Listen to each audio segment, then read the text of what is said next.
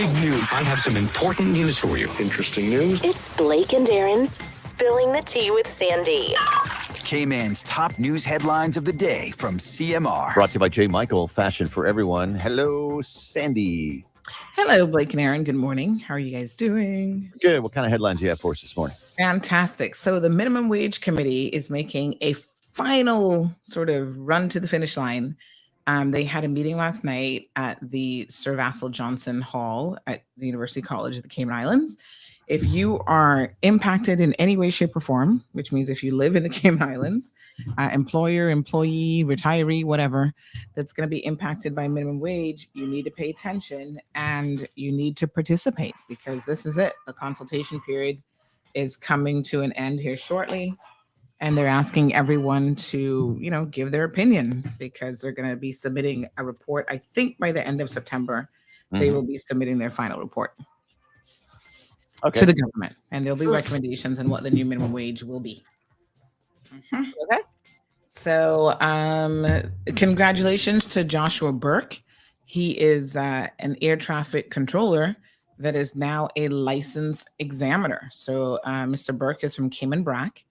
And the ORIA or CIAA have said that he, has achieved this successful, what's called Air Safety Support International Air Traffic Services examination course. He's completed the course. And I guess he's probably the first person here, at least in Cayman Brac for sure, that has now completed this. So he's well versed, they say, in the practical, oral, and written requirements to be a licensed ATS examiner in the Cayman Islands.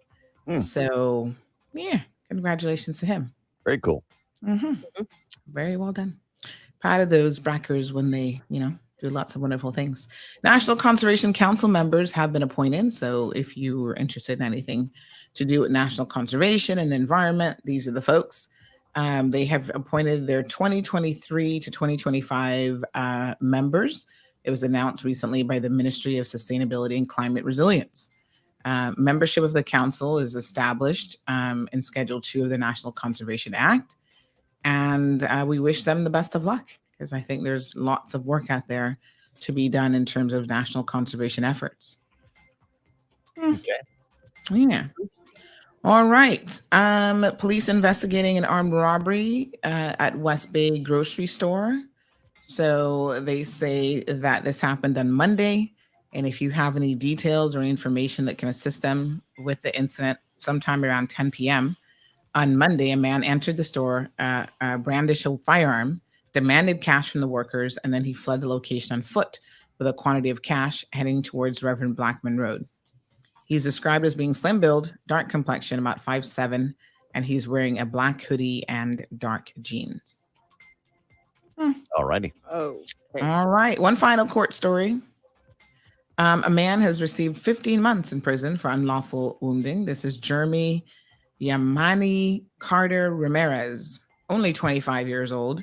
He apparently stabbed a man. He was accused of stabbing a man, found guilty. And he claims that he did it because the man touched his girlfriend's buttocks at a bar. Okay. So now he will spend 15 years in prison for that. And he has a suspended sentence of 8 months. Wait a minute. And a suspended sentence of 8 months for 2 years. Wait, he got 15 years for touching her butt? No, 15 months. 15 months for he hacked the guy. For yeah. Oh, gotcha. Yes. All right, sorry. No, There are other ways to deal with it without violence. Yeah. Yeah. So. So yeah. So basically, he stabbed the guy in the chest. Not only that, but I was actually in court when they were kind of talking, gearing up to the sentencing, but the whole thing was caught on CCTV footage. And I think he even chased him afterwards. It was really a crazy situation. And then totally had regrets, after the whole incident. I think the guy was very, very forgiving, to be honest. He was like, oh, I forgive you. And the court's obviously like, okay, still jail time. All right. There you go. The law is the law. I know. That's right. applies. All right, to enjoy. We'll enjoy your show coming up on Bobo right now, 89.1 FM, and see you tomorrow for the Friday headlines. All right. Absolutely. All right, folks. Good morning. Let me just grab our links. We have a few minutes left. Big shout out to Chuck. Chuck has made my life so much easier in the mornings. I tell you what. Let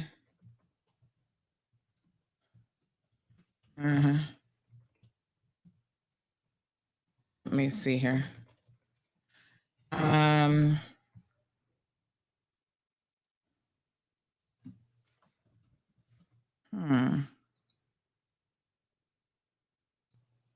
All right, give me 1 second here, folks.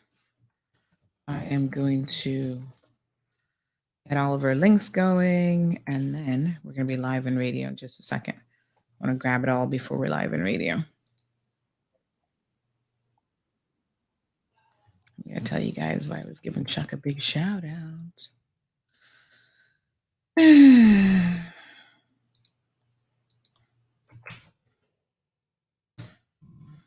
Okay, stand by.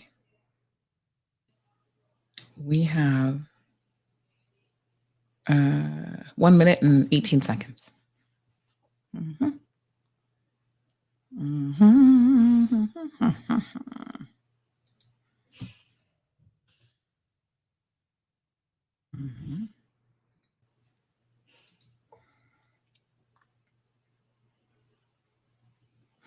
Today is the 16th of the month. Wow. I mean, the 17th. Oh my gosh. Time's flying by.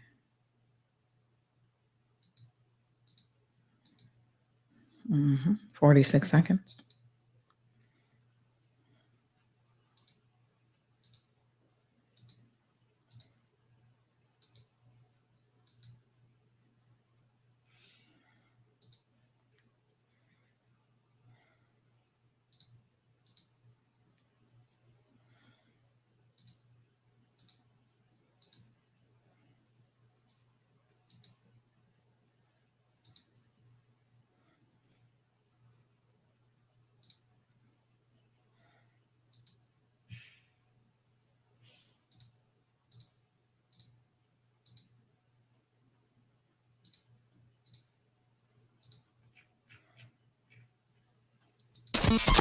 Bigger, better, bolder. The cold, hard truth is taking talk to the next level. Right here on Bobo 89.1 FM, Cayman's Community Radio. We are still spilling the tea and committed to being part of the change that Cayman so desperately needs. Join Sandy Hill weekdays from 7:30 a.m. for Premier Access, Cayman Voices, Truthful Thursdays, and much more. Cayman's #1 talk show is now bigger, better, bolder, and more than talk. Getting results with hot topics, consumer reports, court exposés, and more. I've come to set the record straight. I've come to shine the light on you. Let me introduce myself. I am the cold, hard truth. Now, from the CMR studio in Grand Cayman, live, direct, it's the cold, hard truth. Now, join the conversation on 345-936-2626. That number again is 345-936-2626.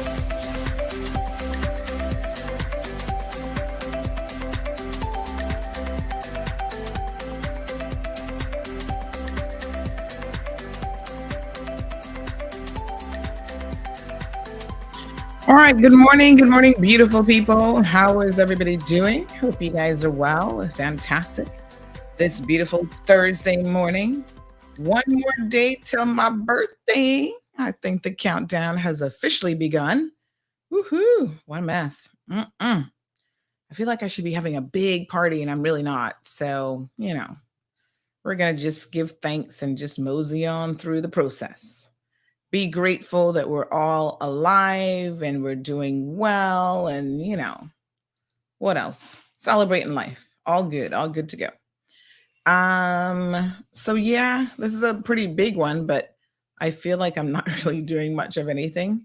We had a little situation with the birthday present, but hey, these things are all minor in the big scheme of things, right? We just have to know that, you know what? It looks like I'm gonna make it until the last 24 hours, almost there. And there's so much to be appreciative of in terms of just good health and wellness. I've got an experience that I had recently. I'm going to tell you all about probably in the next week or so. But anyway, yeah. So I'm not complaining. I'm going to be ever so grateful. Tomorrow we'll be doing another giveaway, so make sure y'all tune in for that. In fact, we might do more than one.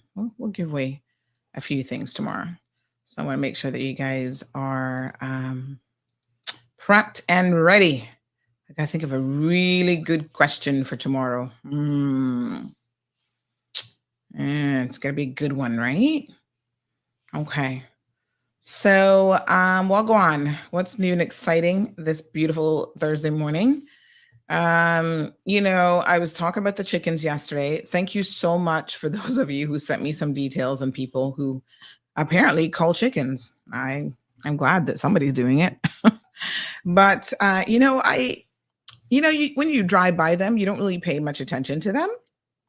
But I think that when you actually have an opportunity to like see them a little bit more up close, like you really pay attention, you walk by, you're on foot, so you have no choice but to be looking at them and stuff. It really is quite something else to see what they do. They're little. I don't like chickens when I look at them. They're like rude. They like to fight a lot, and they're always doing like just crazy things, right? They pick on a lot of the young ones. Somebody said they're like little child molesters too, like the whole young ones down and do whatever to them. I'm like, ew. I'm not trying to look that closely, to be quite honest. Yuck. But they like to fight. I'm like, what's up with them? Ugh. It makes me not even want to eat chicken when I look at their behavior. I'm like, really? Y'all need to get it together. Anyway, so because I have to walk Zeus now, and they're out pretty early in the mornings and at night and pretty much all hours, I think they have enough sense not to be out too much in the middle of the day. So they kind of like, because it's so hot out, they kind of stay put. But otherwise, they're crack-a-lacking and just all over the place. It's like, wow, kind of interesting. Oh yes, thank you for the reminder. Somebody said, don't forget to send out that WhatsApp. Thank you, love. I appreciate it. I grabbed it and still forgot to send it. Hold on. It's coming. WhatsApp people. Hold on, honey chill. I have multiple WhatsApp groups because, WhatsApp only allows you to put so many on a notification list. And so when they get filled up, you got to create a new one. So I have to send to like 3-4 different groups. I should properly say they're not groups, they're notification lists. And the difference between, by the way, big shout out to the folks who sent me and showed me, even Miss Stacy was up on it. She showed me yesterday how you are now in WhatsApp. We got to go through these we got to have like a tech day when we learn from each other and show each other stuff.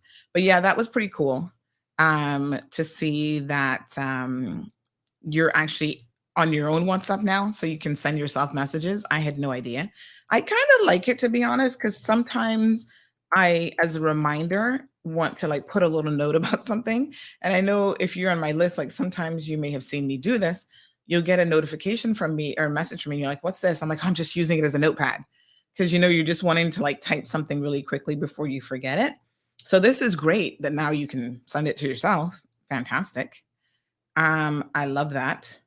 So yes, I was talking about these ridiculous chickens all over the place. Ugh, they are such a nuisance, but aggressive little things too.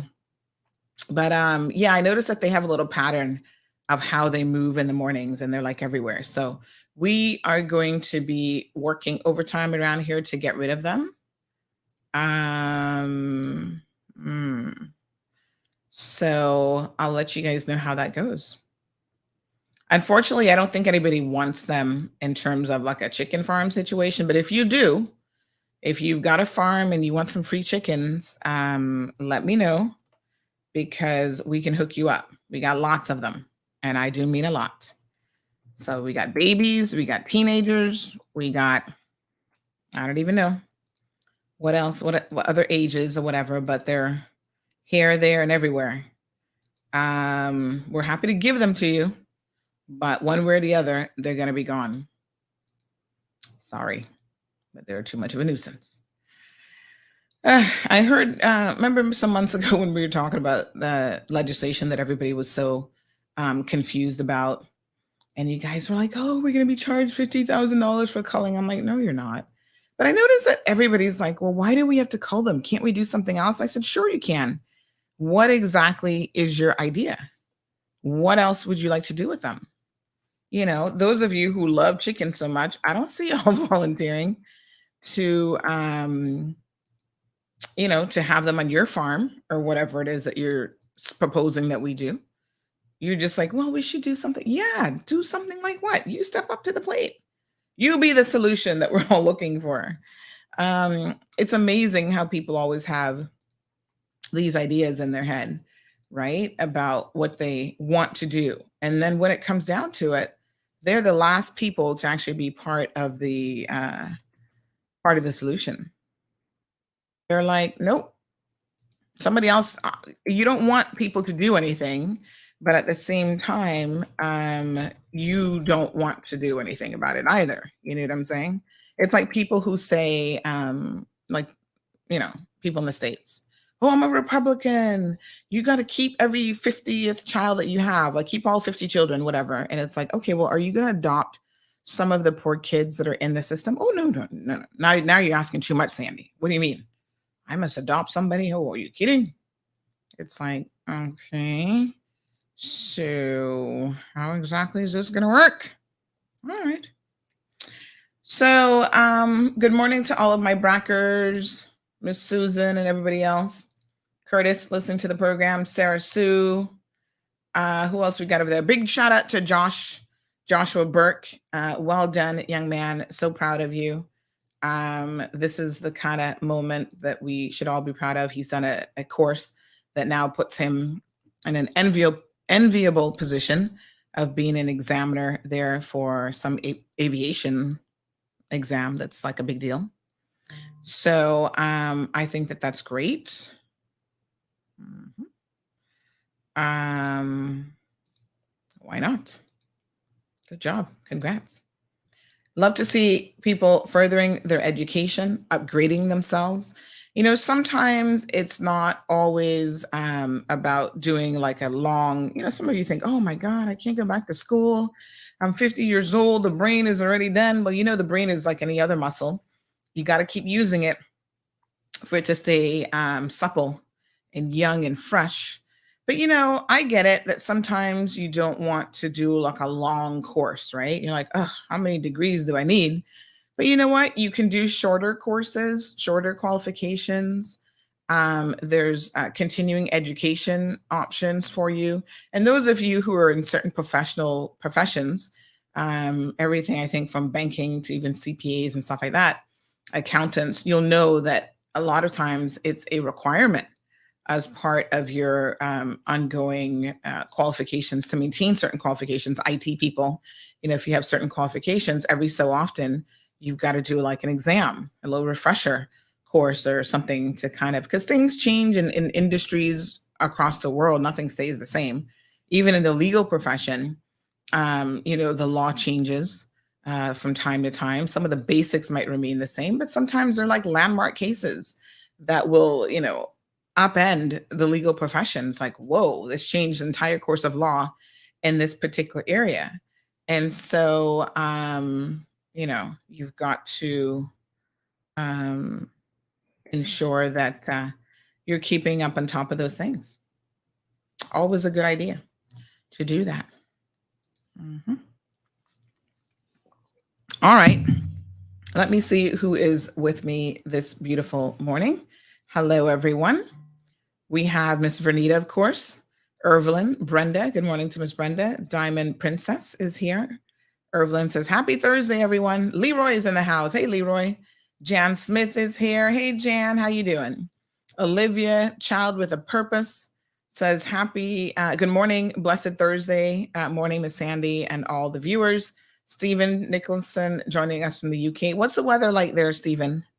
Is it hot, just like the rest of us, or how's it going? We have Miss Juanita Smith in the house. Sorry for the rustling of the paper. One quick second. Taking out a new lens cleaner. These are the best. I got to tell you all about these. We got Dion here. Ethel is in the house. Strong Wilt. Good morning. Andrea Moore. Robert Ebanks. Amjad is in the house. Hello, Amjad. We've not seen you in a minute. I hope you're going to be behaving yourself now. Wee Wee is here. Felicia, good morning. So good to see you. Patricia Blake is here. Damaris joining us from Queens, New York. We have Dean, Miss Dean Sinclair. Luis, buenos dias. Luis, was that you that I saw recently at Pepper's playing one evening? I think that was a Friday. Was it Friday or Thursday? I think it was Thursday when we had our guests come in on Thursday. That was the first place we took them to get a little local vibe. And boy, the music was pumping. We got some good local musicians, boy. They be playing all kind of instruments and got some good voices. It was a 3-man band. I think that was Mr. Leslie on the keyboards. And then we had Luis on the, I think that was you, Luis. Was that you? On the guitar and singing. And then somebody else was, what instruments? He was doing, oh Lord, you got to help me out here. Now I can't remember what instruments. That's my little black friend. He was playing, I think he was playing some kind of guitar. And then did he also have a, what's the one instrument that you use your mouth on? All of you like, really? That would be all wind instruments, Sandy. You know, the harmonica. Did he have a harmonica? Or am I imagining things? Mr. Amelia, good morning. I thought he had a harmonica, but I can't really remember. Percussion. So thank you, Louise. So Charles was with the percussion. And then does he also do something with the feet? What is that instrument called? You know who uses that a lot? It's almost like, is it drums that you kind of use the feet thing for? I can't remember. But there is a foot pedal thing that, you know who uses it? That young musician. Oh, Lord, what's his name now? He performed at Capella. I think he highlighted for Capella. But anyway, he uses that a lot with he's like playing the guitar and then using the foot thing. Music, I've never really played a musical instrument. I took like keyboarding when I was in high school, but never really mastered it, you know. I really wish I had. That's going to be one of the things I want to do in retirement is actually learn the keyboard. But I think that people who play music have an amazing capacity to multitask and do different things.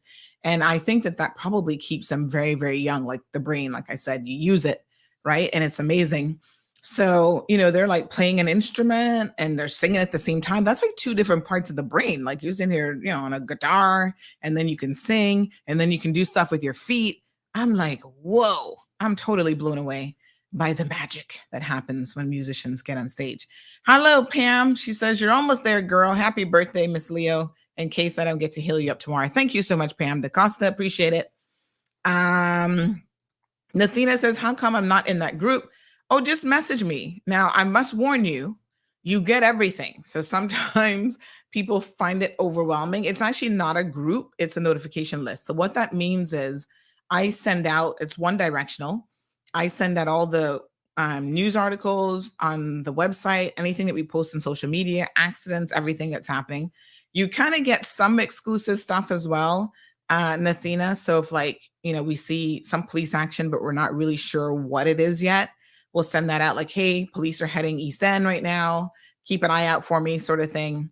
But yeah, you know, you get every message pretty much. Now, nobody else sees who's on the list. So it does allow you to have some privacy, which is good.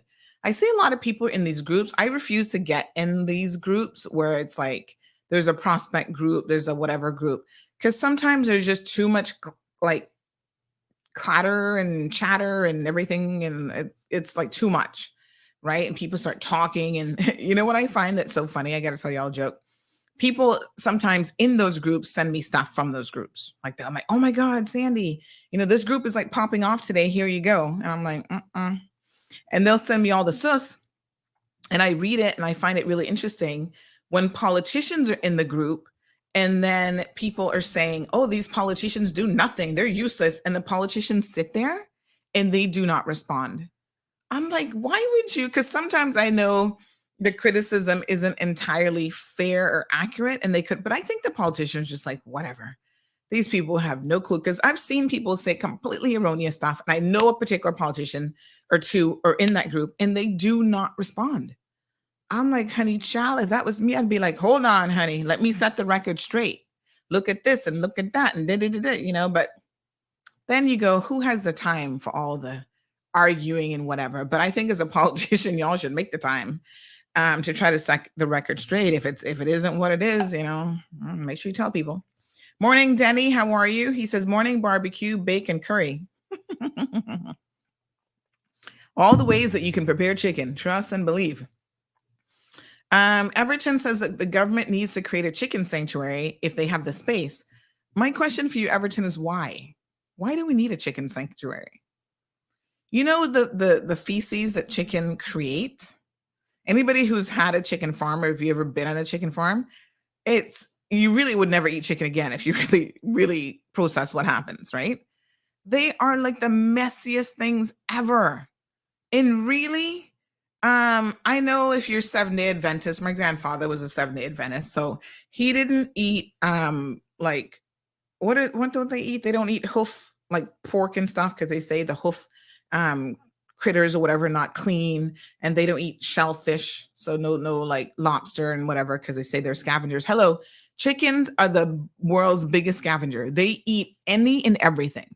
So to my 7-day brothers and sisters, y'all don't want to eat scavengers, you need to stop eating chicken, because trust me, I watch them. They will eat each other. A chicken falls over dead, they start picking at each other. Ugh, they're disgusting. Like I said, I guess we eat them because they're still the cheap meat. But anyway, hey, Sandy, good morning. Paula is here. Good morning, beautiful. How are you? What you baking today? Lots of bread. Miss Morna said, Sandy, they better start raising those chickens because the cost of living is so high. Everybody says that, Morna, but nobody's doing it. It can't be that high because y'all are not that motivated to eat chickens. One time I saw a neighbor recently, I saw them doing something on the concrete. I couldn't quite figure out what it was. They were defeathering, like they had grabbed one of the chickens in the neighborhood, and I guess they broke its neck real quick. And they were there plucking them and defeathering them. And I was looking from a distance going, what the hell are they doing? And then I realized they were just plucking it and throwing them on a grill. I have not seen that. Listen, I'm going to be 50 on Friday, tomorrow. I'm telling you, I have not seen that probably since I was like 5 years old. Because I think my mom, I've seen her do it like once or twice back in the day. But Caymanians are not, y'all not doing that. So I don't even want to hear it because y'all not that hungry. Where are you going to go out there and grab a chicken? Otherwise, there would not be any chickens around the place. So Amjad said the government should collect all the chicken on the island and put them in one place. How do you know how hard it is to also control chickens? Have you looked at chickens? Yeah, they fly. They do all sorts of stuff. And it's not that easy to collect them like you would think. I mean, I've been thinking about even how to call them, and it's like, they're going to be interesting. You better be a good shot or something. Noel, good morning. Miss Aline is here. Juliet. Amjad is claiming that he never misbehaves. Dean, thank you so much. Good morning to you. Miss Juanita Ebanks is in the house. We got several Juanitas that are always here every morning. So Louise says that they do Moritz on Fridays, 7 until 10. Nice. Jim says, great fertilizer, Sandy. The chicken poop. Ugh. Marshall. Morna says, Sandy, we can get local eggs again. I don't see y'all clamoring out there to get nothing local. Y'all don't even want local men and women, much less eggs. Hey, Paul says them chickens and cats are a problem here in Bermuda. They hang out together. Oh, God, are they really? Well, it's a problem here, too. You know what is so interesting, though? I must admit, when I go to Jamaica, I didn't really see any chickens there, but when our in-laws came, or my in-laws, I should say, my husband's family, when they came for Easter, they were like, why do y'all have so many chickens everywhere? And I said, but don't y'all have them in Jamaica? They were like, no, not like this. Like everywhere we went. And there's no discrimination. They're at Cayman Bay. They're at, every luxury property. These chickens are just a pure nuisance. Morna says a pack of chicken wings is almost $17. Y'all still not grabbing them up. I'm just saying. I hear you, Jim. He says the way the food supply is heading in the U.S., we may be grateful to have those birds around the place. You can only be grateful if you actually catch and eat them and do something with them. When they're a nuisance and they're just procreating and driving you insane, nobody's grateful for that. Noli says, growing up, I've seen my mom doing that back in the day, but nothing like what's going on today. Yeah, I mean, they're prolific. Luis says, I have a problem with them. They mess up all my steps. Yeah, they're very, very messy. Ugh. I'm sorry. I'm all for culling them. Speaking of that, lately I've been seeing some of the iguanas reemerging, and I know that there's not the big push to cull iguanas anymore. Although somebody was telling me yesterday that there is still one or two people, somebody is still averaging about 400 a month. So they're still very much out there. But remember, we exceeded over 1 million iguanas culled. Listen, those things were really taken over. And now I've been seeing some of the babies and teenagers. So y'all keep culling. Whoever still has a culling license for iguanas, don't allow them to come back, because we put a good dent in them. But during COVID, everything was shut down. I don't think anybody was really culling them during COVID. So they started procreating again and having all kind of babies, and you'll start to see them. I mean, there was a time you could not even drive on the Newlands, the arterial bypass, without running them over with your car, because they were everywhere. It's not as bad, but please, I'm begging y'all, keep culling them. We see one around here every once in a while up in our banana trees and stuff, and I'd be calling Denny, come and look for him, come and get him. Yes, honey child. But oh my God, did I tell you all the time that the iguana almost gave me a heart attack in my own backyard? So I was walking, minding my own business, not expecting to see an iguana. And I accidentally stepped on its tail. And Gianna was right there. We both screamed bloody murder. And apparently its tail detached. I don't know how this works, but I think it's like a survival mechanism or something, because I don't know.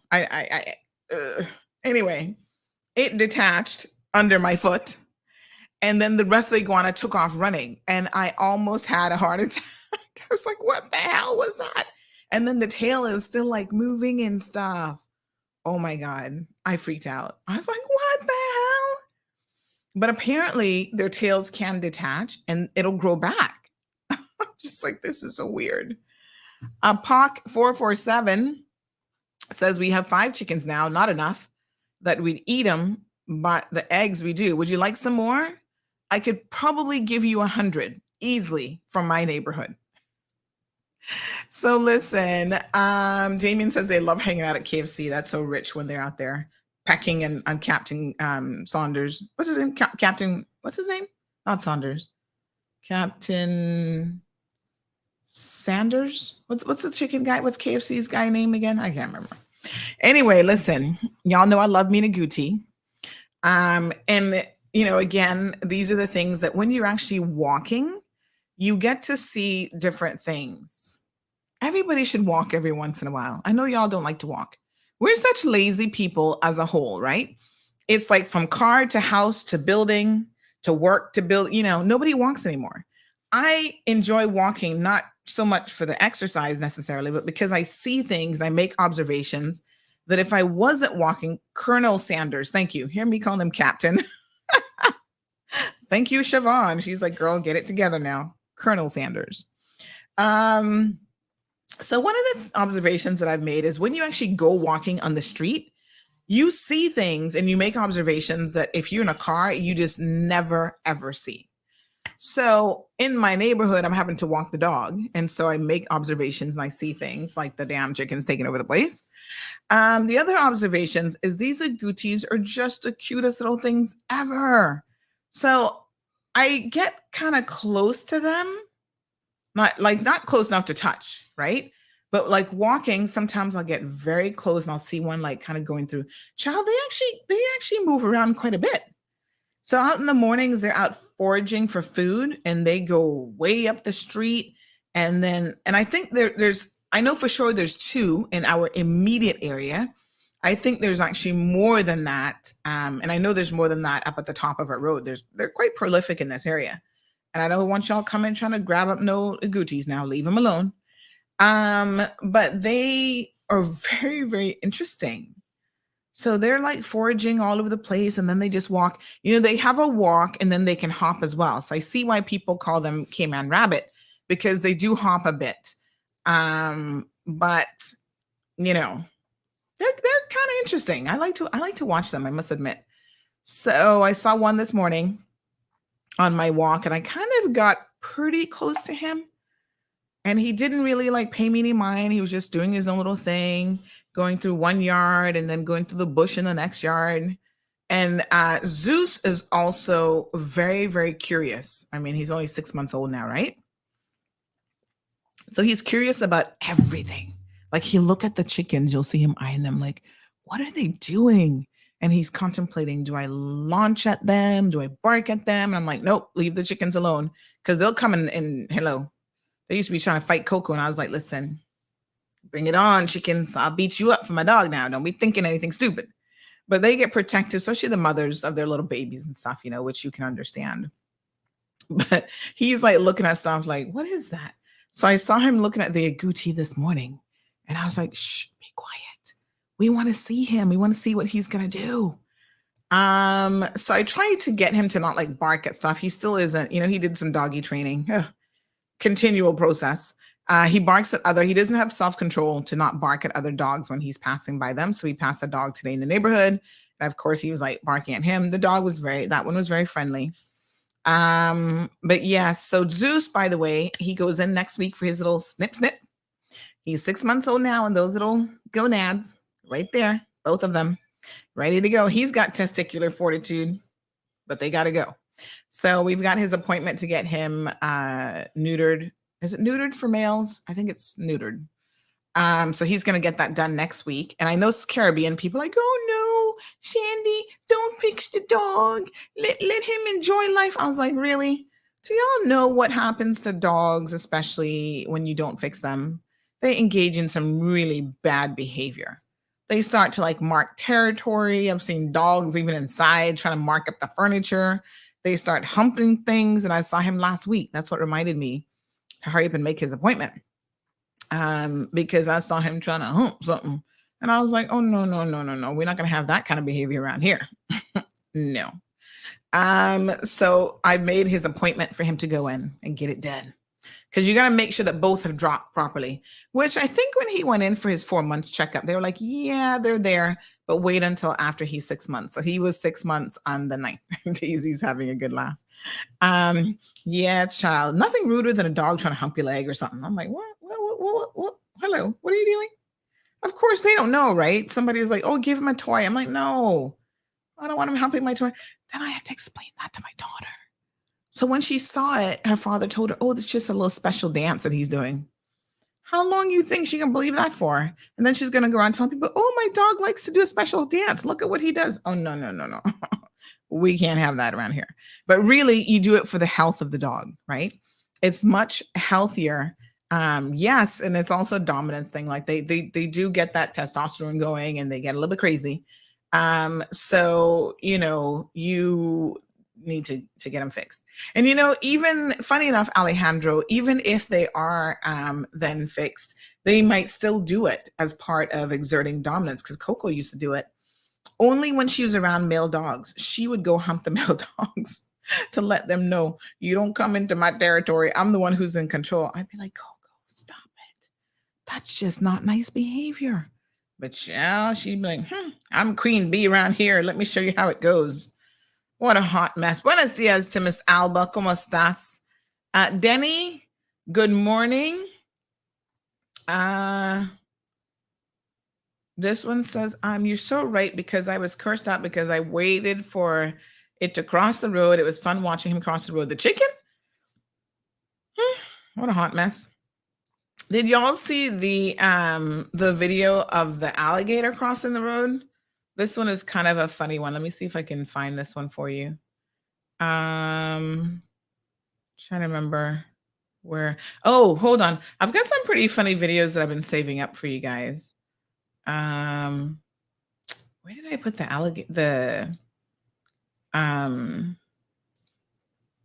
Where did I put the one with the alligator crossing the road? Let me see if I can find that one. All right, give me a second. But speaking of, as human beings, we get attached to all sorts of animals and stuff like this. And sometimes we are trying to domesticate them in a way that just isn't natural for them. Like, okay, it took us thousands of years. We've domesticated dogs and cats, kind of. I don't feel like cats are really all that domesticated. But, we've kind of tried with them. I guess they kind of like us when they feel like it. Cats can be very, very temperamental. I feel like they're still running the show, and we just play in their playground if they let us, sort of thing. But this video I saw recently, I think this was Instagram, and this is so hilarious. Have a look at this, right? So this is a woman who claims that she has a pet duck. Have a look at this. Pet duck Adam going for his first swim. Be careful, Adam. Adam. Adam been waiting a long time for that moment. Bro turned into Jesus as soon as she let him go.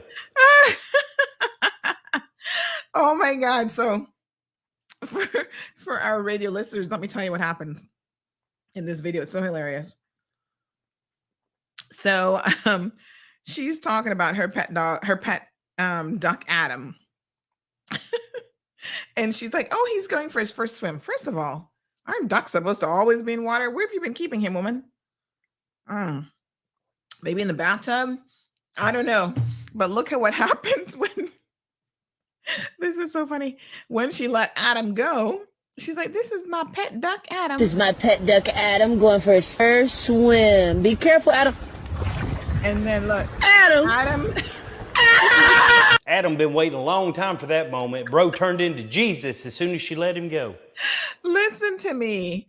Adam took off at the speed of light in that video. That is so funny. Adam just went pew and took off in the water. She's like, Adam, come back. Oh my God. What a hot mess. Now, listen, I got to show y'all one with, white Jamaican, white Yardie. He's a Jamaican comedian, social media comedian, whatever. He was on island. He was recently here. I don't know where he was staying, but he was on island, and he's really funny. Like he does a lot of funny videos and stuff, right? And so I'm glad that he enjoyed. Looks like he posted on his Instagram, social media pages that he really had a good time here. And I don't think he ever identified where he was, but we heard, because he was out and about and people saw him on island. So, and he's pretty cool. Like, he take pictures. He went and checked out the tacos, the oxtail, is it oxtail tacos? Breadfruit tacos that lady does there at the farmer's market. So he went and checked that out because he'd actually done a video before. He saw it and he's like, breadfruit, like the shell is made of a breadfruit. And he was really like, oh my God, like this is where it's at, you know? Everybody's still having a good laugh at the Adam video. And so I saw this one of White Yardie recently, and he just made me laugh so much. Have a look at this now. Hilarious. Excuse me. Hello, sir. Hi, you. Yeah, you. Can I ask you a question? Are you from Jamaica? Yeah, how you know? Oh, just a lucky guess. No, seriously. How you know say Jamaica? No, seriously. I just took a chance and guessed. He's a mind reader, you know. I'm not, sir. I just guessed it. He's a smart person. Excuse me. Hello, sir. Hi, you. Yeah, you. Can I ask you a question? Are you from Jamaica? Yeah, how you know? Oh, just a lucky guess. No, seriously. How you know say Jamaica? No, seriously. I just took a chance and guessed. He's a mind reader, you know. I'm not, sir. I just guessed it. He's a smart person. This is so funny, right? In a way, it's kind of true, right? So he's like, I don't know, he's at a sofa fixing things up. And he is dressed from head to toe. I mean, literally from head to toe in a Jamaican outfit that's yellow, green, and black. So, excuse me. Hello, like, sir. Hi, you. Yeah, you. Can I ask you a question? Are you from? So he's wearing shoes that are black, green, and yellow, green, and black, Jamaican colors. His entire jumper outfit, the very hat, has the Jamaican flag on it. And he's like, "Are you a mind reader? How do you know I'm from Jamaica?" The guy's like, "No." It's so funny. We'll have to watch it one more time. Excuse me. Hello, sir. Hi, you. Yeah, you. Can I ask you a question? Are you from Jamaica? Yeah, how you know? Oh, just a lucky guess. No, seriously. How you know say Jamaica? No, seriously. I just took a chance and guessed. He's a mind reader, you know. I'm not, sir. I just guessed it. He's a smart person. Excuse me. Hello, sir. Oh my God, I gotta send this. I'm gonna have to send this to my brother-in-laws because this is so hilarious. He's like, "You're a mind reader." No, I'm just not blind. The colors from head to toe, well represented. And like I always say, Jamaicans have a lot of national pride. So you'll see them representing with the colors and stuff. But this is just so funny because the guy is like, excuse me, are you from Jamaica? And he's like, wow, how do you know? All right. Speaking of chickens crossing the street, check this one out. It happens to be an alligator crossing the street. Look at him. This happens in Tampa, Florida. And then the thing about it is the alligator is actually on the crosswalk, like literally using the crosswalk. So somebody says, it says me stuck in traffic saying, what is the holdup? Gator, y'all call the cops if you want, but y'all will see I'm using the crosswalk right. Hashtag law-abiding citizen. So literally and there's a police car there who's like, he's not escorting the gator. Obviously, they're gonna have to pick the gator up and put him back whatever lake he came from. But yeah, he's like literally walking very, very slowly, taking his time on the crosswalk, crossing the street. My goodness, the things that make you laugh. We've had such serious discussions recently. I felt like we could use a little laugh this morning. Now, here's another one that really caught my attention. Big shout out to Dwayne that sent this one to me. People send me stuff on social media all the time. Now, this one I liked because it's an important lesson. Somebody dared to park in a handicapped spot. And then this is what they've been doing to them. So all these people who are wheelchair individuals came up to him and look at what they did. Handicap pass if you park in those spots, eh? Yep. No. To do that. It was not intentional. Not Boys, intentional. You can imagine somebody parks in a handicapped spot and then they're like, oh, it was not intentional. How did you park there and it was not intentional? Like what? You should have a handicap pass if you park in those spots, eh? No. To do that. It was not intentional. Boys, come here. Dude, I told you I made a mistake. It's 100% my bad. I didn't see the sign. I fucked up. That's all I did. And I'm really. So he actually says here that he messed up, and then you've got all these guys, and they were like, "Oh, are you gonna give us $50?" We'll just take the 50, and then he's like, "No." Can you just get on our same eye contact and just say sorry then? Yeah. Just for respect. Just maybe like on your knees, so we can see. They made him get on his knees and apologize. And you know what? They were like, okay. Now, some of these guys, I think, are actually not like really wheelchair bound, but they're trying to prove a point. So they're going around to different people who are parked in handicapped spots, like in their wheelchair, and obviously guilt tripping them. Like, why are you parked in a handicapped spot? Like, what's gives? And he was very, very apologetic. Like, oh my God, I didn't see the sign. Like, really? Who drives in a handicapped spot and not see the sign? If you don't see that sign, you probably should not be driving. Like, honestly, you clearly are a danger to everybody in the road if you don't see that. It's like, come on now. But just a reminder, folks, to please, we get it all the time here, to please respect the blue spots. If you're not handicapped or you don't have the correct decal, you know what? Some of you might have the decal because it's on your vehicle, and maybe the person who needs it isn't in the car at that particular time. Don't abuse it, because here comes somebody else right behind who actually needs it. We forget as able-bodied individuals how many people, I get it. Sometimes you go to Foster's and there's like 3 empty spots and you're thinking to yourself, oh, but there's so many empty spots. That's not the point. Because in that moment, right then and there, somebody could drive up, or 2 people can drive up who actually need that spot.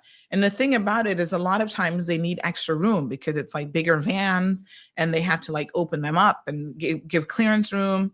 We saw a picture recently somebody sent us where the person parked so close to the handicap spot that the person who was trying to get in couldn't get out with their wheelchair. So it kind of defeated the purpose of even having access to a handicap spot. And I was like, what on earth? Just try to be considerate of others, especially people who are special needs, right? What a hot mess. So there's another video. Hold on one second. So over the weekend, you guys will know that there was a fight at Sol de Luna. Now, I've been trying to get to this conversation since Monday, but haven't quite been able to get there. Listen, apparently there's a bunch of Honduran nationals. I don't know what they were fighting over. We could probably guess. At a bar, girls, beers, normally not the best combination in the world. But honey child, if you didn't see the video, they were all out. Look at this. We have at least, let me count and see how many. You got 2 women on the fringes dressed in their black outfits. They're not doing anything. This was the equivalent of that fight that broke out on the pier the other day. You have like 1, 2, 3, 4, 5, 6. Listen, it's a good group. And then some people, you see, I'm trying to get this guy, he's walking away. He got 10. Other people, security is walking away. The security guard is like, I'm not bothering y'all. I'm walking away. And you have like splinters off into several different groups. They're up against people's cars. Sí, mi carro. I know this guy's like, my car. He's filming it, or he's standing up there next to someone who's filming it. And he's like, mi carro. Like, don't mess up my car. He invested in a nice car, and he's like, get away from my car. And they were all over the place. This is so messy, because you see situations like this, it's all fun and games until somebody pulls out a knife, or a beer bottle goes the wrong way, or a gun, and all kind of foolishness. It's like, listen, if you can't go out and drink and have a good time and not beat people up. Look at this. It's multiple groups like fighting each other. Yeah. And so then, of course, the police had to be called.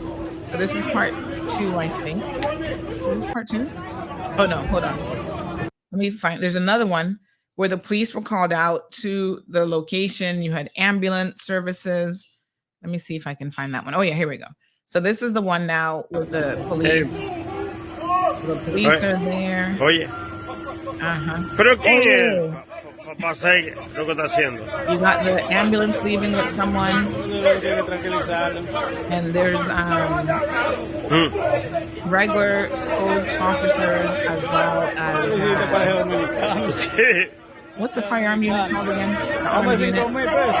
They were there, still trying to get the situation under control. Like, in most places in the world, Most places in the world, you'd have the police showing up there with tear gas, and they're going to just listen. Somebody is going to get tear gassed or hit with one of those pellet guns or something, and they're going to quickly get the situation under control. I know our officers, I think for the most part, try to use non-lethal methods, so they're not going to pull a firearm on somebody.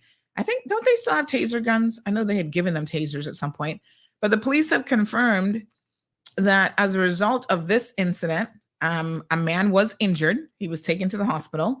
So they said that he was injured after midnight. This happened on Sunday night of all nights. He had surgery done on his arm and he's in stable condition. And then another person has been arrested. So this guy had a laceration from his arm on his left arm. I don't know what he was cut with, right? But he was provided medical assistance and the EMS took him, and then they've arrested at least one person. They said the man that was supporting the injured man became aggressive towards officers and was subsequently arrested. You know, because adrenaline is running, you're all upset. And, you know, he had surgery on his arm. But y'all need to take it easy. Now, the police shouldn't have any problems figuring out who these individuals are, because like I said, they're all members pretty much of the Honduran community. So they know exactly who's who and what's what. And you can actually, I think one guy actually works for, hold on, let me tell you. The person actually told me, they're like, oh, he's on probation because he's been in trouble before.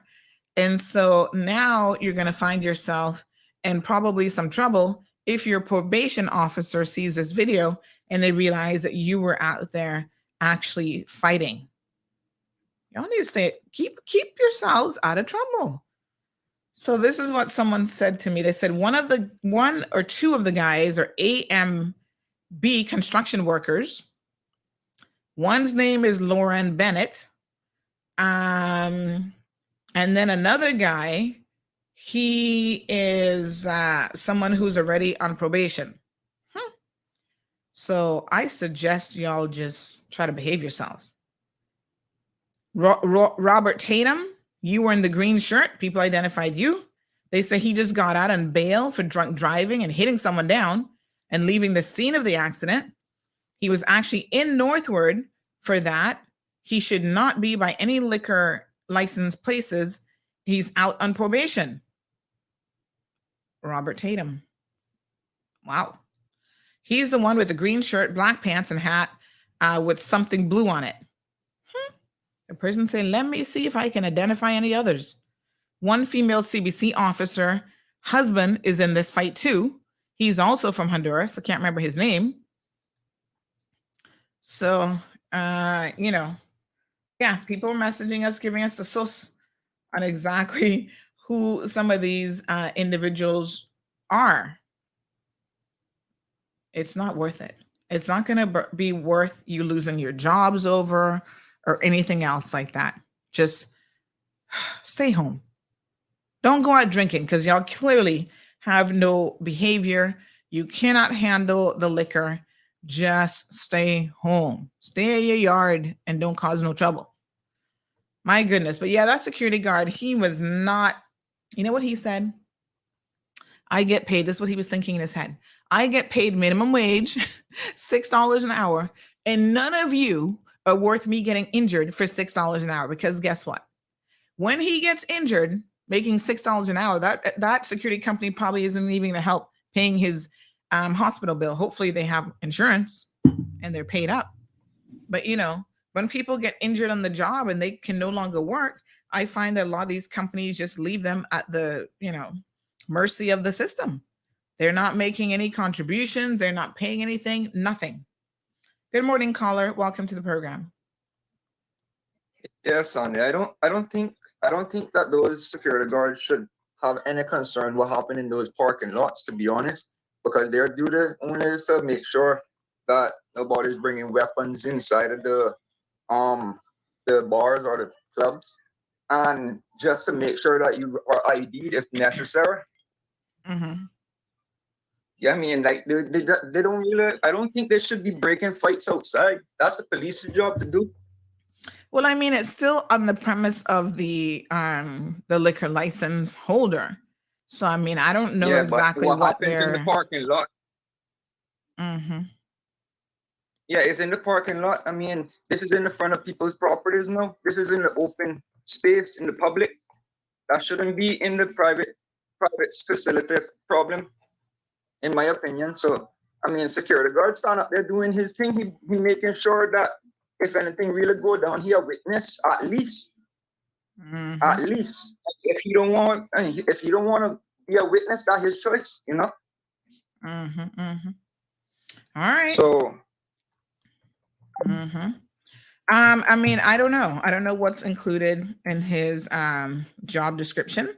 I would have thought that it included, anything that happens on the premise. But like I said, I'm sure that wasn't even, he wasn't even thinking like that. He's like, this just ain't my business. Even if it was inside, he'd probably be walking away because guess what? He just does not get paid enough. Mm-hmm. So, yeah. So I don't know. And I mean, I can't necessarily say that I blame him. I mean, how many of you are going to put your life in jeopardy over some kind of madness like this? Not me, honey chill. I agree. As a matter of fact, I don't care how much you're getting paid. These fools out in the streets are just not worth it. You know, not me. No, honey chill. I am so not doing that job. It reminds me of the one time that I saw, this was years ago now. Remember when CNB got robbed in West Bay? Brazen daytime robbery. Well, at the time, I had my business in that building upstairs. And can I tell y'all a story? Gather around, children. Story time. So I told y'all I have a goat mouth. And I tell you, it really is no joke. Sometimes it is the goatess of the goatess of the goatess of the mouths. Okay. So I went to the bank. Actually, funny enough, that day, for some reason, I went to 2 banks.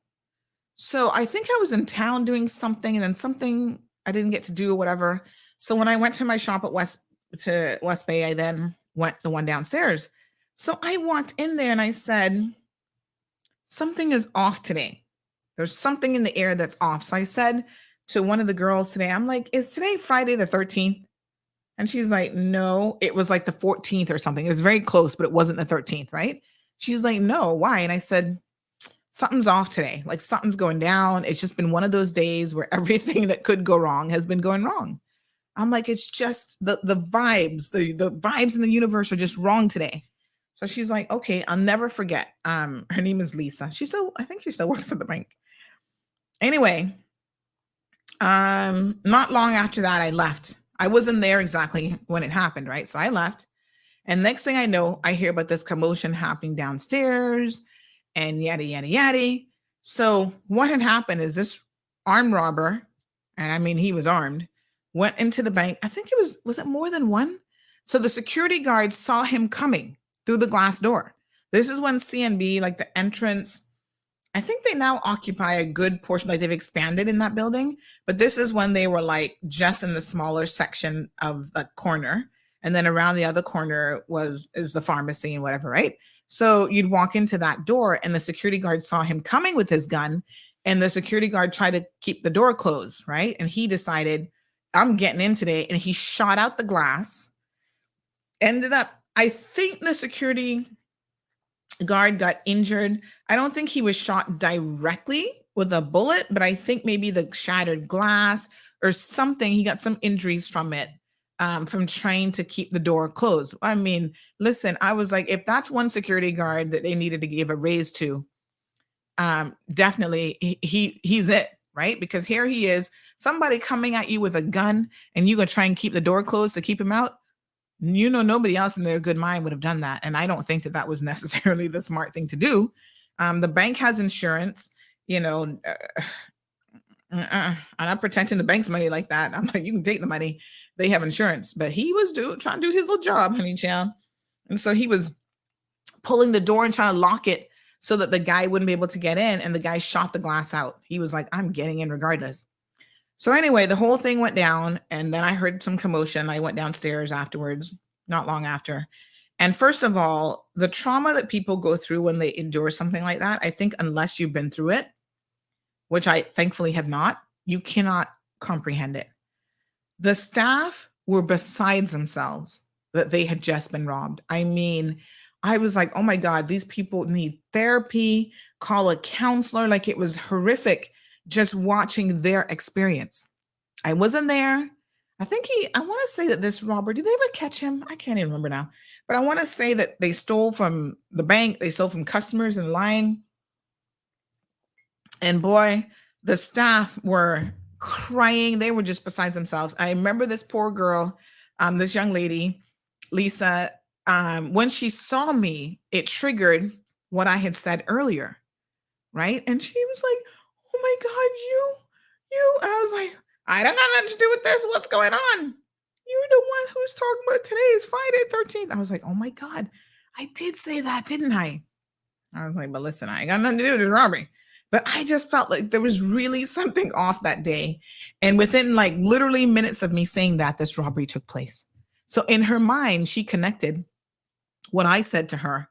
Like I think I said something too, like something else bad is going to happen. Something like that I said.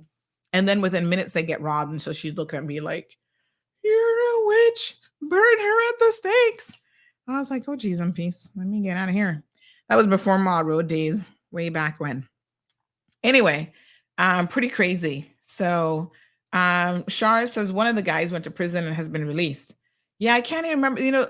There's so many criminals out there and there's so many instances of crimes. And sometimes you can't remember whatever happened to this case and that case. And well, glad to know, Shara. Thank you for reminding us of that. What a hot mess. Okay, let me talk about a few things.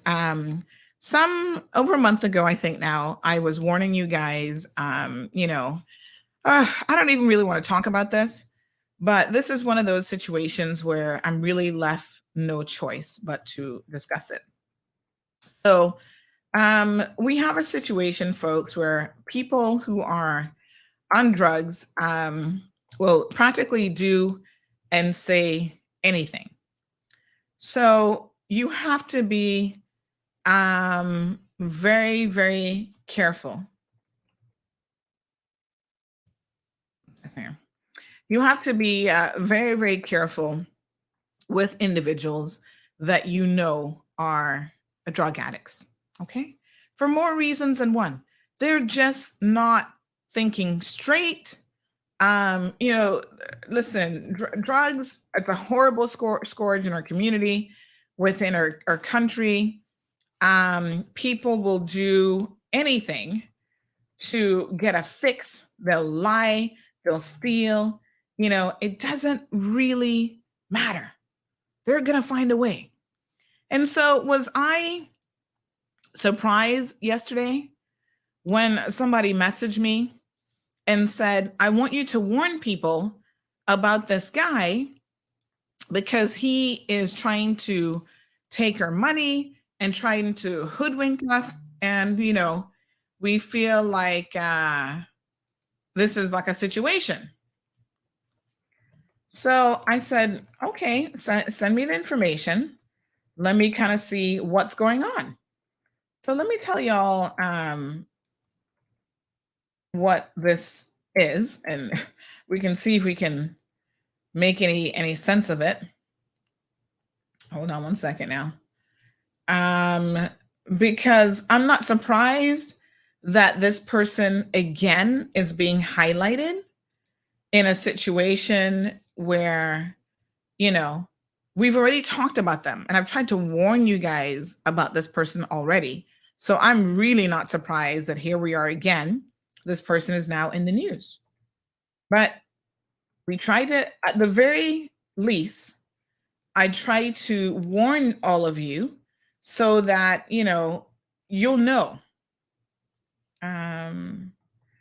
You'll you'll know to steer clear of this individual and this whole situation. You know, one of the interesting things is that these individuals need money, right? You need money to buy drugs. And so if you don't have money, and of course you're not out there normally with a legit job, most drug addicts can't really hold a proper job. It depends on how bad your addiction is. Some can for a while. We saw some of the white collar criminals who, you know, if they're just doing cocaine, they might be able to handle it for a while. Remember the guy who worked at that company, that offshore company there across from where Liberties used to be in town? And they arrested him and he had some cocaine on him or whatever. He could handle it for a while, you know, but normally it spirals out of control because at some point the drugs are going to just take over. No matter how good you think you are at controlling the situation, the drugs will eventually control you. And that's just how it works. Yeah. So it doesn't matter if it's crack, if it's cocaine, if it's heroin, whatever drug, you become addicted. Alcohol, right? At some point, the alcohol is going to get the best of you. So I tell you all, and I say it in all honesty, if you have an addictive personality, if you have a family history of drug abuse and drug use, you shouldn't touch any substance that you can get addicted to. Well, you got to touch food, and you can get addicted to food, but you need to be very careful. Do not touch alcohol. Don't play with it. Definitely nobody in their right mind should be touching any other sort of illicit drugs, right? Whether you have a family history or not, don't touch the cocaine. Don't touch the crack pipe. Because the first time you do it, I understand, this is what I've been told. I've never even smoked in my life. I don't know, but this is what I'm told, right? Crack in particular is so addictive that the high you get from that first time, you spend the rest of your life, however long that's going to be before the crack eventually kills you, you spend the rest of your life trying to chase that feeling, that high that you got from the drug. And you are never able to go back there. And so you keep taking more and more and more. And, you know, it's just crazy. Don't touch the stuff. So was I surprised when someone sent me the following message yesterday? Let me cue up the video. This individual is threatening them about how they're going to call the police on them, so they claim. Hold on one second here now. Oh, we're going to call the police on you. Oh, where did this video go? Hold on. Let me see where I've just put this video on the computer. They're going to call the police. They're going to do this. They're going to do that. So what had happened was the individual was trying to rent a house. You know, rental scams, folks, are on the increase because people are so desperate to get a place to rent. What I find, okay, it's in the compressed folder. Hold on one second now. Downloads, compressed. Yes. So what I find is actually going on, folks, is that people are so desperate to find a place to stay that they will literally take anything. Holes in the wall that even a cockroach don't want, they're going to take it and try to fix it up and make the best out of it, right?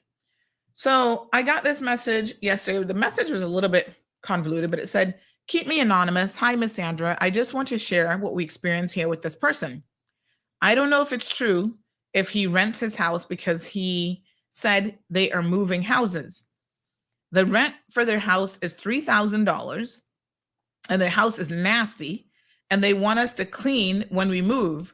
And they ask us for $300 because they say they're short on their new apartment, which is a red flag to us, but it is also our fault because we gave the money.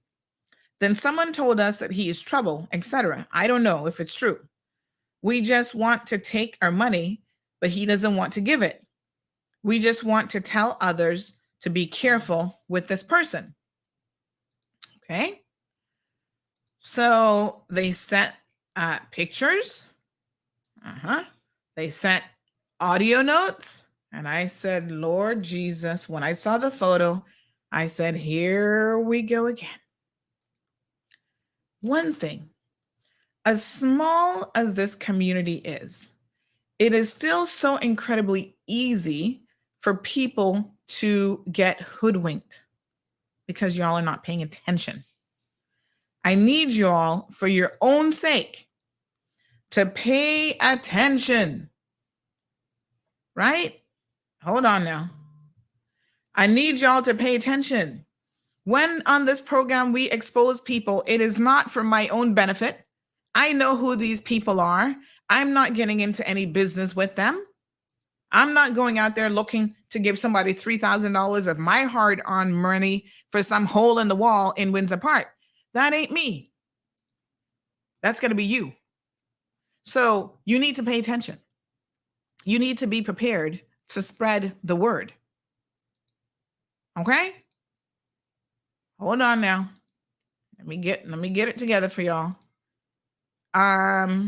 Because unfortunately, if you're not prepared and you're not doing what you need to, I can't, there's only so much I can do. I can only inform you.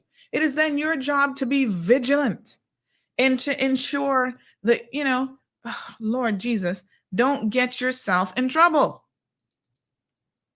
$3,000 is a lot of money. Huh? No matter how you slice it, that is a lot of money.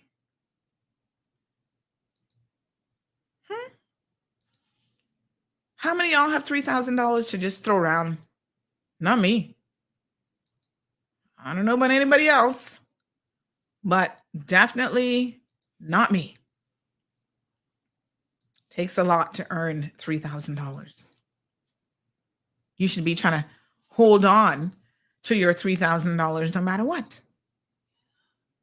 All right, so they sent me the picture.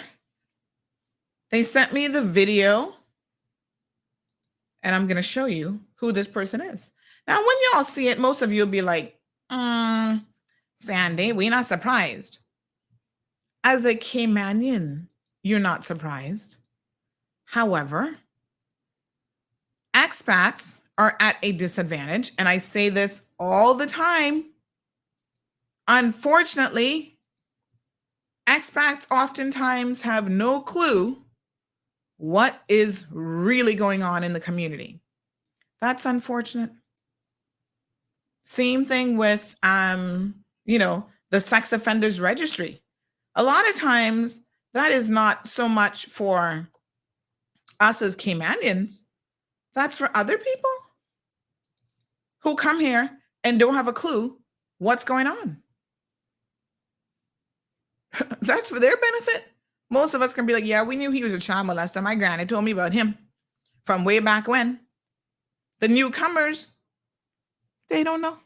They make their children hang outside, go swimming with these people the most. So look, yeah.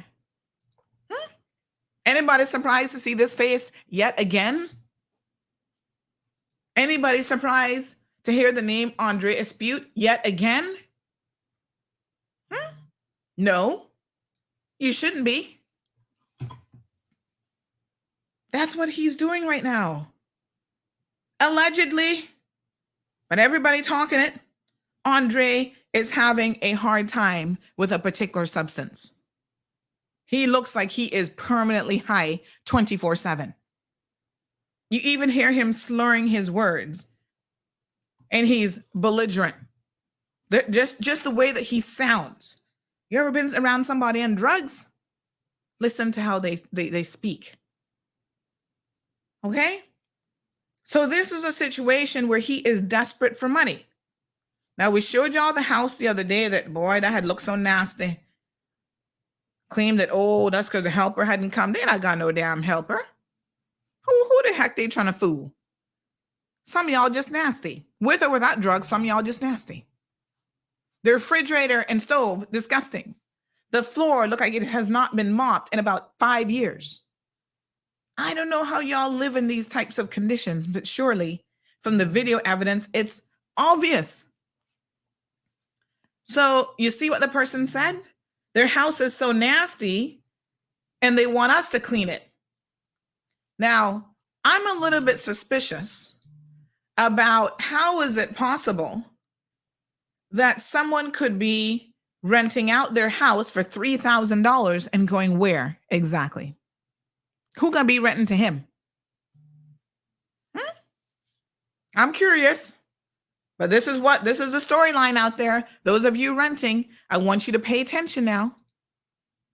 The storyline is that there's this house for rent in Windsor Park for $3,000. And it's a bit of a money grab situation. Now, these poor Filipinos, I feel sorry for them. Because you know what? They're thinking, okay, $3,000 is a lot of money, but if the house is big enough, we can have 10 people up in there and split that $3,000, and it's not going to be too bad. Well, y'all need to be careful now. Don't fall for it. So, when you're dealing with someone who is renting their house, listen, if they can't even afford to get a receipt book and give you a proper receipt, you should not be doing business with them. There are so many red flags. Pay attention to the red flags despite your desperation to get in a place. Do not do it. You're going to lose your money. And then what? You're going to be calling CMR about how you lost $3,000? There's only so much I can help you with. Don't give it to them to begin with. Yeah? That's your best bet. Here we go.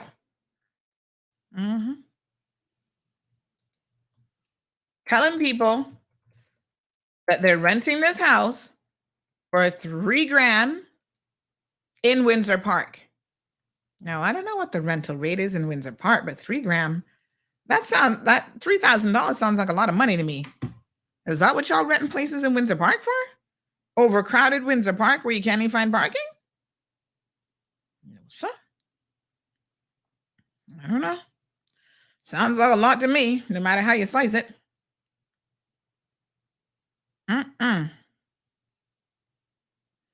But anyway, this is it. This is what they're being told. So the person can't afford to give you a receipt.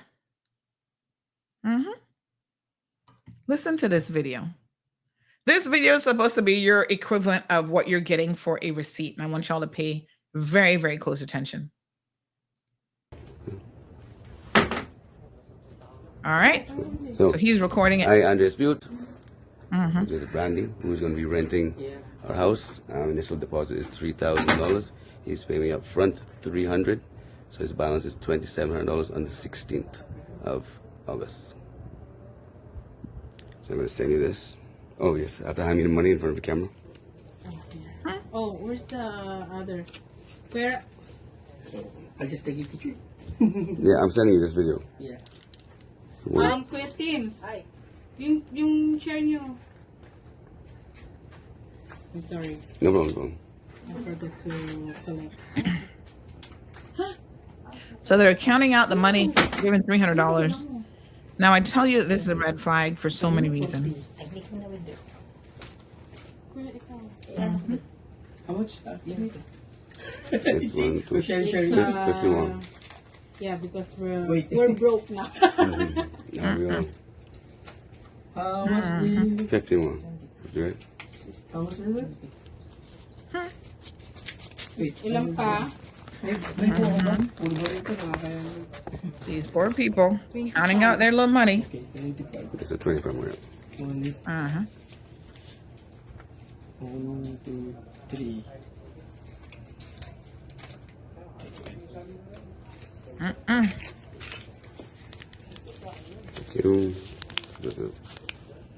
All right, so this is the receipt that you're getting is a video being recorded on his phone. All right, a couple things here. If you have a person who says that you need to pay a deposit, right? And they are rushing you to get Oh, I need $300 because I'm short on my deposit to pay in the place that I'm supposedly going to rent. Huh? Think carefully about what I just said. You're supposed to pay a deposit by a certain date, right? Somebody says they've seen it on EK for $3,500. There's gonna be another what a woman name is Judith Douglas situation. I watch and mark my word. Okay? And he is running you down for $300 out of the deposit money, out of the $3,000 deposit money, because he don't even have $300 to put down on his rent. Yeah. Y'all need to be careful. Their story does not even make any sense. You go to someone and they can't afford to buy a proper book to put the receipt in and to hand you a written receipt, no contract, no nothing. Y'all need to be careful. This is how you're going to lose $3,000. And you will never get it back. Now, we don't even need to go too far into the details of the nastiness of the house because, as you can see from the video, renting that has certainly house, not improved. $3,000. He's paying me up front $300, so his balance is $2,700 on the 16th of August. So I'm going to send you this. Oh yes, after handing me the money in front of the camera. I mean, look at the floor. Where's the? Look how nasty the floor is. Jeez, peace. Where? I'll just take a picture. Yeah, I'm sending you this video. Yeah. See what the guy said? I need a receipt. Oh, I'm sending you this video. Who sent you a video as a receipt? What the heck? No, sir. I'm sorry. No problem. I forgot to collect. You see? Now he's threatening these people. We're gonna listen to the voice notes next. Where he's threatening these people because he needs them to now give him the balance of the money. Because now you see these people are starting to feel uncomfortable. They're like, hey, something going on here. We're not comfortable with this situation. 51. Something is off, right? So they start to feel not comfortable here. Can we just get our $300 back? Not only is he telling them they can't get their $300 back, but on top of it, he's demanding that they pay him the $3,000 or he's going to call the police on them. Now, I hope the police not so fool, because honestly, I mean, really? So these are now the voice notes that these people have received that are threatening in nature. This does not mean anything to me. I took our kids' vacation money and paid a deposit on a place to secure for us. Hold on now. The balance by 4 p.m. Hold on. Always some story that can be changed up, right? So supposedly he's moving into an apartment. Needs to get a place. And we need that for new rent money. Then the story switch up to, I took my kids' vacation money. Let me say something in case you're all not paying attention. School begins next week. Is that right? Government and private schools. If you've not taken a vacation yet with your kids, where are you going? You have less than a week left. The schools start, I think, like on Wednesday or Thursday for government people. So where exactly are you going to talk about kids' vacation money?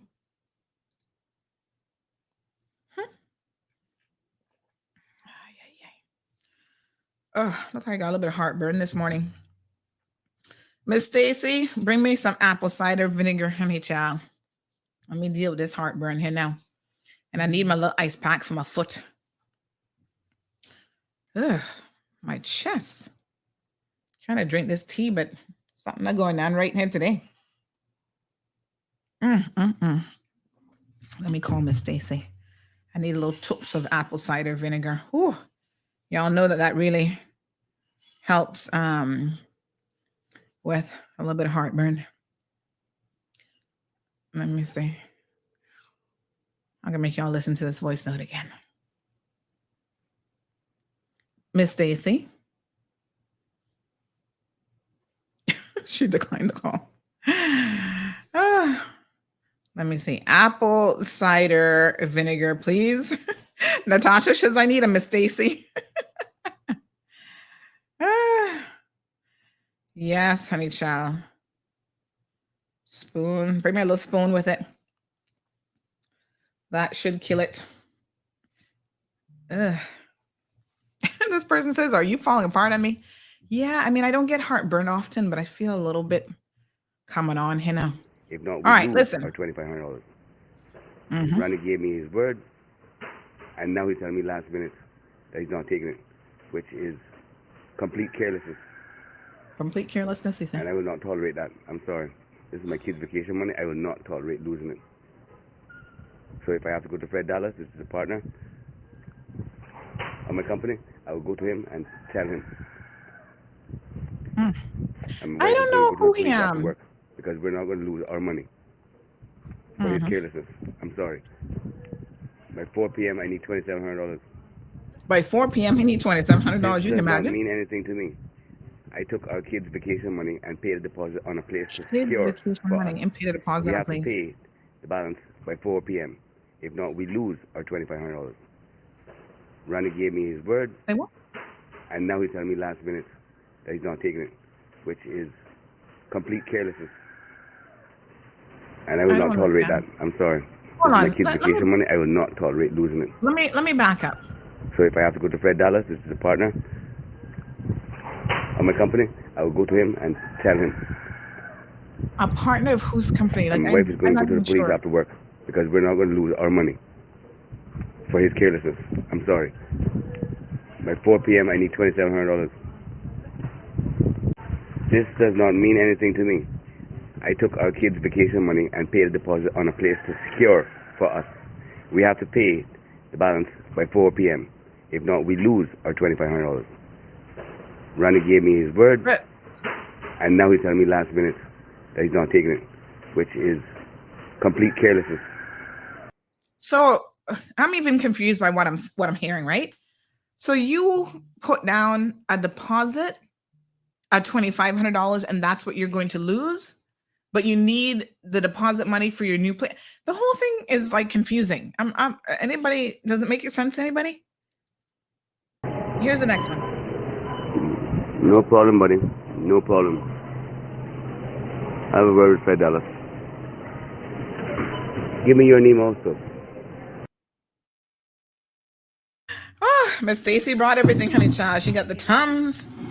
She got the chewable Tums. She got the apple cider vinegar. Thank you, Miss Stacy. Everybody say they need Miss Stacy. They say she's better than Alexa.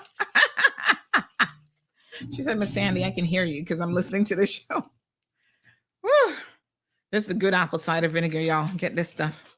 Sometimes I get the regular plain one too, but this is the Bragg organic. So this spoon is kind of big. I don't think you need this much. You got to be careful with apple cider vinegar. You know, they tell you to have a toops of it every day with water. It will help you lose weight and all kind of stuff. But you have to be careful with your teeth because it erodes enamel on your teeth if you're drinking it daily. Ugh. Oh my God. Whew, that'll make you burp right away. Trust me. So I don't know why he keeps talking about Fred Dallas, because Fred Dallas ain't got nothing to do with it. These people don't work for Fred. I don't know what the connection is with Fred. I don't know. Fred don't know him. And like, I don't know why he likes to throw out these names. But anyway, somebody just sent me the EK advert that he has up for EK, where they're showing the property for sale or for rent. And this person saying, you know, here it is on EK. Now, the interesting things about it, this is where, like I said, folks, put sense from nonsense. Pick sense from nonsense, okay? I can show y'all the EK advert. If you see an EK advert renting a place for $3,000, and this is what it looks like, not even a single photo, actually $3,500, my bad, 4-bedroom, 3-bath, Georgetown house for rent, Georgetown, Walker's Road, Windsor Park, not exactly Walker's Road, but okay. House for rent, huge screen porch with privacy screen, 3 bedrooms with ceiling fans, 1 study that can be used as another bedroom, 3 full baths, living room, 2 ceiling fans. I mean, I didn't know ceiling fans were now a selling point, but I guess. Kitchen, central AC, tankless water heater. All this stuff comes furnished, blah, blah, blah. Why haven't they shown you any pictures? Y'all don't think that's strange? Right? $3,500 per month as is. $3,000 per month if renters keep it up? What does that mean? You get a $500 discount if you keep it up. Keep it up how? I've never even heard of that before. So y'all are giving discounts now if somebody keeps it up. Keep it up. What does that mean? Look at what they did. Y'all see this right here? I know this is kind of small, so y'all can't see it. Grouped Filipinos welcomed. Grouped Filipinos welcomed. Pets and kids. Absolutely no flooding. Grouped Filipinos. When they're targeting a particular group of individuals like Filipinos, the Filipinos themselves better know that they better run. This is not the house for you. Folks, this man is having some issues. He just wants your $3,000, and I don't even think you're going to be getting a house. Right? If he's giving up his house to go and rent somewhere else for $2,500, to me, I don't even know what kind of sense that make. You're going to make $500 a month, and you think that makes a lot of sense? You better be out there hustling and doing something else to make $500 a month. You're going to move out of your house and have renters come in. You're out there paying $2,500 and they must give you $3,000 if they keep it up.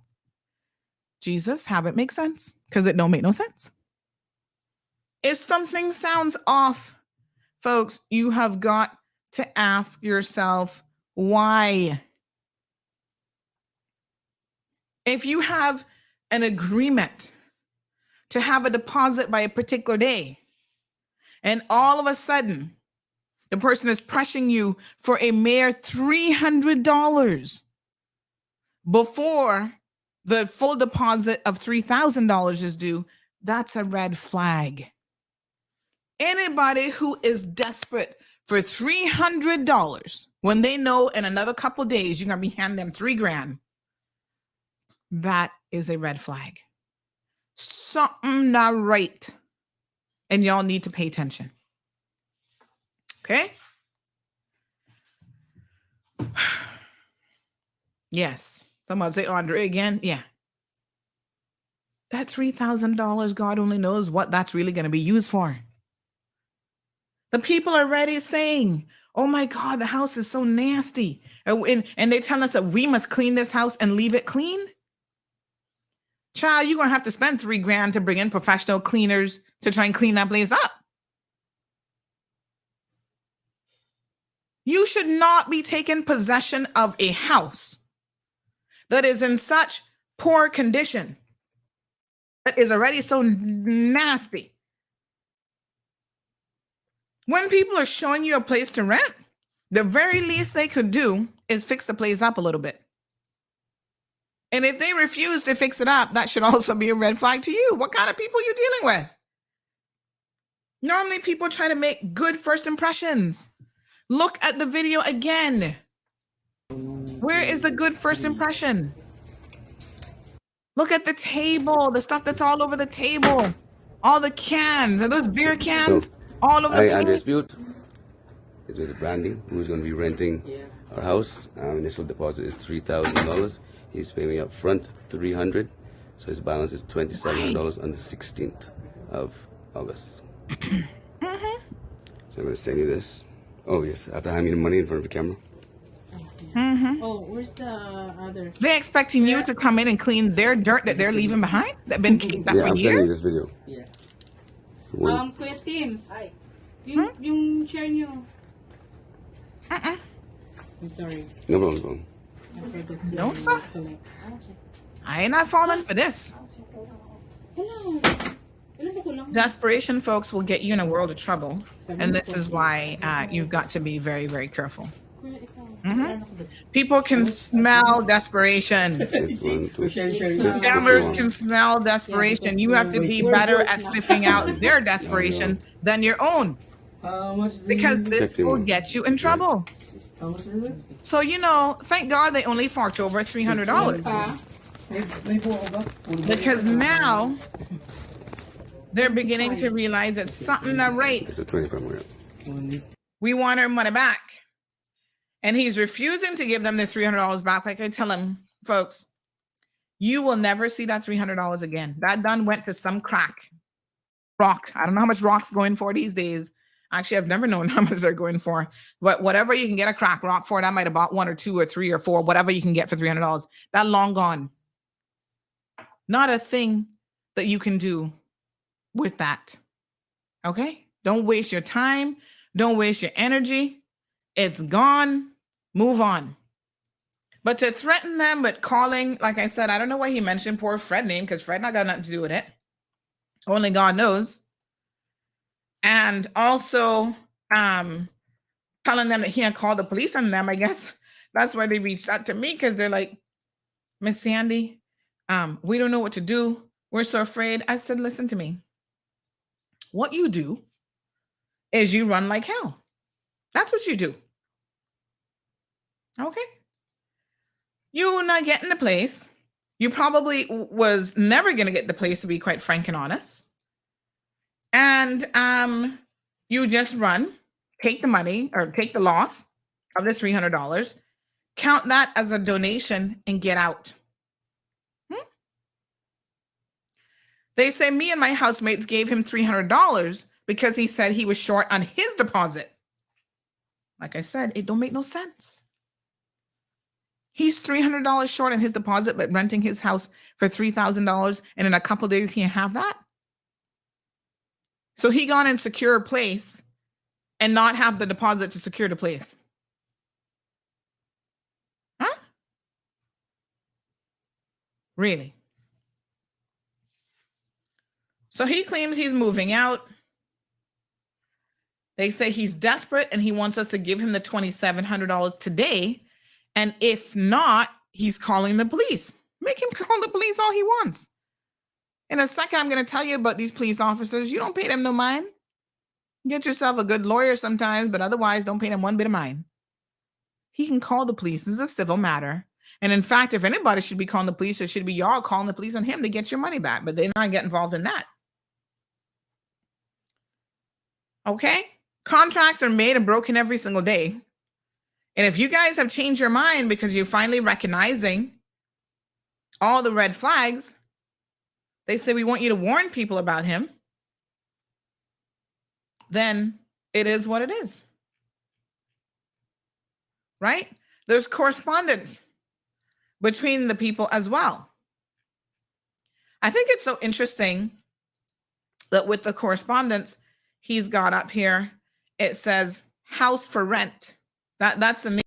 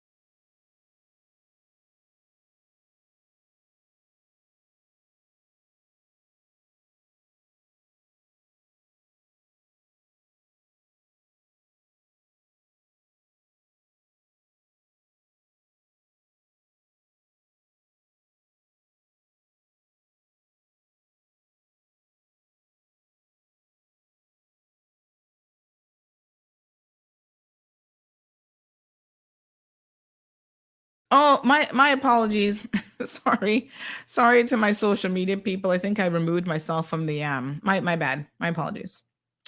I removed myself from the stream there for a second. So I was just reading through these messages. Let me just repeat it here. Says we're not giving any money to you ahead. Go ahead and go to the police and see what happened. We have video that you took money from us just because you're short for whatever reason, and that's a red flag. Just give us our money back. And this guy says, I need my money, which is $100. Like I said, it looks like it was 3 people who were basically putting in, this person said, rewind. Yes. 3 people who were basically putting in $100 each. And then he says, you never gave me any money. And the person replies and says, that's not cool, man.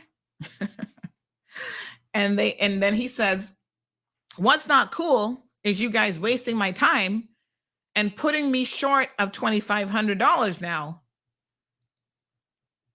And he goes on to say, that's what's not expletive cool.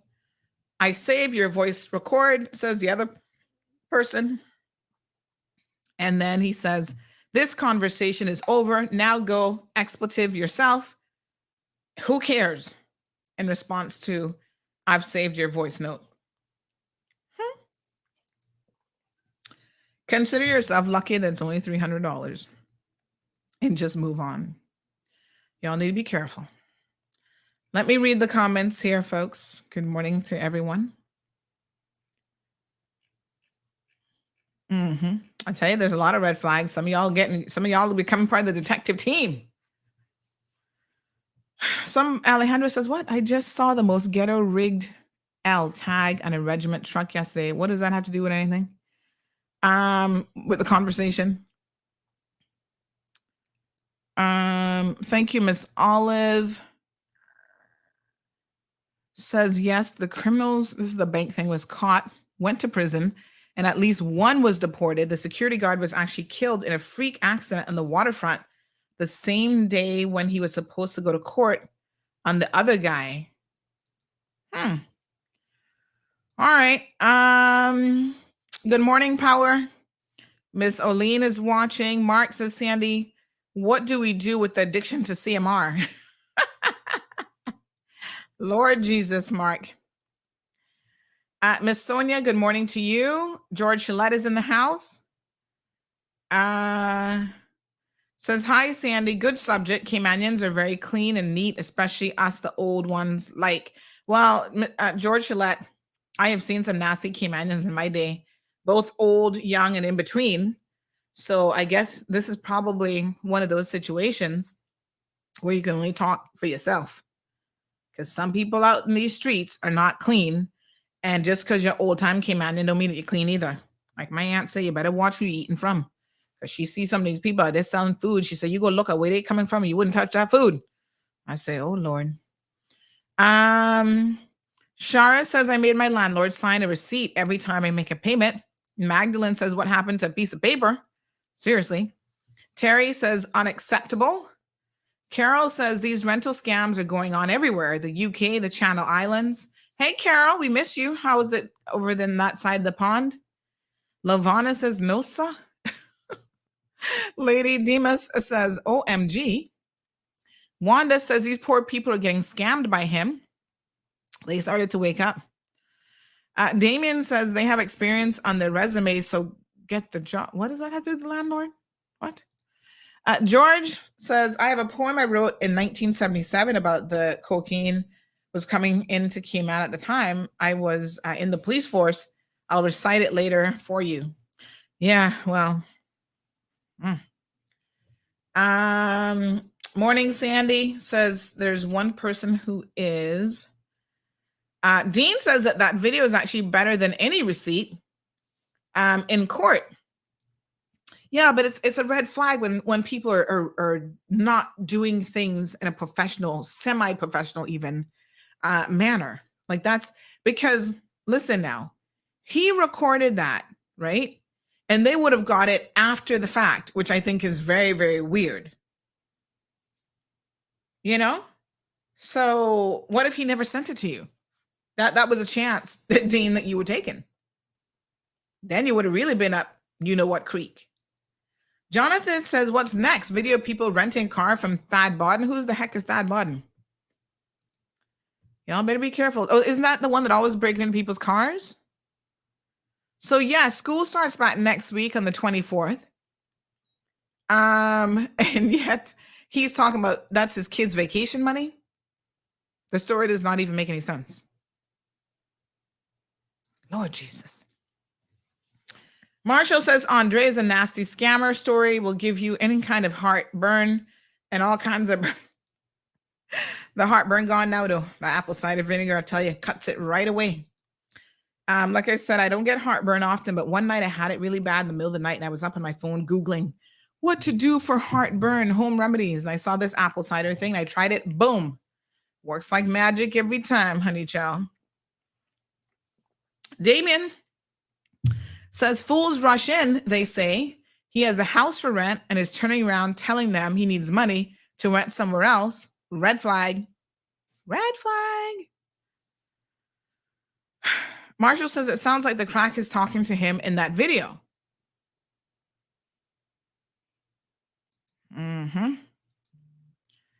Everton says something is not right. If you did not sign a contract, you can always back out of the situation. And first thing, why would you want to be renting someone a place? Why would you want to be renting someone a place, your money up front to secure a place for the person who you're going to rent? That makes no sense. Yeah, the whole thing is like, makes no sense. What does a person need to, what does a person need to do is to tell him to show me some kind of contract that he made with the owner of the property and that he put down X amount of money to secure the place. Something's not, I mean, listen, when you have to get into, oh, he needs to pay his rent and now that's your problem. That's not even your problem. You don't need to be asking for no contract because that really isn't your problem. The red flag is the fact that he's asking you for $300. He claims that his rent is $2,500 and he does not even have $300. Is that he's only short $300? He's getting the rest of the $2,500 from somebody else. Then he throws in about the kids' vacation money. Like none of it makes any sense. El Rey says poor planning on your part does not constitute an emergency on my part. Exactly. Marshall says he can't show any pictures because it's a pigsty. Power says, but yet can give a video receipt. Morna gives the best advice. Run. Or trust. Yeah. Papa Jesus, says Lady Demas. First signs is desperately to comply. Elsa, good morning. How are you? Shar says they need to go to the police station and make a report and have it dealt with. I doubt the police, unfortunately, are going to do much to assist because, you know, they're going to tell you, oh, it's a civil matter. We don't care, whatever. So you might be wasting your time with them. But the best thing to do now is to warn other people, especially in the Filipino community, because I think it is especially interesting that of all the nationalities that he could prefer as renters, he would say grouped Filipinos welcome. Most people actually do not want that situation. So the fact that he's willing to say that makes me especially suspicious. Okay? Be very careful. The Filipino community is very small. I know you guys listen to the program. You need to spread the word far and near now. Do not rent this house in Windsor Park because you will be scammed and you're going to be spending years trying to clean it up too at your own expense. Lady Dimas says Judith Douglas, brother in crime. Honey child. Somebody's asking, is this the same guy from Club Save? Yep, it is.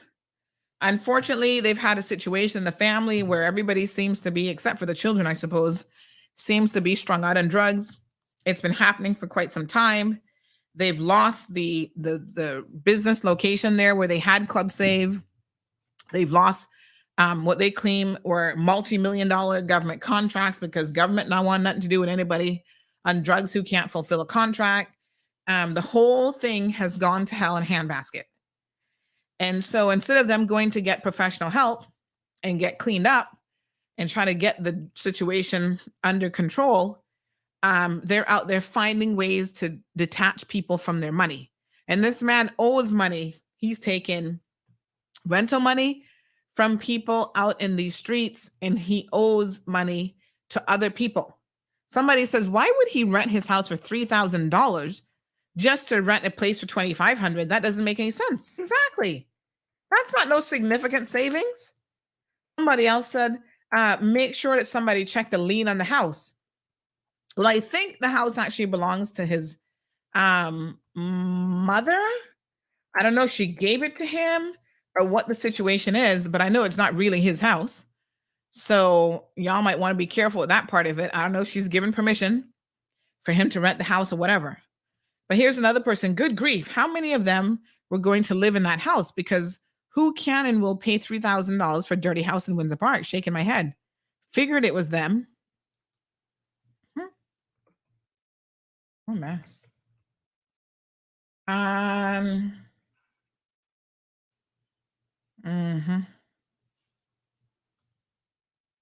tell you. So lots of red flags here. Oh. All right.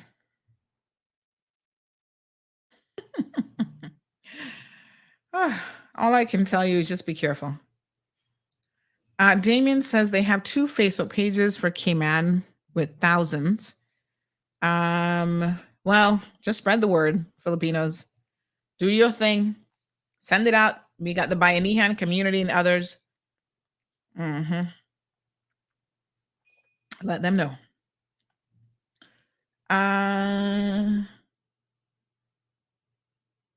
What? The thing is, they state they don't want certain people invited, so the catch is Filipino friendly. I mean, the Pride is practicing inclusivity, so nothing wrong there, Sandy. That don't make no sense, Alejandro. I think you're missing the forest for the trees. The point that I'm trying to make, Alejandro, is when you see something like Group Filipinos Welcome, that could be a very big red flag for the Filipino community, because oftentimes they are ripe for taking advantage of, because they don't like to speak up. They're not going to really fight for their rights, although I think some of them are now recognizing that they better do it. So they're kind of ripe for being victimized by people, and that's wrong. People try to victimize all sorts of people, but some ethnic communities are a little bit easier, and they're afraid. Like, a lot of them don't want to go to police. They don't want to get involved. Like, oh, he might come to my job, or he might, these are the things you need to watch out for. Everton says people need to learn to stop giving up their money that easily. Despite everything that's going on, people still cannot learn the amount of stuff that you preach on your program to let people aware of these scammers, and people still cannot learn. So I guess they will pay the price. You did your best by making people, making sure the public is aware of what's going on around, and they still don't get it. Well, yes, that's the best that we can do. No clue who the real owner of the house is. Like I said, it's a family home. So to the best of my knowledge, it's probably his mother, but only God knows. I would have to check the land registry. Oh, is this somebody sending me the land registry? No way. Is that what that says? Hold on. Oh, y'all. Y'all are the best. Oh my God. Y'all something else, You all are just amazing. Right. That's what I love about this show. Can I just tell you all? That is what I love about this community. We work together here on CMR to give him a dose of the cold, hard truth. Boom. Where's my kaboom button? Hold on. This one deserves a double kaboom. Kaboom! Yes, Jonathan, we're going to answer your question right here and now, honey child. Who is the owner? Stand by. We got you. Kaboom! Just like that. We got it. I can't with y'all. Y'all are just too awesome. Here it is. Land registry. It's in the name of, let me see now. That kind of small. Hold on. Hold on a second, honey child. It's in the name of a vehicular right-of-way is indicated in the registry maps, 20-foot vehicular right. All right, so we have F, Carol May Espute, Joyce Wilson. Yep. Joint proprietors. So Carol May Espute and Joyce Wilson. So it's not even in his name. I didn't think so. I don't think his mom is that stupid to give him no house that would have already been taken back by the bank because they would have gone borrowed money against it. So looks like the land is free and clear too, honey child. So Miss Carol, you better be careful. Next thing you know, somebody hoodwink you, and that property gone to some crack dealer who gonna be rich because the bill is adding up with the drugs, you know. Ooh, Lord have mercy. Georgetown South, block and parcel number. Hot tamales. There it is. Let's get another kaboom. Kaboom! Just like that, honey child. That's how it happens. Asked and ye shall receive. Asked and answered.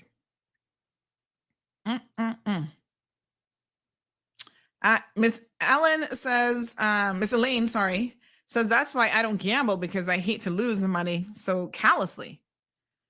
Lady Demas is having a good laugh. Sophia says, Sandy, I hear his grandmother gave him that house.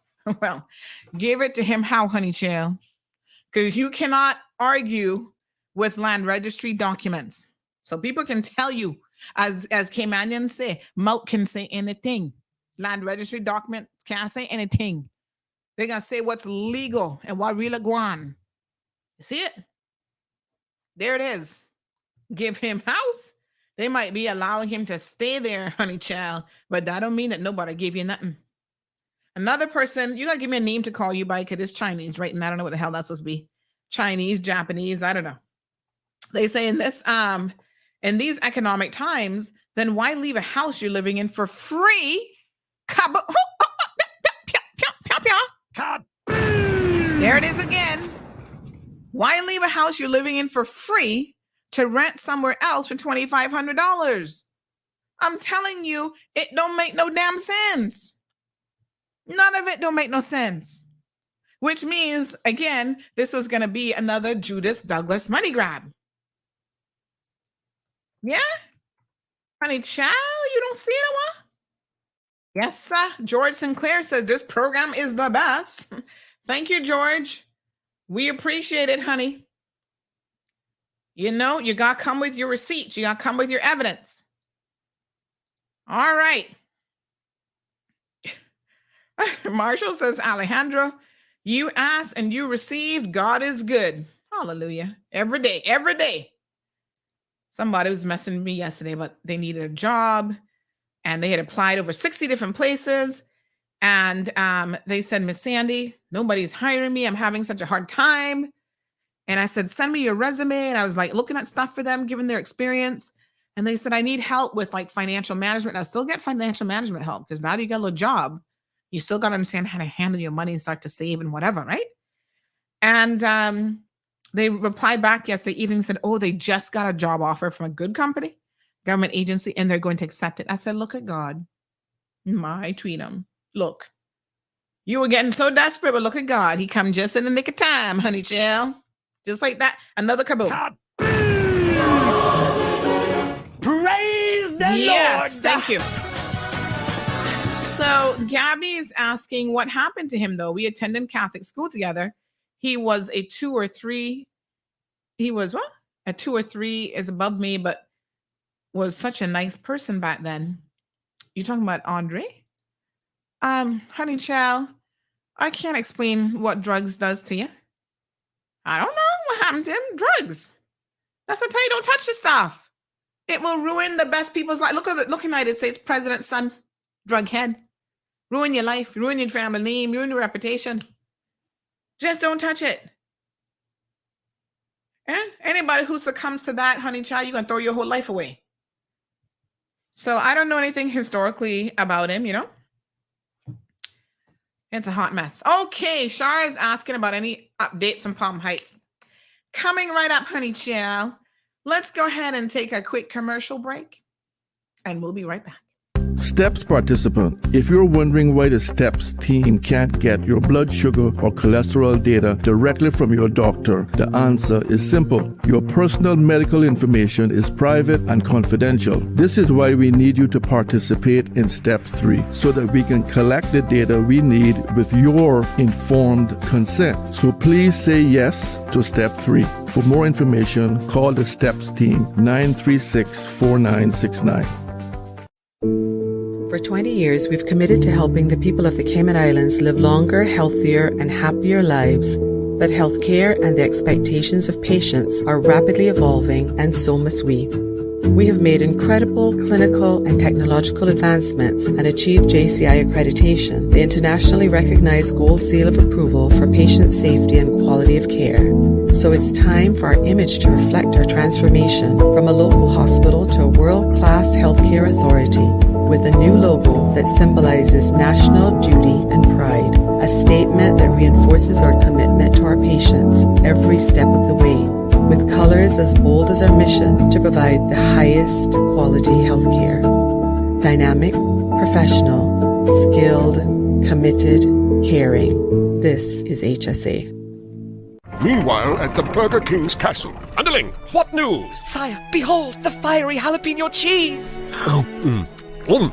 You might say it's jalapeno. Please don't, sire. It's jalapenos with spicy cream cheese sauce and American cheese. And it's jalapeno? Please, sire. Introducing the new fiery jalapeno cheese at Burger King. Flame grilled patties covered in jalapenos, spicy creamy cheese sauce, and American cheese. Available in extra long and king size for a limited time only. Grab it late at 7 Mile Beach or Red Bay. Open till midnight Thursdays and 1 a.m. Fridays and Saturdays. It's jalapeno face. Ocean Ridge Heights offers an amazing opportunity to own a piece of land in idyllic Cayman Brac, right on the bluff, starting from $80,000. Located in a quiet residential area with high elevation, these lots are ideal for a future home or investment property and are sure to go fast. Cayman Brac offers a laid-back lifestyle, amazing pristine diving, limestone caves, diverse flora, along with amazing wildlife. Inquire about the owner financing options so that you can secure your piece of paradise today. With only a few lots remaining, these are sure to go before you know it. Contact Crichton Properties today on 345-949-5250 or info@crichtonproperties.com. Recover Personal Injury Attorneys, helping injured people get what they deserve.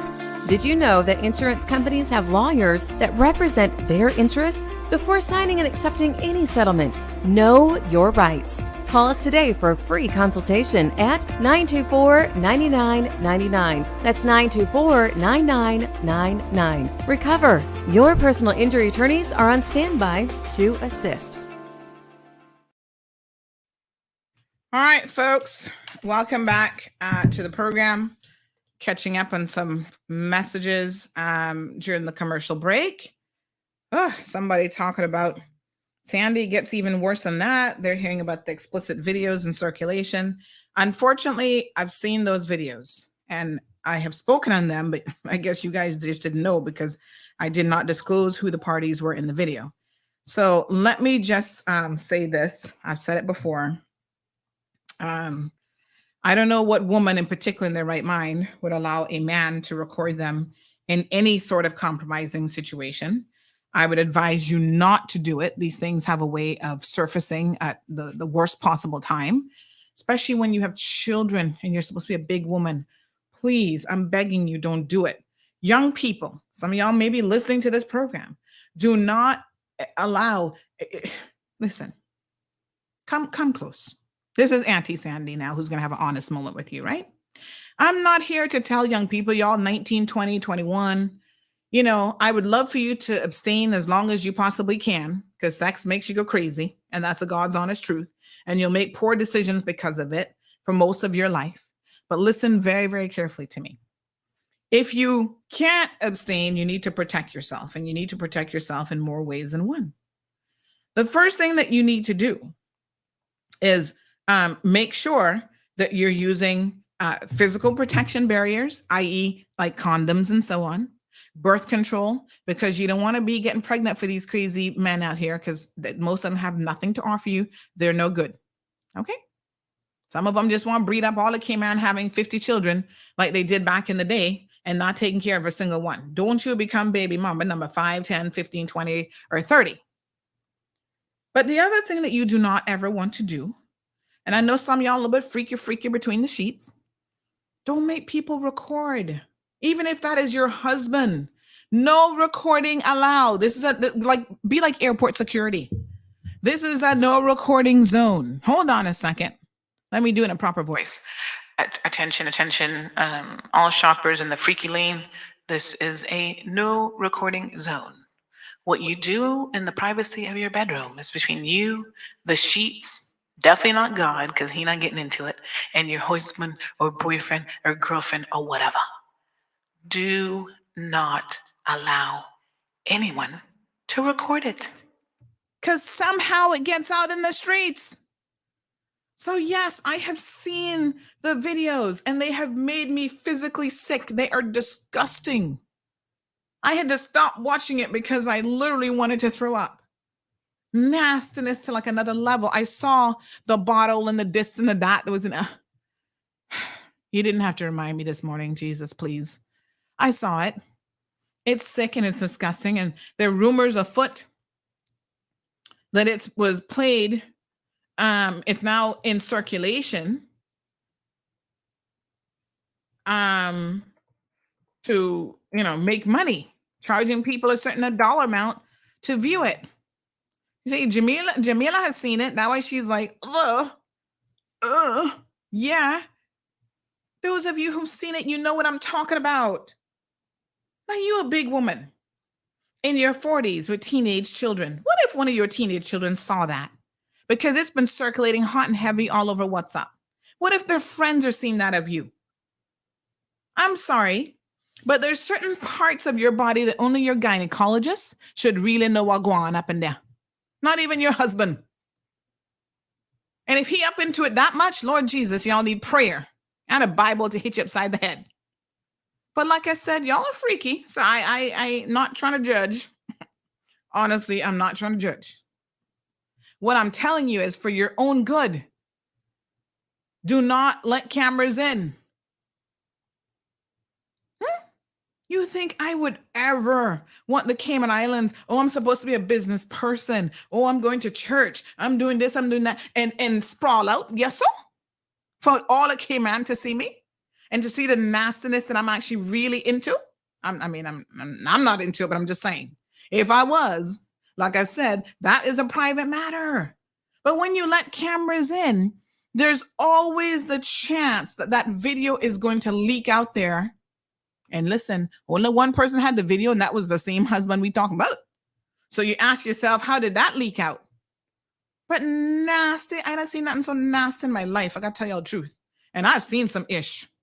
And this took, my God, this took the cake. Oh, that's all I can say. Women have more to lose in these situations than men. Because y'all men be thinking it funny and you can laugh at it and whatever. And the poor women, it's their reputation. Oh, she's such a slut and she's such a this and such a that. Yep. No, sir. I feel like I need a shower now. Even have to address it. Somebody said that, what? Because he showed it to friends and then the friends circulated it?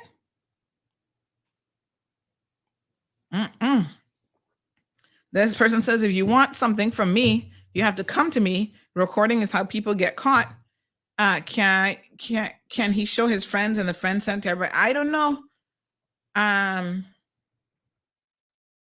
I don't know how it happened and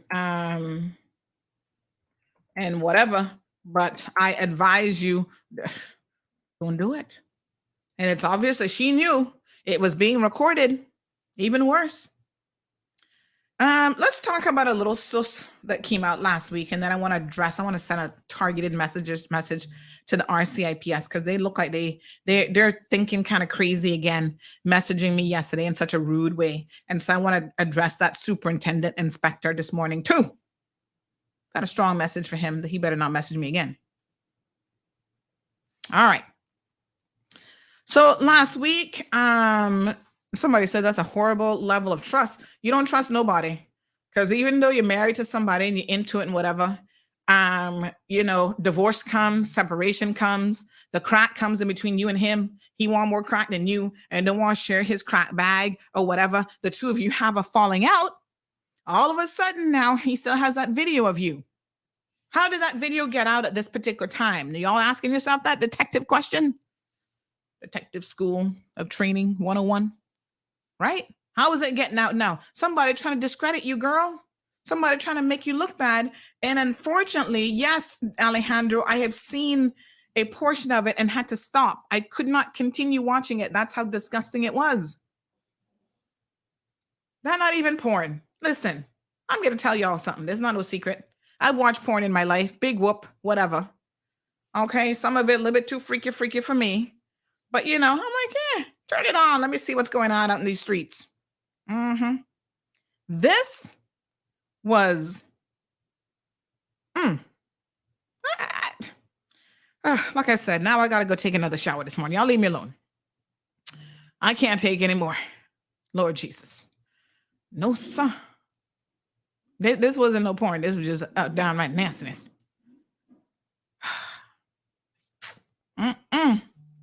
Yes. Well, you say it's so dirty. You want to try? Yeah, I already had a shower this morning. I got to take another one. You see what I'm saying? Joseph says I'm stuck on CMR. Hey, Joseph. Yeah, totally different level. Trust me, Damien. Anyway, so speaking of videos, there was a video in circulation recently. This online person, I don't know who she is, and she was sending around something about this Cayman man that she was with. So, boy, y'all getting called out in a different kind of way these days. Gone are the days that somebody can just send an email, because, we've seen those. Somebody sends out an email and they're like, this person cheated and then whatever. So you had to read the long email to get the full story. Child, now they are doing entire video exposés about people. And so there was one with this couple, some guy named Townsend, about him cheating on the wife. And this woman is like, this is what the video title says. It's actually on YouTube. It says, side chick Rika, I don't know who the hell Rika is, but boy, she enough to say, expose married man for eating the puff and cheating on wife. I can only imagine what the puff really means, but anyway. And so she did this whole jump out TV production video thing. And somebody sent it to me last week, said another Jamaican married to Caymanian getting aired for cheating. The side gal call him out, and all kind of people name being caught up in it.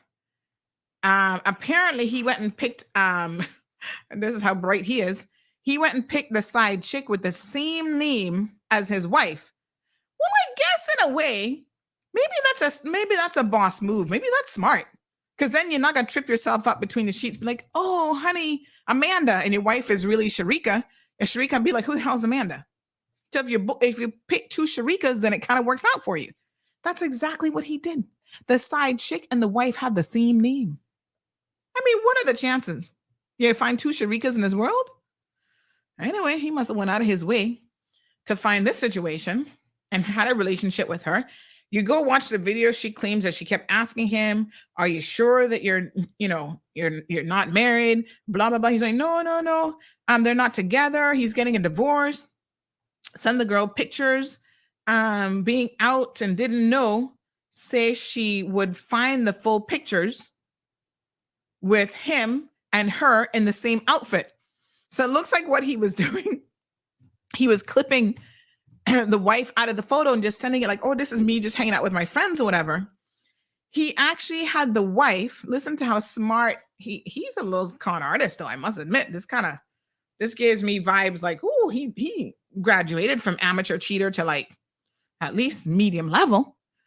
So what he did was, on the wife's Instagram account, he went and blocked the side chick so she couldn't find the wife. That is a boss cheater move right there, honey child. I couldn't believe it. I'm like, wow, I wouldn't have thought of such a thing, to be honest.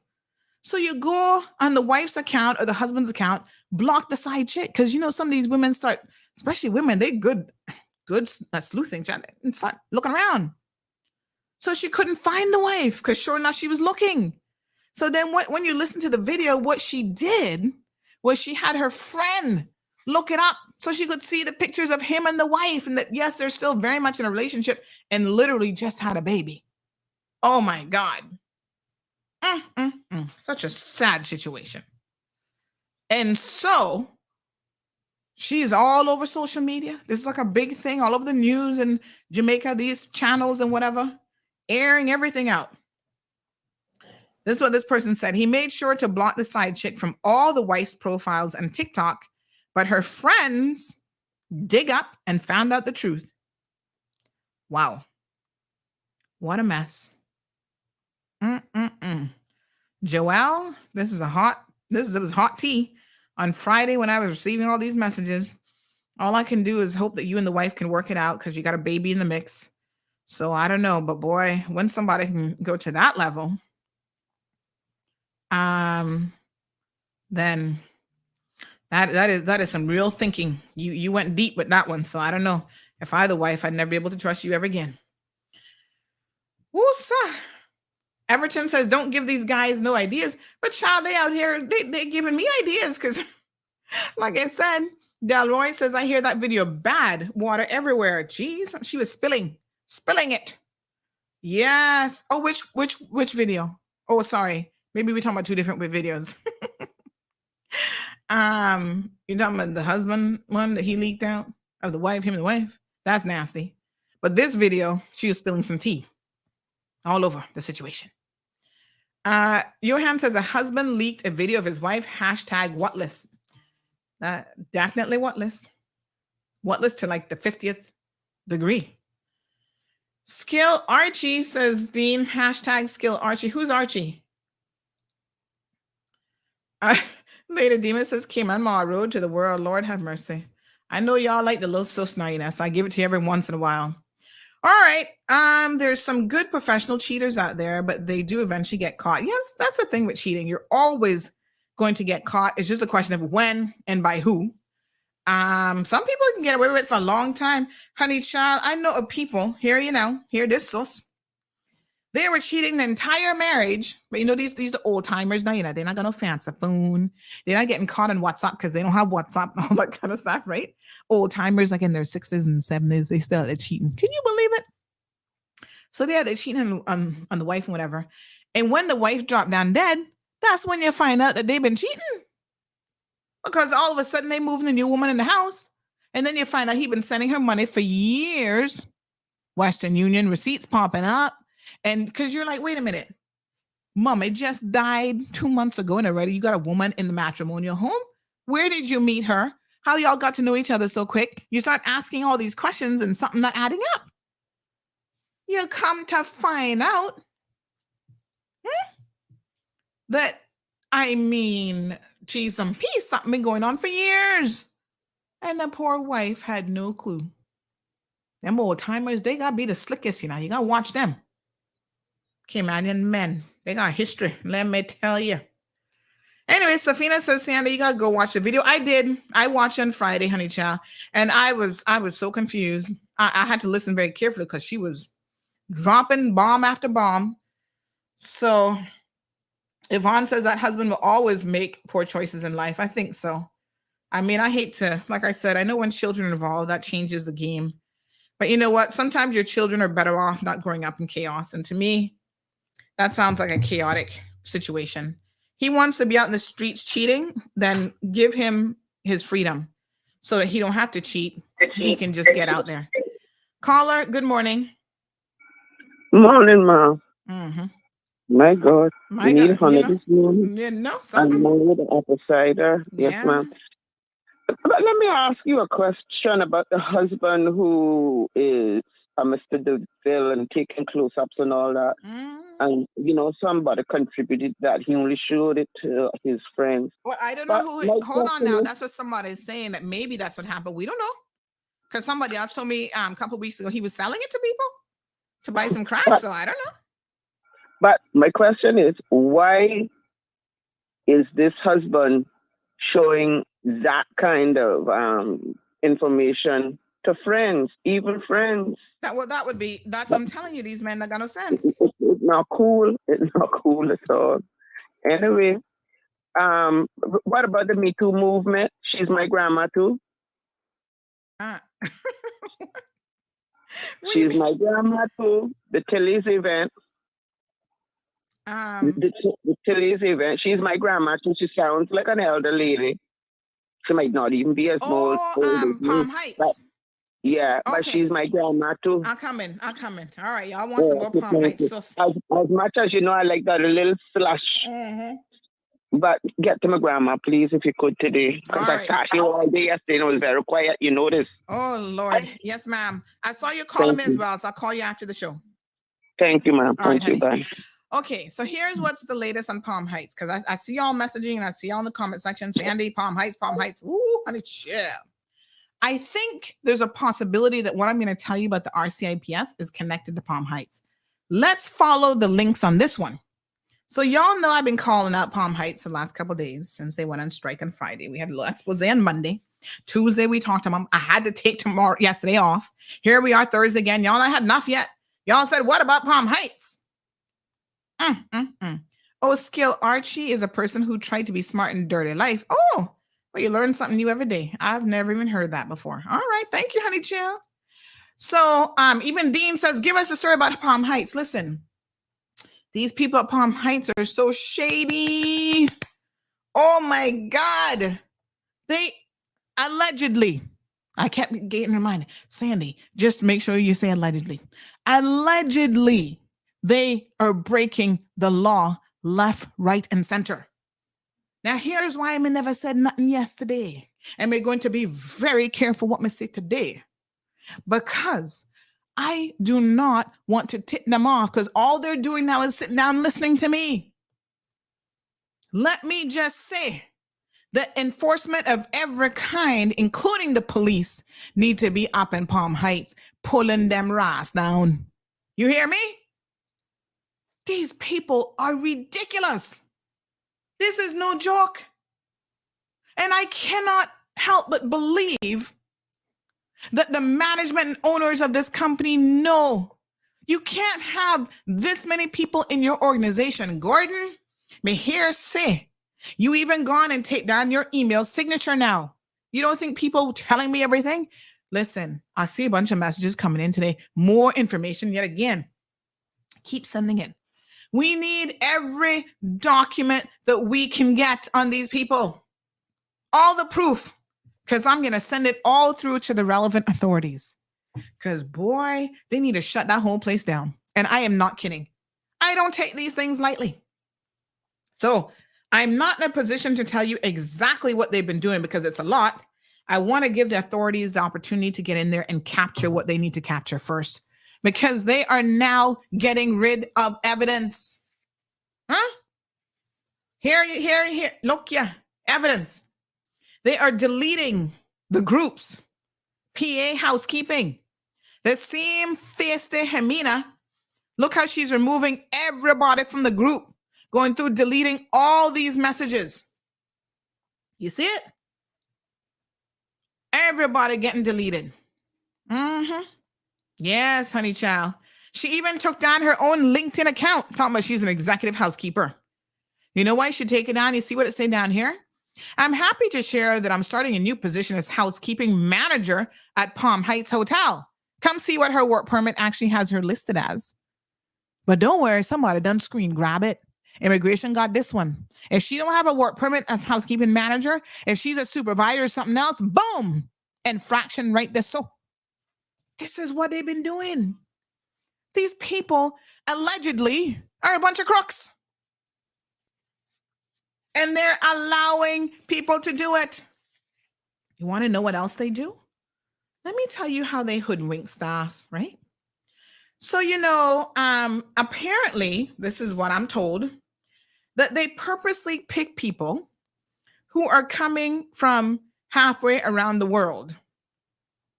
And the reason they do that is they are able to control them a little bit better. So look, I'm going to give you one example of one of the things that they do. But like I said, I know a lot more, but there's certain things I can't share this morning because they're watching and they're deleting conversations. They're deleting group chats. They're deleting all kind of stuff. But listen to me. If you're listening to this program and you have any evidence of anything, and I mean emails, anything, you need to send it to me. Send it on, honey child. Don't let these people get away with it. Some people sending me stuff this morning. Yeah, I see it. Let me tell y'all what they do. So they bring you from halfway around the world and they say to you, oh, we're going to pay your relocation fee. Okay, and you think, oh, wow, these people are so nice. What a nice company. Don't be fooled. They're not that nice, actually. Because if you dare separate from them or if they fire you, guess who has to repay the relocation fee? If it's not you, the worker, who else you thinking of me? So essentially, they're making you hostage to be able to work for them because the relocation fee when you come from halfway around the world can be a pretty penny. And they actually have it embedded. I'm trying to find a copy of this section of the contract. Hold on, trying to find it. They will hold on now. Let me see. Yes. Oh yeah, here it is. Here we go. So this is a sample of the contract where again, this is exactly what they do. They tell you, if you leave, you got to pay 100% of the employee relocation cost. If the employee is terminated by the employee during the second year of employment, they'll be liable. So up to the second year, they'll be liable to the company for 50% of the employer's contribution of any employee relocation cost. You see how they think they're smart? So for 2 years, you are going to be a slave to them no matter what you do. Yes, honey child. This is what they're doing, people. You can imagine. What a thing. Crooks. That's why they're bringing people from Ecuador and Shanghai and Ching Chong and Wang Long and the whole works. Because they know they could find qualified people from the United States of America, right here in North America, Caribbean. But that's not far enough for you to owe them any significant amount. So, and Caymanians, they can't hold out under somebody. Say, yeah, but they couldn't do that to Caymanian. That's why they're not hiring no Caymanians. And you know what? Immigration needs to go in there, do not. Well, like I said, I can't let it all out the bag. When they submit work permits, I'm going to say this much, allegedly. When they submit a work permit application, and WRC says how many Caymanians you have working, WRC better check that paper very, very clearly because they naming Caymanians that no longer work there and they know it. Fraud, allegedly, is what that would be, wouldn't it? You lying on your immigration documentation, that is fraud. And it would not be, allegedly, the only instance of it. A lot going on at Palm Heights that is the height of dirtiness. These people, it boggles my mind because you don't have to do it. You come here talking about you're millionaires and you can buy 3-4 homes and blah, blah, blah. You could do better. But it shows you the mentality of what you're doing, the mentality of what you're dealing with, the type of people. Now, the company that owns Palm Heights is called Palm Sunshine or something, right? Let me be very clear. You can look them up. They have nothing to do with the DART organization. Okay? No shareholders, no nothing. They're friends. And I guess that organization believed them that they knew how to run a hotel and that they would actually do a good job and they wouldn't be allegedly breaching any laws. Well, clearly they're not working out. Oh, I got stuff for planning, for WRC, for DLP. Palm Heights workers, continue to send me everything that you have. Every chat conversation, every group conversation, all of your historical emails, anything you have, you send it on because it will be useful. Yeah. Yep. There's something else, boy. I gotta tell you, I not seen nothing like this ever.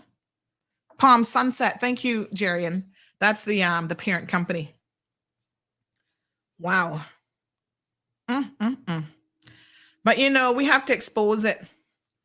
And of course, Hermina, and I know we don't like her already, and she going around talking yesterday about how, they're calling the police on me, and the police tell them, yes, Sandy's a troublemaker, and we're gonna be dealing with her. RCIPS don't. Where my censor button?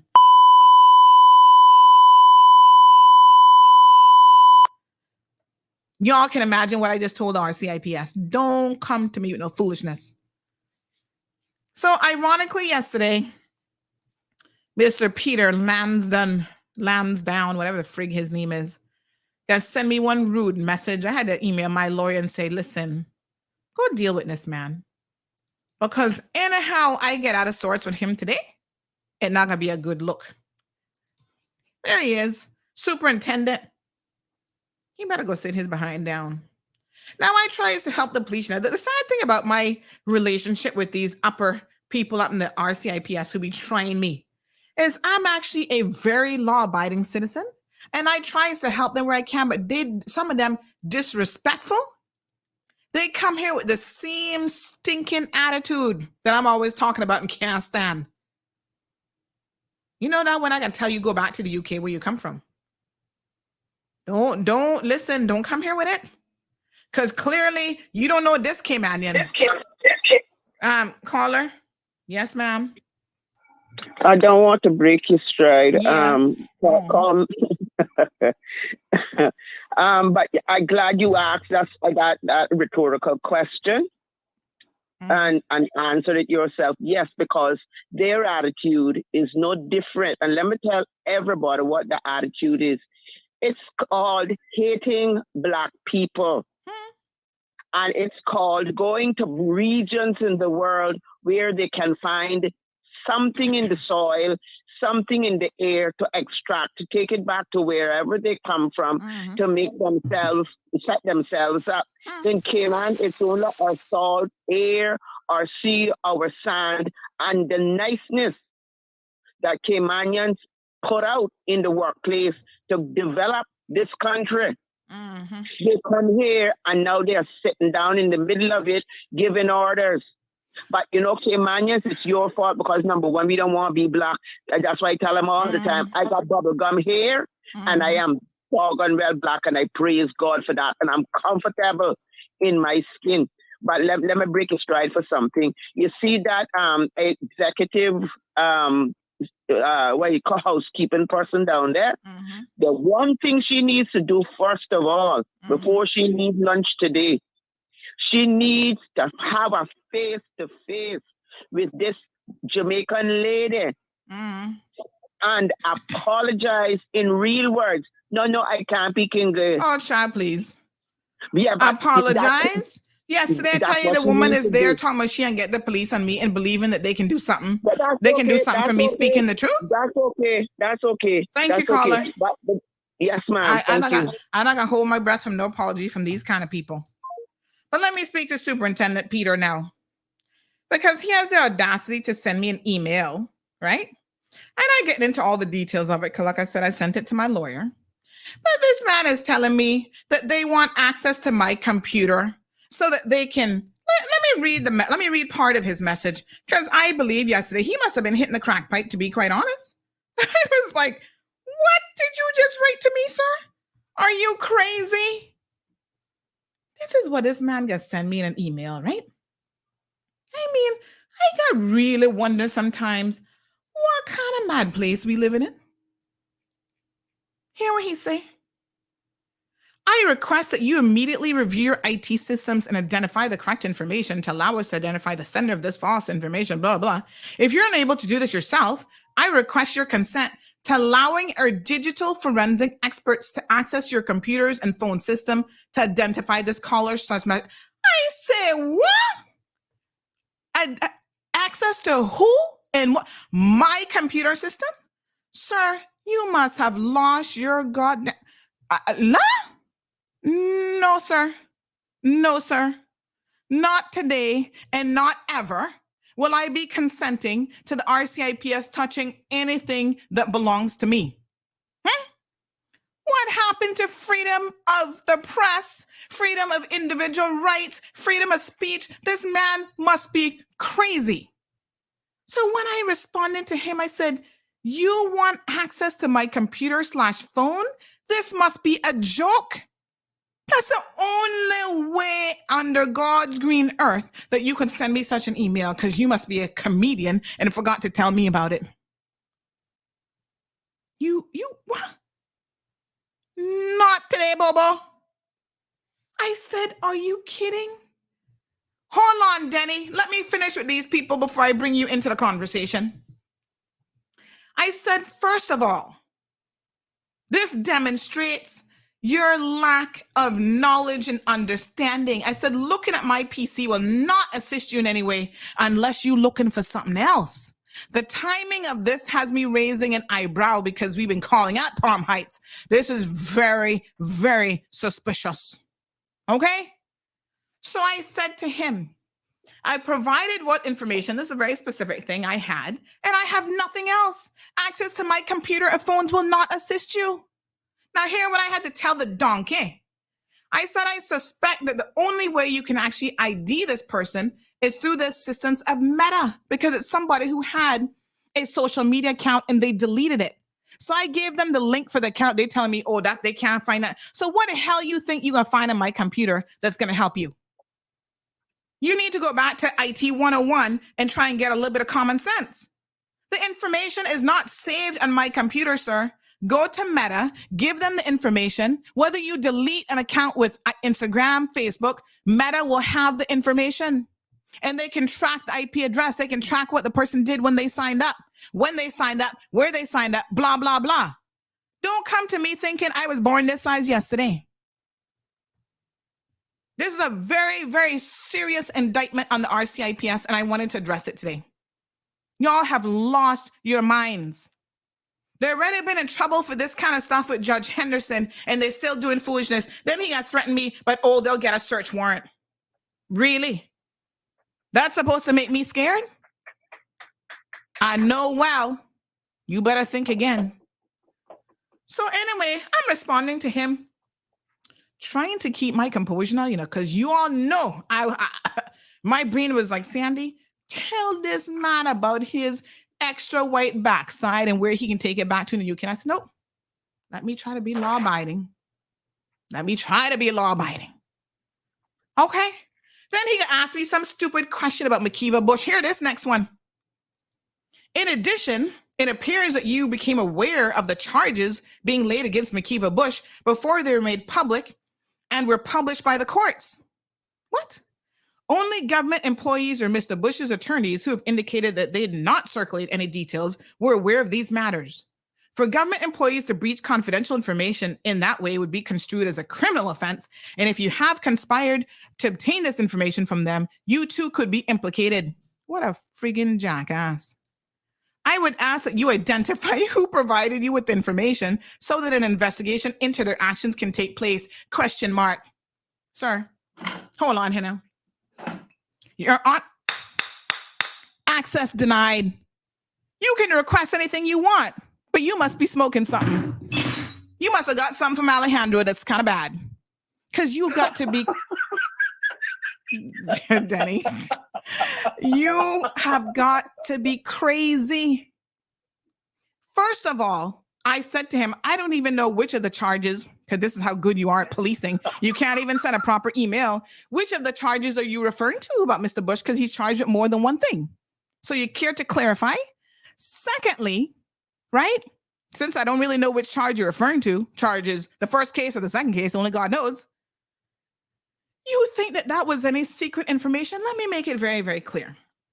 I don't talk to police officers. They don't send me an information. I don't know any at that level that I can even ask information for. Nobody in the courts knows who being charged, whatever, till they actually show up to court and they're before a judge, right? I don't know who else would have told me. I don't know what other government, I don't know what he's even implying. Who else in government? Oh, it's top secret. Who else would know this? Sir, with all due respect, you need to check yourself. Because I can tell you without fear of contradiction that in both instances, numerous people would have said to me, oh, Sandy, I heard on the street that he's been charged. And so what I do is I emailed the police commissioner, you better go talk to your commissioner. And I say, we understand and we hear that the senior politician, AKA Mr. Bush, has been charged. Now you want to come to me talking about how did I get the information before anybody else? This is why I had to tell him. Let me tell you what I responded to him and said. Y'all gonna hear this one. Because this man really, like I said, has clearly lost the plot. Hold on now. Hold on. Callers, just bear with me. Hold on. We're not ready for yet. This is what I responded to him and said. I said, you may wish to specify which of the charges you're making reference to, but in any event, you've got to be joking. Again, he must have become a comedian. I didn't know it. I said, firstly, I don't recall who would have given me the information, but you can rest assured that I'm confident that it did not come from any government or official source. I said, that's ludicrous, actually. This is a small island. If you think anyone does anything in secret, then you know far less about this community than I thought. And he really apparently does. You are clueless. The second you down in a house in Pedro, making an arrest and a home search, I know about it, Peter Lansdowne. You have no common sense. You don't know what's going on in this country. Tom, are you here to solve and head up serious crimes? You don't even understand this community? How the hell are you going to be in charge of anything? I go on to say by the time that I would have posted it, many people would have told me about it. I do not speak to police officers. I don't have any contacts in the DPP's office, nor do I have any contacts at the court's office that would know anything about anything before a person shows up to court. And the question you have to ask yourself, why is this confidential information that McKeeva Bush was formally charged? Why are y'all trying to hide that now? The last time when you were at his house when he was arrested in relation to the other stuff years ago, and you're raiding his house, and everybody knew about that, and everybody was messaging about Mar Road wasn't around then. Were you concerned or worried about the fact that you're raiding the man's house at 7 o'clock in the morning and the whole neighborhood knew about it? Y'all need to get your S together, RCIPS. It is so unfortunate that they would want to marginalize someone like me. And this is what I went on to say to him. As you will appreciate, a lot of people provide me with confidential information. And what you're suggesting below goes about against the grain of any and all journalistic principles. Many times we provide you all with information that assists in crime fighting, but I cannot compromise my sources. I'm sure you've heard me vouch before that I will go to jail first before compromising my sources, and it seems to me that you are prepared to test me. At this rate, it looks that I will soon have to move to America or some other country where I can have some real journalistic freedoms and report from there. Then what are you going to do? Peter Lansdowne, let me tell you something. You need to go sit down. I copied the commissioner and the new commissioner designate in the email. Listen, Derek Burns, he's soon out of here. Over the years, my relationship with him has improved, right? He does not insult me. There was other stuff that he said in the email. I'm not even going to read y'all because your head would spin. There's other stuff that he says. And the more I thought about it yesterday, right? I don't have no problems with Derek. I don't even know if this man approved this email before he decided to send it. If he even told Derek Burns he was sending me this email, because Derek might have said, oh, you might want to change your wording on this. You might want to be careful. I just sent him to my lawyer and said, deal with these people, right? Because if they think that the only person that's going to get a $3 million payout for their slackness is former Justice Henderson. They better think again. And I'm not playing with them this time. I've already won a lawsuit for an unlawful search warrant.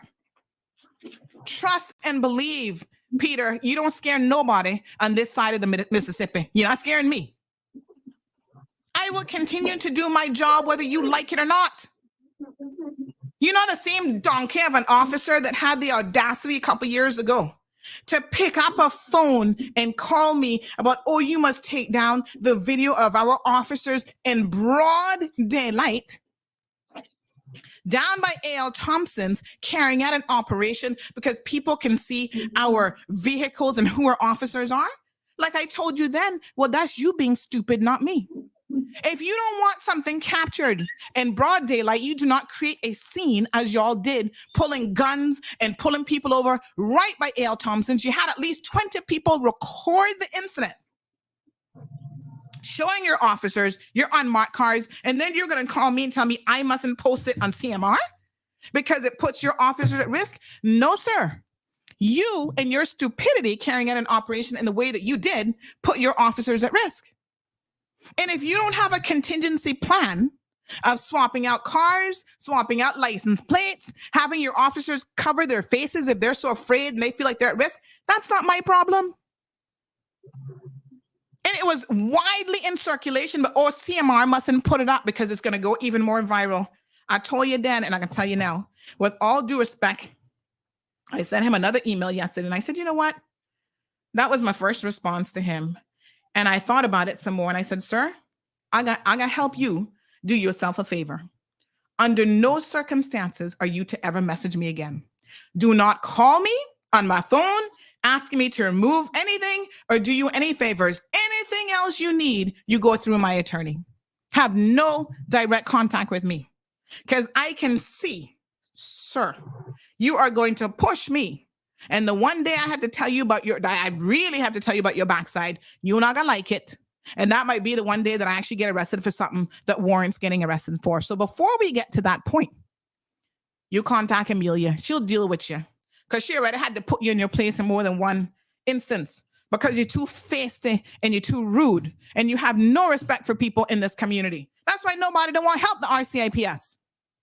You know how many more crimes we could help y'all solve if y'all really knew how to respect people? You can come here with all the credentials you want, all the crime fighting in London. I don't give a damn. What I'm here to tell you is if you've not built a reputation and a rapport with the locals, you will never solve a crime in this country. People don't business with you. Sure. Daddy, you were first, honey child. Go ahead. Give it to me. Danny, are you there? Yeah. Mm-hmm. Go on. But do you think he would know what a back aft differential for a scare forward bearing is? If you told him about it. In 2011, I sued the then Commissioner of Police because they insisted that I consent on an application form for a firearm that after the grant of the license, they can come into my house at any time after the grant, anytime they feel, whether anything happened or not. They just wanted to be able to come in, and they wanted my consent. And if I didn't give them my consent, they weren't going to renew the license. That doesn't sound like an option to me. That doesn't sound like consent. That sounds like you're trying to force me to do something without you forcing me to give you permission. Well, you know, the court was dumb enough to go along with the Commissioner of Police. Ironically, that provision is no longer on the application form. So today we don't have to do it despite what the court said. Now, I raised that to say this, that if you're listening to what Sandra is saying today and you think it's not going to touch you, you might want to think again, because they have absolutely no regard for your rights when they feel like it. Mm-hmm. We cannot have a properly functioning society where law enforcement officers think that they can break laws in order to enforce laws. Mm-hmm. Mm-hmm. That's an irrational thought. And if they don't respect your right on something as simple as what Sandra is talking about today, what makes you think it's going to be any better when the stakes are higher? Right. Alejandro said, well, he's smoking not that bad. This man must have got his own. This man must have got his own stash from the evidence locker. Had me on the floor. But no, this is a very it's a very serious indictment. Needs to be dealt with. It's very, very serious. I mean, the more I thought about what this man sent me, I said he must be out of his damn mind. Well, what I was saying back in 2011 was the same thing. You must be crazy. Yeah. Now, what happens to people who are essentially above the law, that's a different matter. Mm-hmm. But I made my point clear. No, I am not going to consent to that. Mm-hmm. Right? I wasn't doing it then. I'm not going to do it today. And I stand with what you're saying today in the same thing, because they're doing the same foolishness. Yeah. This person says the UK police are very duplicitous. Well, they better know the laws. That's one thing I got to tell them. Because I tell you what, I won against, thanks, Danny. I won against the RCIPS on my own without any help. Imagine if I have Cayman's top defense attorney, Amelia, on my side, what are they going to have to do? They're going to have to pay me then. You better believe it. You're not getting access to nothing. As a matter of fact, I'm going to stop helping the police because y'all not got no sense. How about that? See how many crimes you can solve now. Y'all need to get it together. And I really and truly, Damon laughed and he said, real journalism in the US. You know what? At least you got some protections over there. Nobody not going to come to you with this kind of foolishness. Trust me. I have to put things in place, servers abroad, servers overseas, all kind of stuff in order to deal with these donkeys here. Because they would want to come and, we ain't take that. Really? You think I gotta be saving anything here on a computer for you to ever get access to? You stupid, or you really are stupid. No, Bobo. We already worked that plan out. So go sit your backside down. Somebody was calling me on WhatsApp. My apologies. Took a minute. Call back, honey chair. Yes, ma'am. Good morning. Yeah, before you go today, would you give us a little a verbal expose on evidence tampering? In what way? The same kind that you clean up the this and you clean up the that and you're deleting this and you're straightening the next thing. I don't think we have enough time for that one, but tomorrow. All right, my dear. All right, we have another. All the correct legal terminologies, and then don't make her get away with one slip. You do your research tonight, Father, please. Thank you. Bye. All right, my dear. 936 Bobo is the telephone number. Morning, caller. Yes, Sandy. We can't discourage the people to not help the police. The police. No, listen. I have always supported the police, but this is how they hurt themselves, and they don't even recognize it. This is the bad thing. For him to sit down and pen that email to me and not understand the implications of what he was sending to me, like I said, it was either really bad joke or he's out of his mind. Yeah, I understand your point, but Sandra, you got to understand, right? It's not what you tell people, it's who you tell it to. And the worst part about it, if the information is in the wrong people's hand, of course something wrong is going to happen. You know how much times I get police to ask me, you say, hey, Ali, you know why people don't like the police? It's not the police we don't like, it's the people that are working in the police service. Some of the people, they're just not into the negotiation. They're not into the, I can give you a little leniency because the discretion or whatever. You know, they're not into that. They're just wanting to know that this is facts, is what you're doing is wrong, and it is going to affect me, it's going to affect others, and they're not worried about anything else. And it's not anything concerning you, it's them. All right. Yeah, so on July like I said, Thank you, Alejandro. I don't know which case he's talking about, but I have the email here that on June 28th at 9:31 a.m. I emailed Derek Burns and his PR department and said, was Makiva Bush, I meant to say charged, but I actually erroneously to say arrested today for the decades-old case. And they knew what I was talking about by 9:31 a.m. They came back at 11:07, because you know they slow like friggin' molasses, and they said a PR has just been released concerning this matter. Why they're upset is because I did not wait until 11:07 when they finally decided to put up a press release. Put up my story? What, that your business? What does that have to do with me? Because when I hear 5-6 people saying the same thing in Cayman, at that point, I don't know what time it is. Oh, they don't want to say nothing until he read. They went to court and blah, blah, blah. I don't care what your standards are in the RCIPS, because I tell you what, I'm not into it.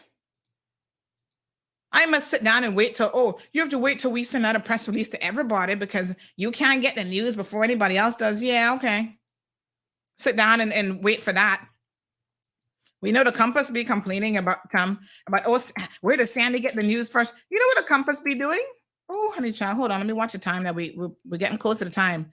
We got 45 seconds on radio. Radio folks, switch over. We're gonna do an after hour bit here on and then I got some proper words on this man. Go to social media, Facebook, YouTube. Let me tell you now, we're gonna give you some real sauce that we can't say on radio. And I gotta tell Peter Lanson what I really think about him. I guess you'll have to haul me in court for this. 22 seconds left. But they get upset because I'm not gonna wait and then Compass me message, we think the premier be giving her information. Try and hush your mouth over at Compass. Y'all a bunch of donkeys too. 9 seconds, 8 seconds before we get realer than real. Join us on Facebook and YouTube. They can't stop this gravy train. We gonna get the truth no matter what, honey child. Good. Off of radio. Let me disconnect radio. Boom. Radio done. Listen, Peter Lanson, don't fuck with me, Let me tell you something about your blood clot self. Seriously? You are disrespectful. Enough people in this country would tell you about your fucking backside.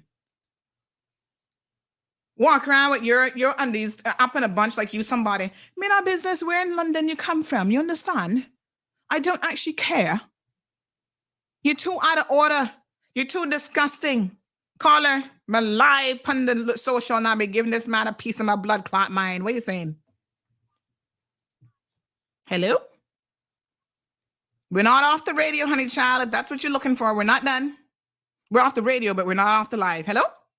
Hello, Sandy. Yes, honey. I'm cussing this man out proper now. Hot topic this morning, man. Yes, I'm telling this man a piece of my blood clot mind. What are you saying? Yeah, but you got to remember, don't put yourself in any position where he has an advantage of prosecuting you. He not got no advantage over me these days, I can tell you that. Yeah, but if you are cursing and stuff like this, you never know what. My dear, there's no law against cursing. On the radio, you can't do it on the radio because that's off-reg and their foolishness. I'm no longer live on the radio. I'm now on social media. Guess what?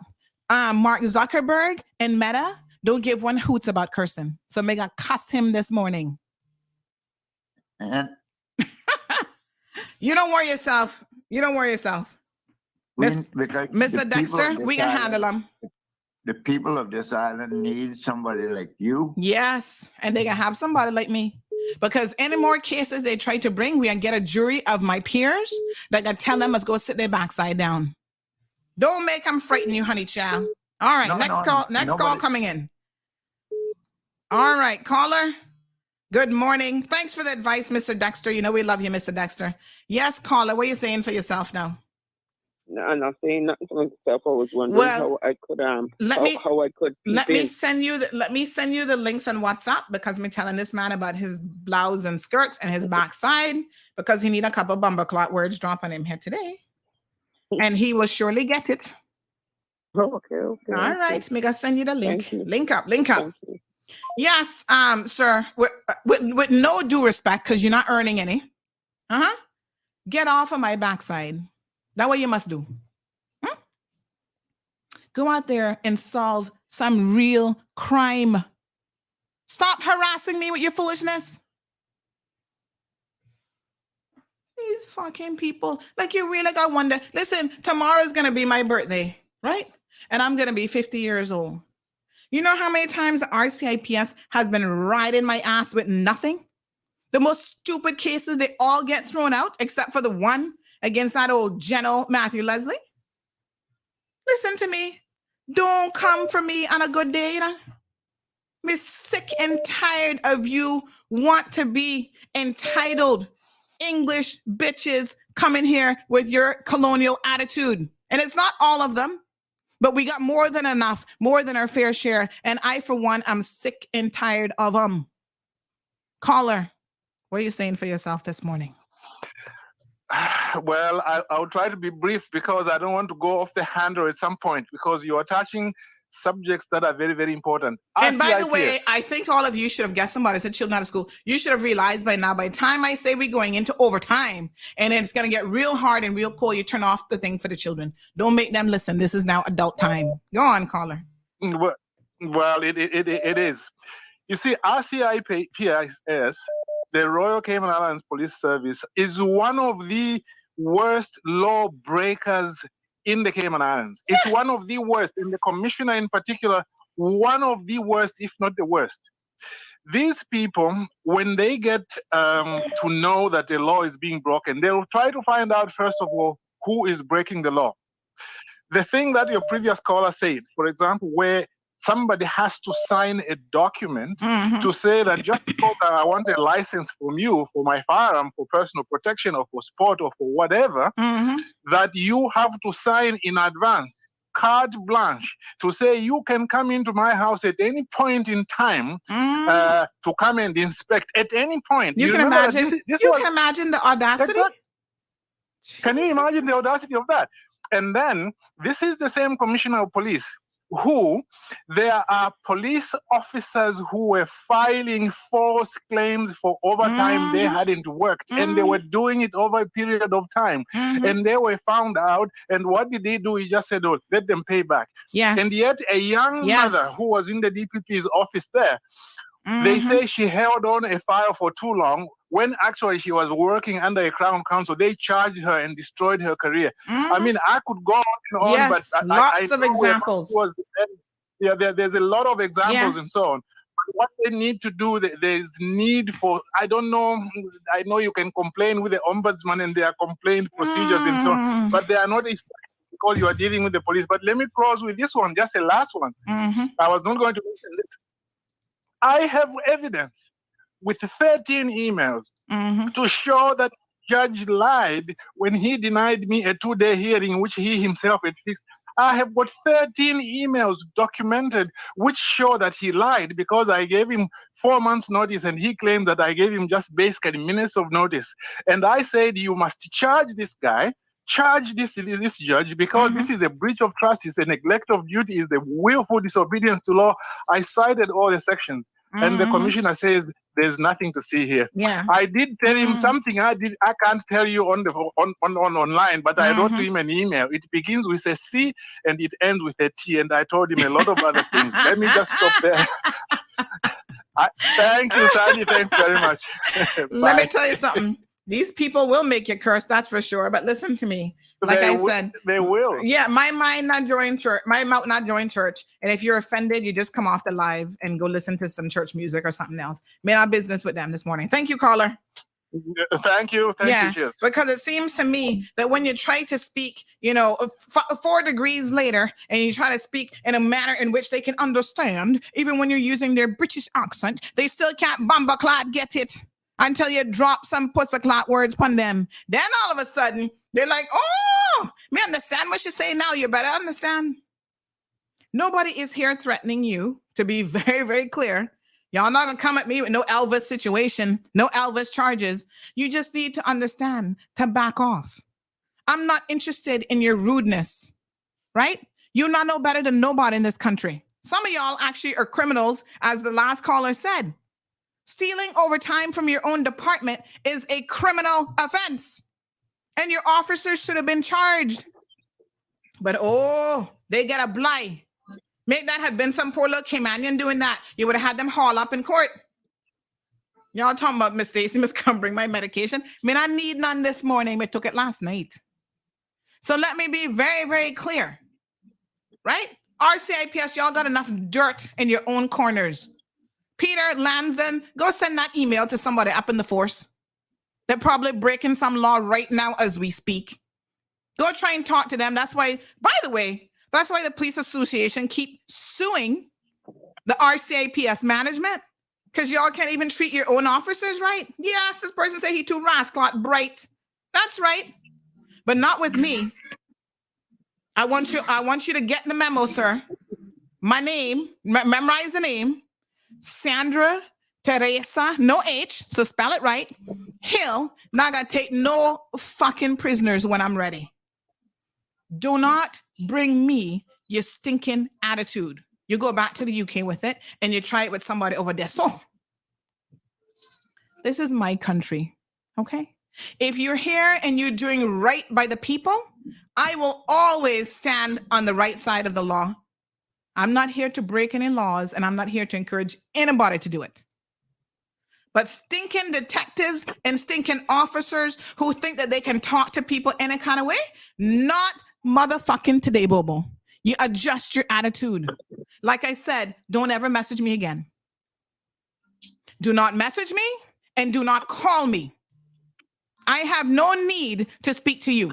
If I have something that I want to say, I will send it to the RCIPS, Derek Burns, until he's here, and then Kurt Walton after that. In the meantime, Peter, don't lose my email. Delete it from your inbox. Mean you're not friends. You're not my companion. God knows you're not even on my level when I really think about it. You got me vexed, and you don't want to get me vexed. Caller, walk on. Yeah, Sandra, you remember that fucking experiment the government did on us? Where they tried to lock us all up and thing? And remember, they didn't want us to come outside because somebody were out there that could give us a virus.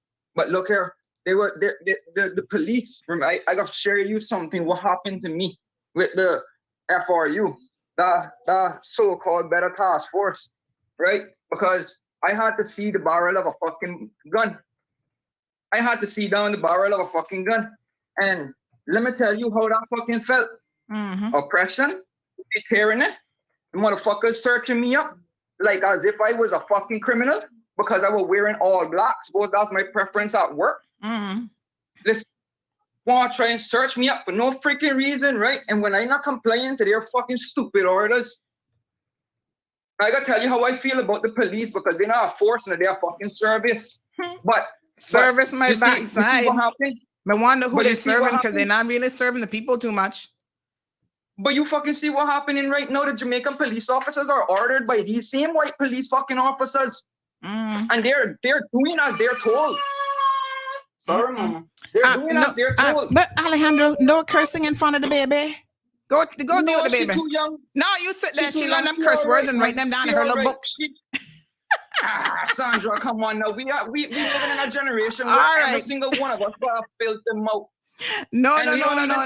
You're not gonna teach it to the babies. I make sure mine she locked up somewhere. She's not doing that. She's not doing that, mom. She's not doing that. All right, my dear. Let me go. She actually knows better to not say Lord that. Jesus and peace.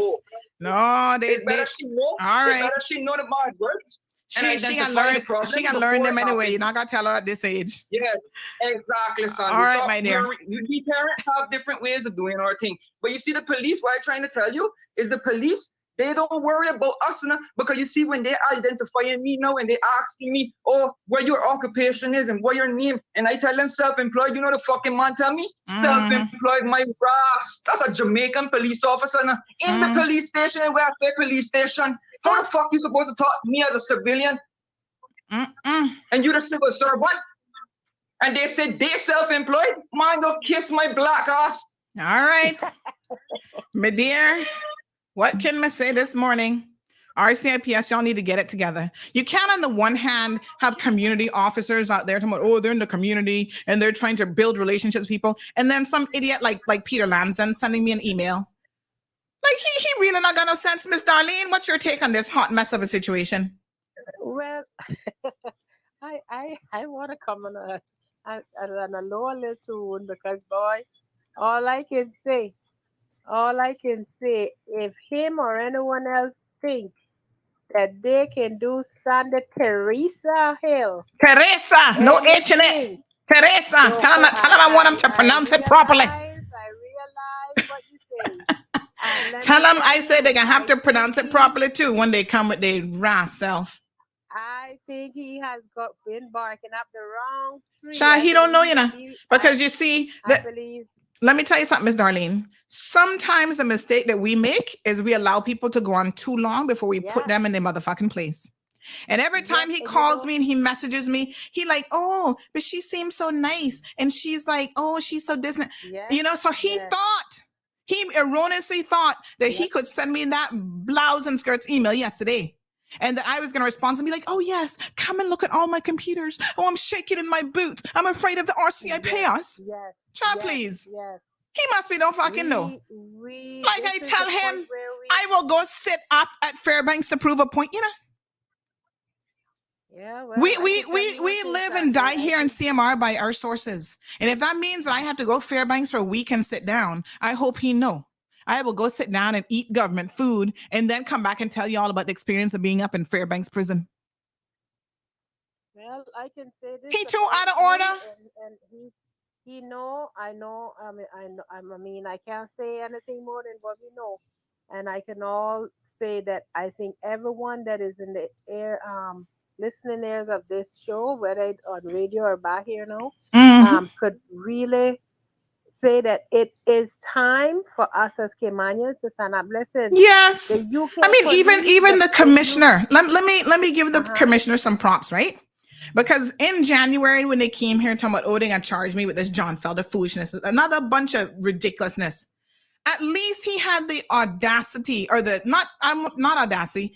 He had the good manners to send officers to my house to let me know in advance that they had been instructed by the DPP's office to charge me. So when they show up, I wasn't here, but I talked to them on the ring thing. And I said, what the hell you want? What are you doing at my house again? Me tell you, don't come to my blood clot house. You know, me done tell you this.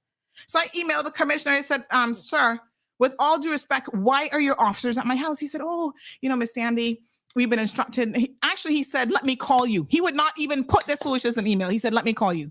And I said, I'm overseas. He said, no problem. I'll call you. He called me. Said they'd been instructed by the DPP's office to charge me in relation to this John Felder thing. He didn't want his officers showing up with no warrant, telling me the rest of it. He said, I asked them to please handle this discreetly and just come and tell you what the instructions were. I said, I appreciate that. I'll be back on island such and such a date, and I'm happy to come in and see you. You see, that's respect at some level. Exactly. But this Peter fool, he not got none. But I know he fucking with the wrong person today. And I think he's got the message now. But Sandy, I could tell you this, right here now, in the UK, the Metropolitan Police is getting a bash. Let me tell you, they are like dirt on the ground now. Nobody trusts them for the same reason. They're not handling cases fairly and right. And now for us to bring them same ones back home and put them on a pedestal to think that they could come and run their foolishness and the S word over Caymanians in a general. Good for you. And we are the force behind you. I'm not telling you to go out there and get no trouble. No. And like I said, I really got on my way to abide by the law. I don't try to break no traffic laws. But this man is just out of order. He really out of order. The stink in his attitude and in his email could be smelt all the way from the UK. You must have smelt it yourself, honey Jill. Yeah, well, I'll tell you one thing. I feeling you did today, and like I say, CMR, we the crew behind you. We're not gonna condone anything you do right, but you know what? You are the voice for us, and we appreciate that. And I hope everybody have the same sentiment today about you. So if there's anything, the force is behind you. I appreciate That's it. all I can say, Sandy. Thank you, my dear. I Thank appreciate you. it. Caller, welcome to the program. Good morning. This is the after show where we getting real. Hello. Yeah, man. Morning, man. Morning. Okay. Yes, sir. Hello? Yes, can you hear me? Yeah, man. Morning, man. Morning. Yeah, yeah, man. Morning, man. Yeah, my son, yeah. You see how we are going? We're going not here, man, to stop. Too much foolishness going on. That's the problem. This club over and thing. I never may put out everybody and the rest of security man put out everybody and thing. You what this man now sing on the down at the counter. Okay? I touch man say, sir, the club is closed, so you need to go. Look back for me and check up the knicker. Sit down, take a seat. I say, sir, this club is closed. Look back for me and stand up. I say, motherfucker, where you up to? He's a white guy, you know. When me check it out, what I think it is a police. I say, police? Police? And here you know, blouse and skirts. Yeah. Me see him still working in Cayman. He's still here. When you see him look junky. Eh? He's still on the police force. You see it. So, don't make them frighten you, Sandra. We are lions. Listen. Lions stand up. Thank you. Lions stand yes, up. Sir. And the 9th of August is my birthday. My birthday. Hi. That's my daughter's birthday, 9th of August. Nice. All right. Thank you. We know what temper. We know protect people. We love people. Yeah. Yes, but when people start getting rude, right? We understand. Trust me. Yeah, they might time when we start kick off on them. Trust me. Thank you. I appreciate it, love. You understand? I mean, I'm frightened. No, man. Why farmers never go to a different source? Why they must go to a white guy? Because it's a white supremacy. That's how them roll. Yeah. You understand? Why never go to a different? That means that if they must pay him then. Money in a film pocket then. I didn't get a free night on a farm night. You're free for that, man. Thank you, my love. Next caller. Just continue work and do what you do. Yeah? Thank you. I appreciate it. Okay. All right, darling. Next caller. Morning caller. Sunday? Yes, my darling. My mess. What go on? Boy, I'm right here, so, you know, right there, so. Listen, yes. Sandy. Them bitches be trying to come for me, honey child. And I tell them, listen, tomorrow is my big birthday, you know. They're not doing it this fucking week. Pick some other time. I know, but listen to me, darling. Listen to me. This woman says she ran out of tea. She needs some cornmeal porridge. No, don't let these people get under your skin, girl. No, but can I tell you something? Let me finish. Okay. Continue to hold yourself at that high standard. We gotta save it for the after show. But let me wait. This is because people care about you and they support you. All right, that's why we're speaking to say what we're saying now. All right, so don't, like I said, don't let them get under your skin. Hold yourself to that high standard. Yeah. And don't give away your power when you get upset like that, which I'm not really that upset yet, you know. Trust and believe. But I feel like cursing today, and tomorrow is my birthday. Let me curse if I feel like it now. give me my birthday present so I can tell this man about his bumbleclad self. Sandy, you're talking like a drunken sailor. Except I'm not drunk. I know. Thank you, honey. Love and appreciate you. Take care, and I wish you all the best. Thank you. And a great new year. I appreciate it. So here's a joke now, right? I'm looking back at my messages. Can't keep calling me and go a little bit into overtime. I'm looking at my messages, and remember how I told you guys at 9 something I had emailed the commissioner about McKeeva Bush. The story didn't actually go up. Look at how stupid this man is, right? That he gonna be messaging me talking about how did I know McKeeva Bush was charged? The story did not actually go up. So I messaged them about him being charged at 9:31 a.m. The story got published at 10:34, right? A whole hour later, okay? And then they turned around and sent out their press release shortly after that at 11:07. So I beat them by 35 minutes or something like that. And this man told me, oh, I knew way before. Man, go sit your blood clot self down with your rash foolishness. No, sir. And I hear so much stupidity in all of my life. Miss Dean says 21, the 21st is mine. Yes, caller. I also know when it's time to roar. We Leos roar. Listen, man, really not feeling this man, you know. This Peter man, if he know what good for him, like I tell him, don't message me again. Caller, good morning. Good morning, Miss Sandy. You hear what Cameron says? Sandy's birthday is tomorrow. She's giving us gifts. You the best, Sandy. Y'all need, once in a while, you need a little dose of the cold hard truth. Because the stupidity that we put out with in this country, not right. Hello? Yes, ma'am.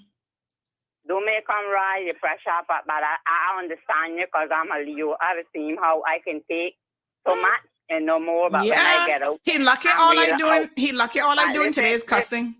That's the best. Don't because you know you can get pressure and whatever, and we don't want that to happen. Shama done got that. You got to tell these people which bus stop to get off at when they get in this thing. I don't want to be dirty, and I'm not going to say it in the words I can call up, but you got to tell them what we used to say when people get into her business, that when they get up in your skin, whatever, tell them to keep their dirty tongue out of your clean.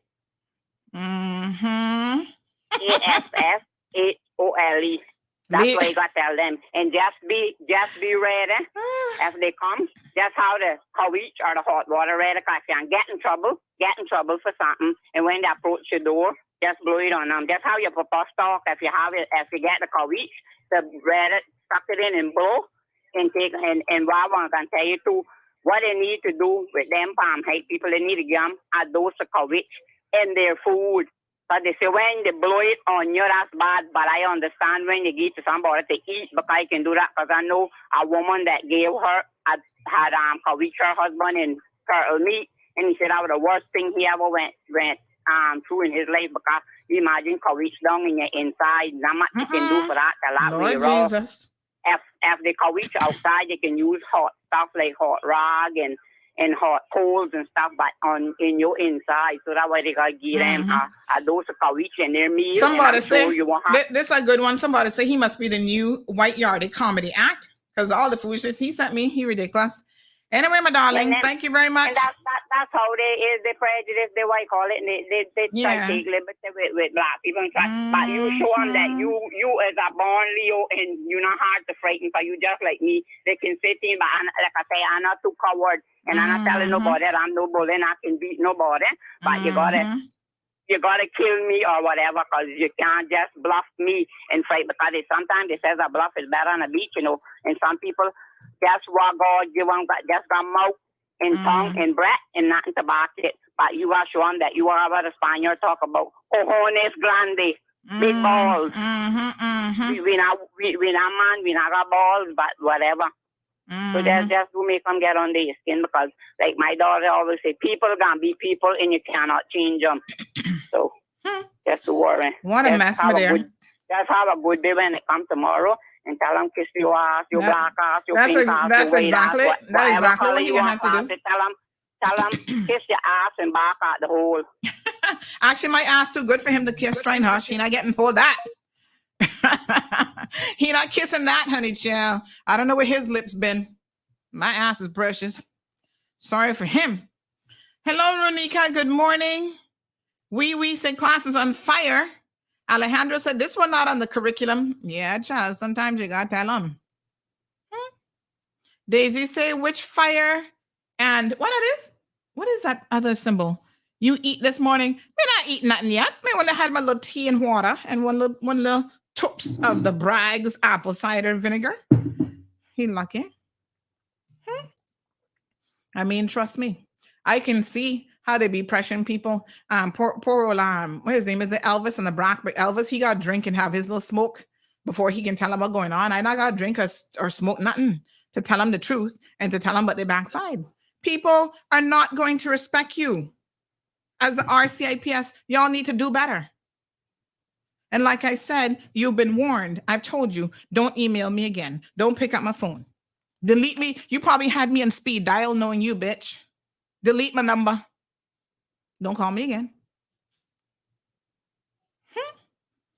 Al in the house. My birthday brother. He says, you give me goosebumps. I going back to my field. Keep roaring, my Leo. Yeah, them people don't know, Trust me. They see you and they just don't know.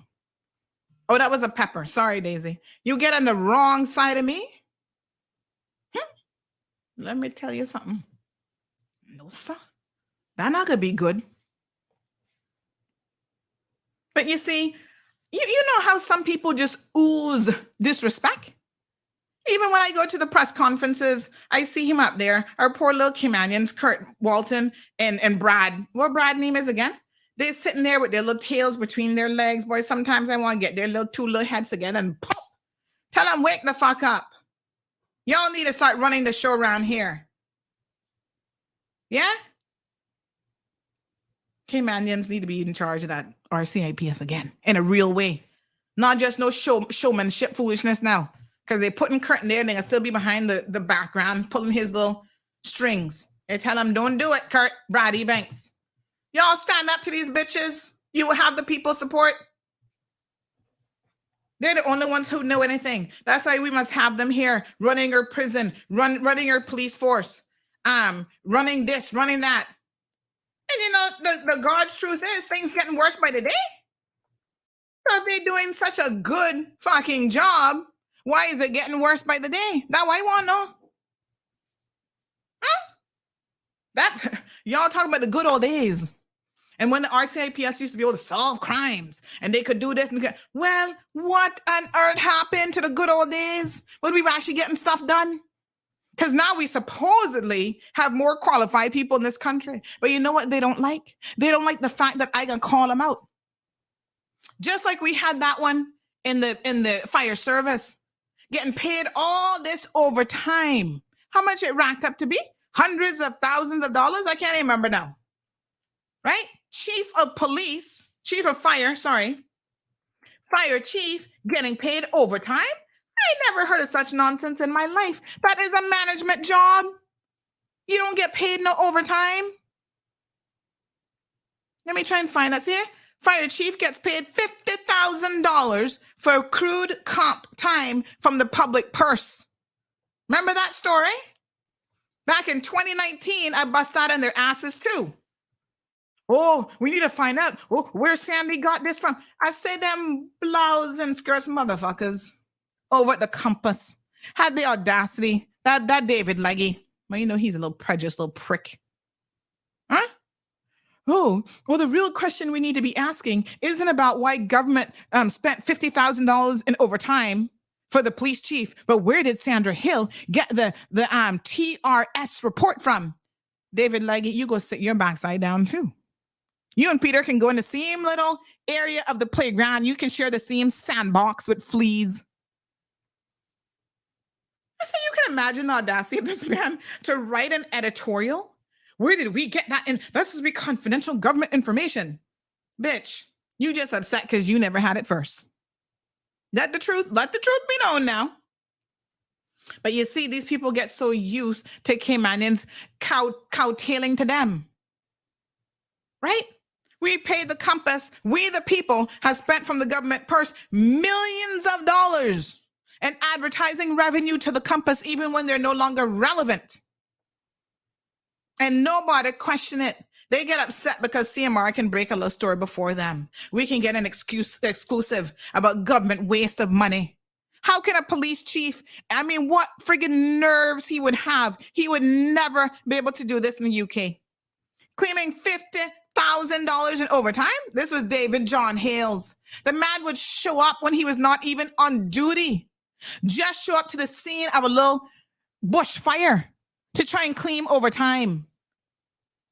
If they're not dirty, and our people gonna sit back and pay the overtime, and then when I'm asking them about it, our same foolish civil servants, senior ranking civil servants, well, Sandy, you know, he's entitled to it. Try and hush your mouth.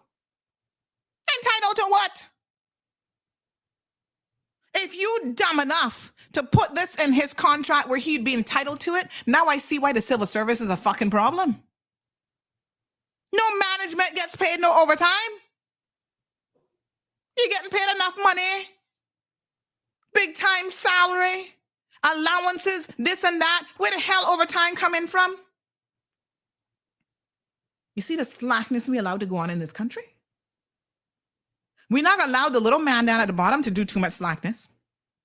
But these so-called leaders, once they white, they right. You know that mentality with Caymanians because we not got no sense. This is the foolishness that we are going with. Seriously? Listen to me. Don't y'all start with no foolishness with me. The crap that is going on at Northwood Prison. That's another big hot of a mess of a situation. Yeah? Bring in the Englishman. One poor thing, may he rest in peace, he dropped down dead.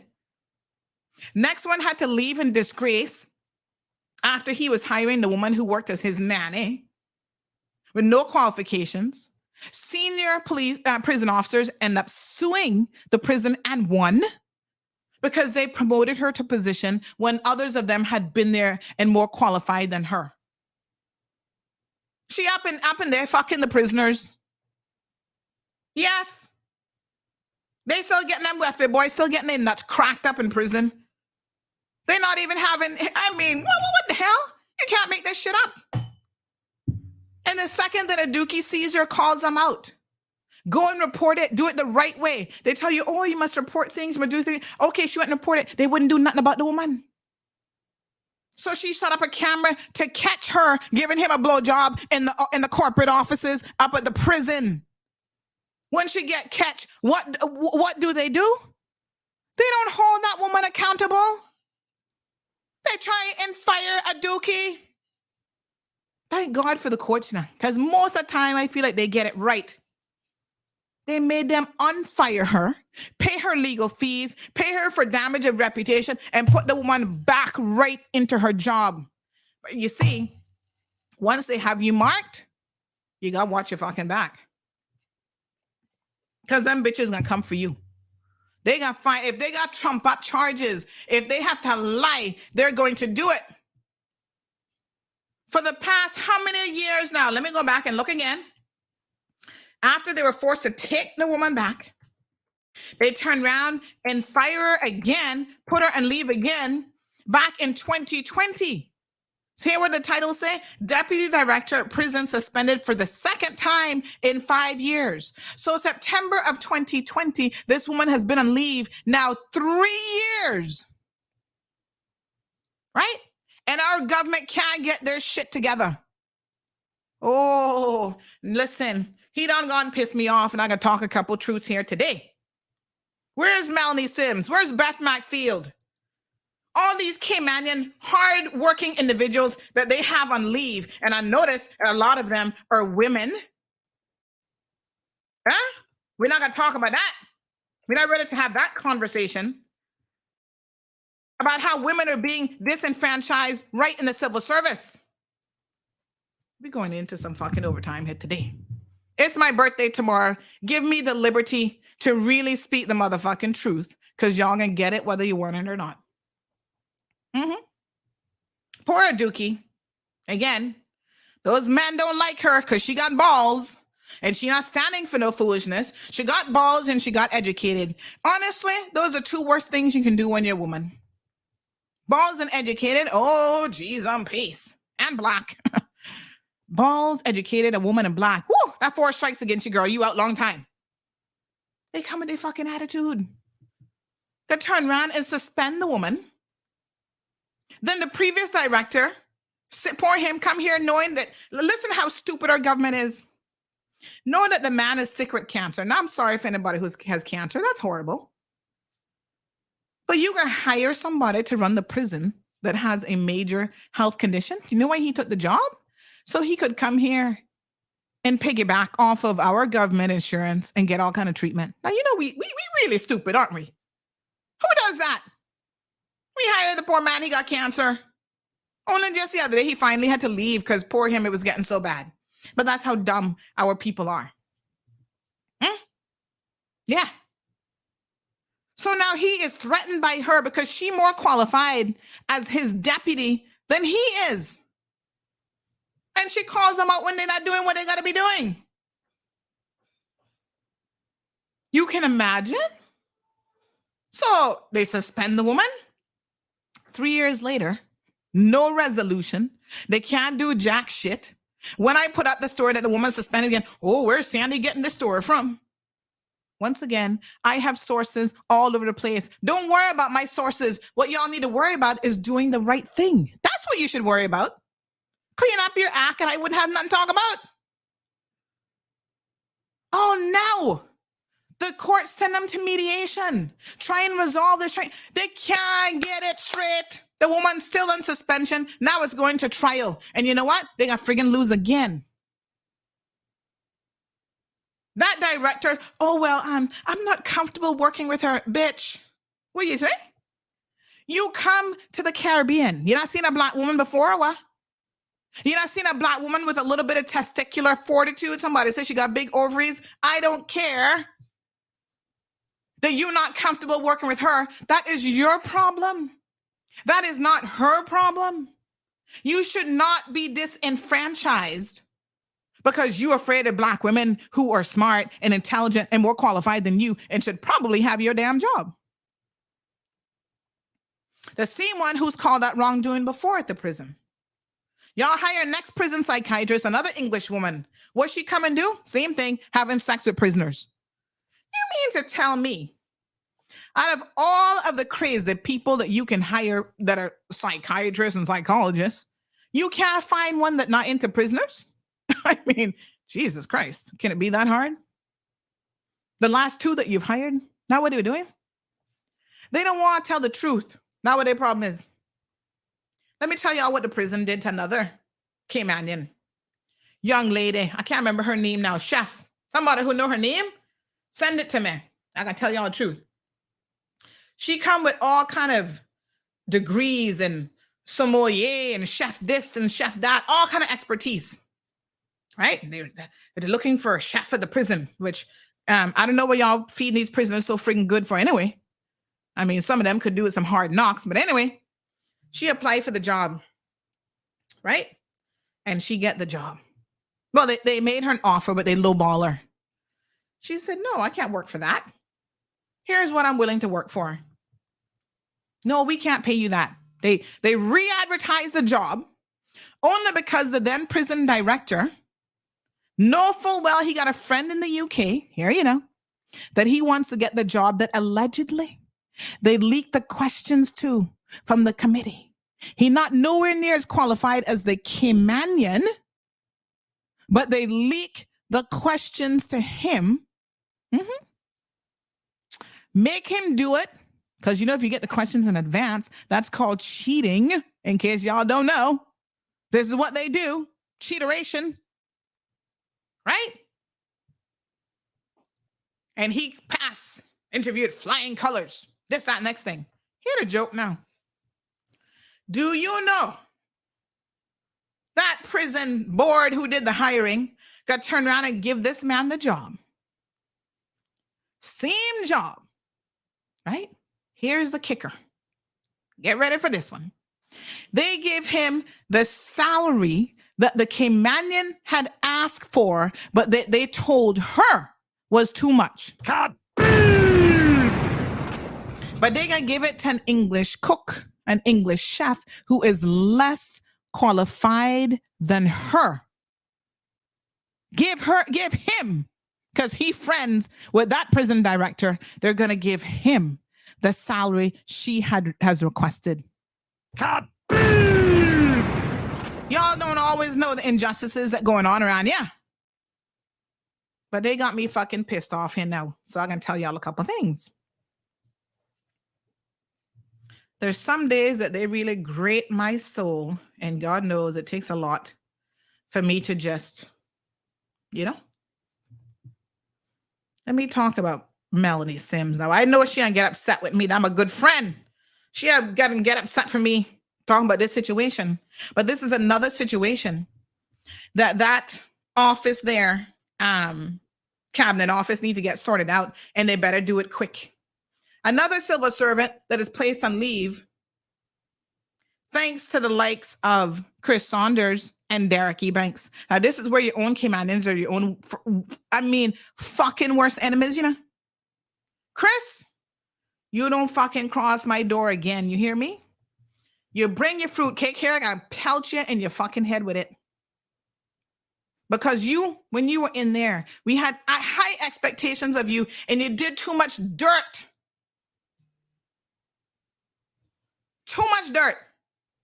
And you want to go around, oh, if I do a couple Instagram videos, they'll forget. I'm not going to fucking forget. Come next election, you come by my yard, and I swear to God, I'm going to pelt you with that motherfucking fruitcake. You have to stand for Caymanians when you are a politician. You don't go in there and you don't sexually harass them, and you don't stand for no foolishness. Because Melanie was following the rules when it came to your family, and you one of them black people now, let's tell the truth, that don't believe in following no rules. Oh, you've arrived. You believe you somebody now. You're not nobody, son. Because your attitude proves who you are. Huh? You gotta go around with shoes 3-4 inches higher? That's because you're not small. And something do you. You want a cold hard truth? If you're supportive of Chris, or if you're screwing him, you get offended today. I feel sorry for y'all, but just disconnect.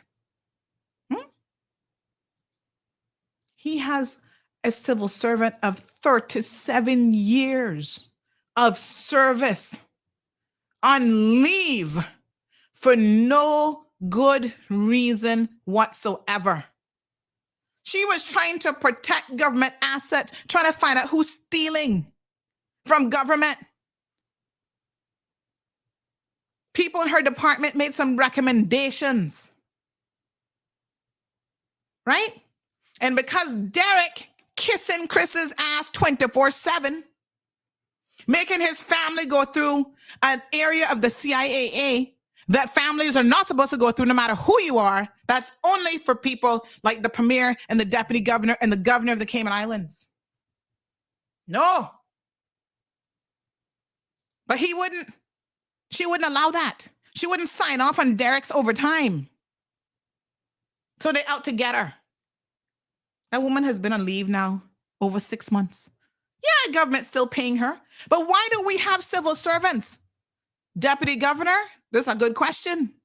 Why do we have high-ranking civil servants on leave for years, for half a year, for 2-3 years, and you can't figure it out? What is the problem? You need to figure it out. This is egregious at so many levels. You're wasting the people's money. Beth McField. Why is Beth McField still on leave? Y'all stress out the poor woman so much she had a fucking stroke. That is wrong. You know, lying on people professionally. Yes, I'm talking to you bitches over at the port. Oh, but they don't want to talk about the story. I got to sit down and write about how finally they paid out those guys into the millions of dollars that they had been working on for overtime, and they were fighting them for years, but they're not going to pay it. They finally settled with them, though. They finally paid it. Port director, how you not talking that? Because you know you was wrong to begin with. Caymanians, you got to stop making these people run you over. I don't care if it's politicians. I don't care if it's senior civil servants. I don't give a damn who they're supposed to be. Enough is enough. No, man. Seriously. And then the civil servants, let's talk about the ones who do want work. Who up in there causing scandal all the time, right up in the same cabinet office. They got one girl up in there, she's so fucking scandalous. Her very man who worked for your service, I'm gonna call you out, you're cute and all, but I'm gonna still call you out because you're wrong. Taking her government phone and doing shit with her government phone. But she don't get fired. She not qualified to do nothing except take you know what from man. Alden, we gonna talk about that? We're not talking about rumors, the allegations with you and her. They wasn't even sure who the hell her son was for a minute. Hot mess. Going down bushes, down behind there in the evening. You don't think people know when you're taking wood from certain people in this country? You better go sit your ass squat down. People know. People well know. What's going on? They get vexed with me today. I better try and get off this damn live. These politicians, some of them are so nasty. If y'all had any sense, you would not elect them to public office. But those are the civil servants too who keep the jobs. They want to promote her to a position, I guess, to Melanie's position. The gal not qualified to do nothing. Every event they've done since Melanie has been on leave, all you can hear is one complaint over the next. Oh man, they didn't run it properly. They can't even remember to do this and do that and blah, blah, blah. That's what you get. You should never be able to put together another event under the protocol office again, damn donkeys. Then me hear say that her boss and good friend and everything, he like, oh, now that the truth coming out about Chris, oh, he's so sorry, but he don't know how to approach Melanie. Let me give you an advice, sir. This is how you approach people when you've done them wrong. You humble yourself, go read your Bible, you claim say you're Christian, and you don't know how to approach somebody, read your fucking Bible. The Bible tells you what you must do when you're wrong. Get down on your knees. Nobody not getting down on knees down at Palm Heights, but you must get on your knees and go beg Melanie for forgiveness because you did the woman wrong. Ask her to forgive you. Give the woman, well, I don't think she want to work with you anymore, but y'all gonna have to find somewhere else in the civil service to put the woman. You're destroying people's reputations for no reason. And the ones who don't have no reputation, who don't have no good work ethic, they are the ones who up in there get in position because they can spread open their legs. Because they can open their mouth and perform fellatio on you and all kind of foolishness. This is the crap that is undermining the civil service, and it has to stop. Y'all don't think that when I contemplate on these things that going on in this country, that there are days that I'm like, bitches, I have just had enough. I try to keep the conversation, God knows, above board and so on and so forth and so whatever. But some days, and I tell y'all tomorrow is my birthday, some of that business with y'all yet today. Some days I'm just like, oh my God, we've got to stop the foolishness. Y'all need to get it together. Too much crap going on for one little rock the size of, I don't even know what. We shouldn't have this much foolishness in this country.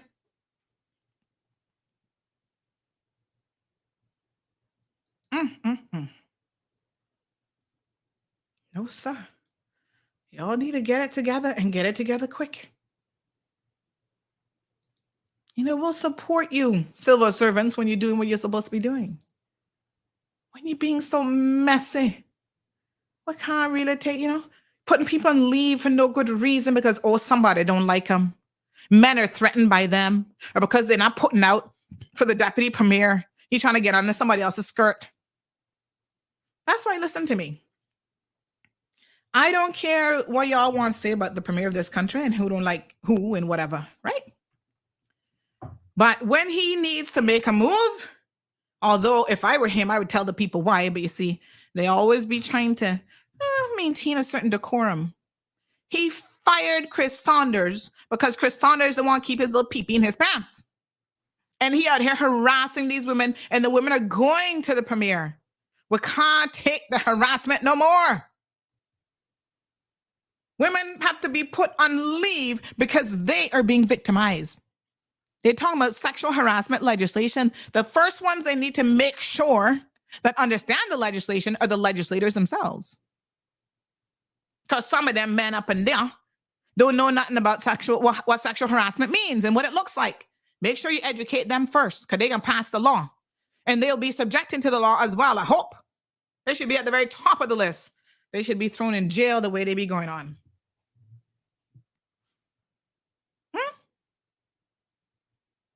They're so scared.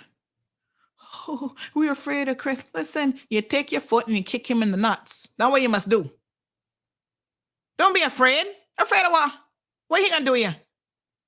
Oh, but they're afraid. Oh, he's gonna make my life miserable. My job, my this, my that.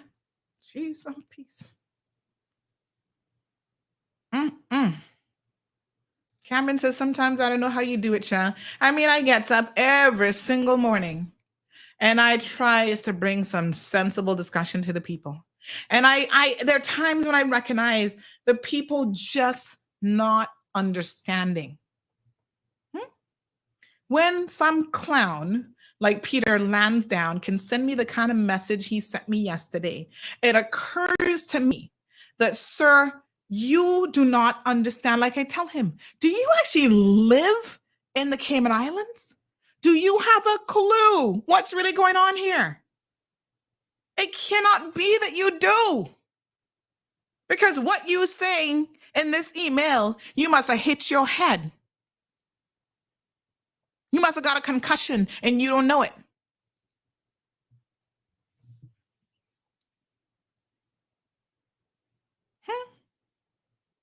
Andrea got me cracking up. She said, Jesus, at this point, I would advise you to take the road because Sandy done mash up the car, so we can't find the wheel. Oh, Lord, Andrea. It's not that bad. Come on now. What they say, we won 100 square miles? What a mess we in. Natasha, can we pretty please do a weekly expose of different government bigwigs who's doing crap and exposing their positions? My dear, we might not have enough time if we only did it once a week. We might have to dedicate whole segments to it. That's why I don't curry favors with no politicians, you know. I want to be very, very clear. I'm sorry, sir.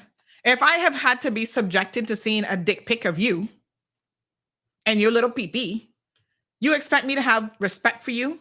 Tell me you want to be the leader of this party and you want to be government leader in this. Chat, please. Every time I see you, I see one little wiener like this. And I have to shake my head.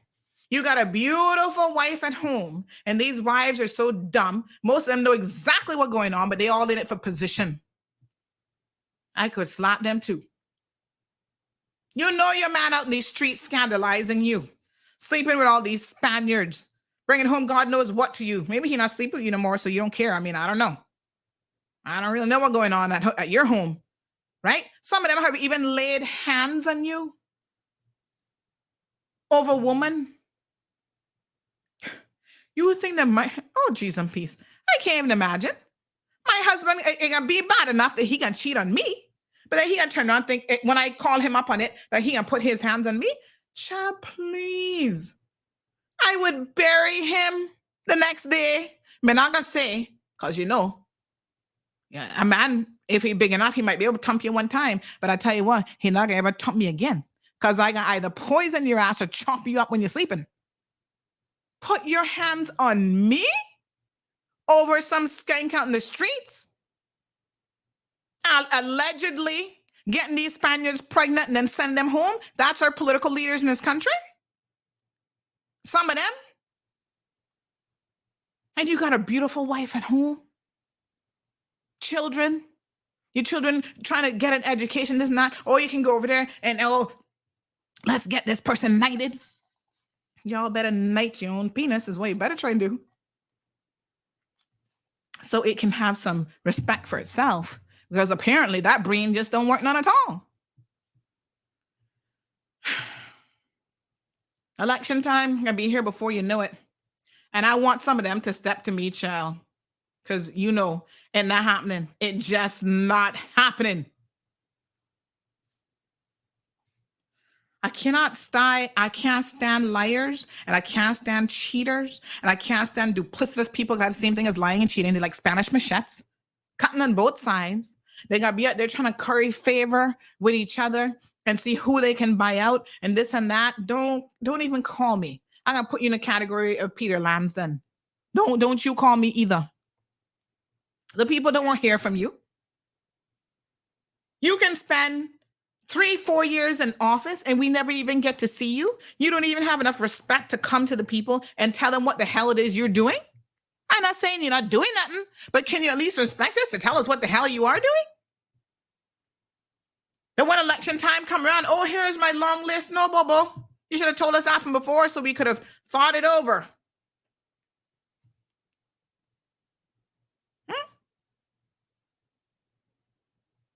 That's why I tell y'all, When these fools were up in there the other day trying to pull this government apart, I say, hold on now. Let me step in and tell the people some of the truth.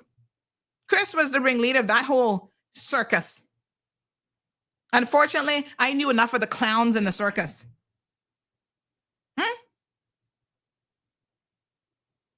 And you lose respect for me. I mean, listen, if you want to say, okay, the government not doing a good job and this and that, and you want to form another government with the previous government who was in there for 12, 15 years and never did jack shit.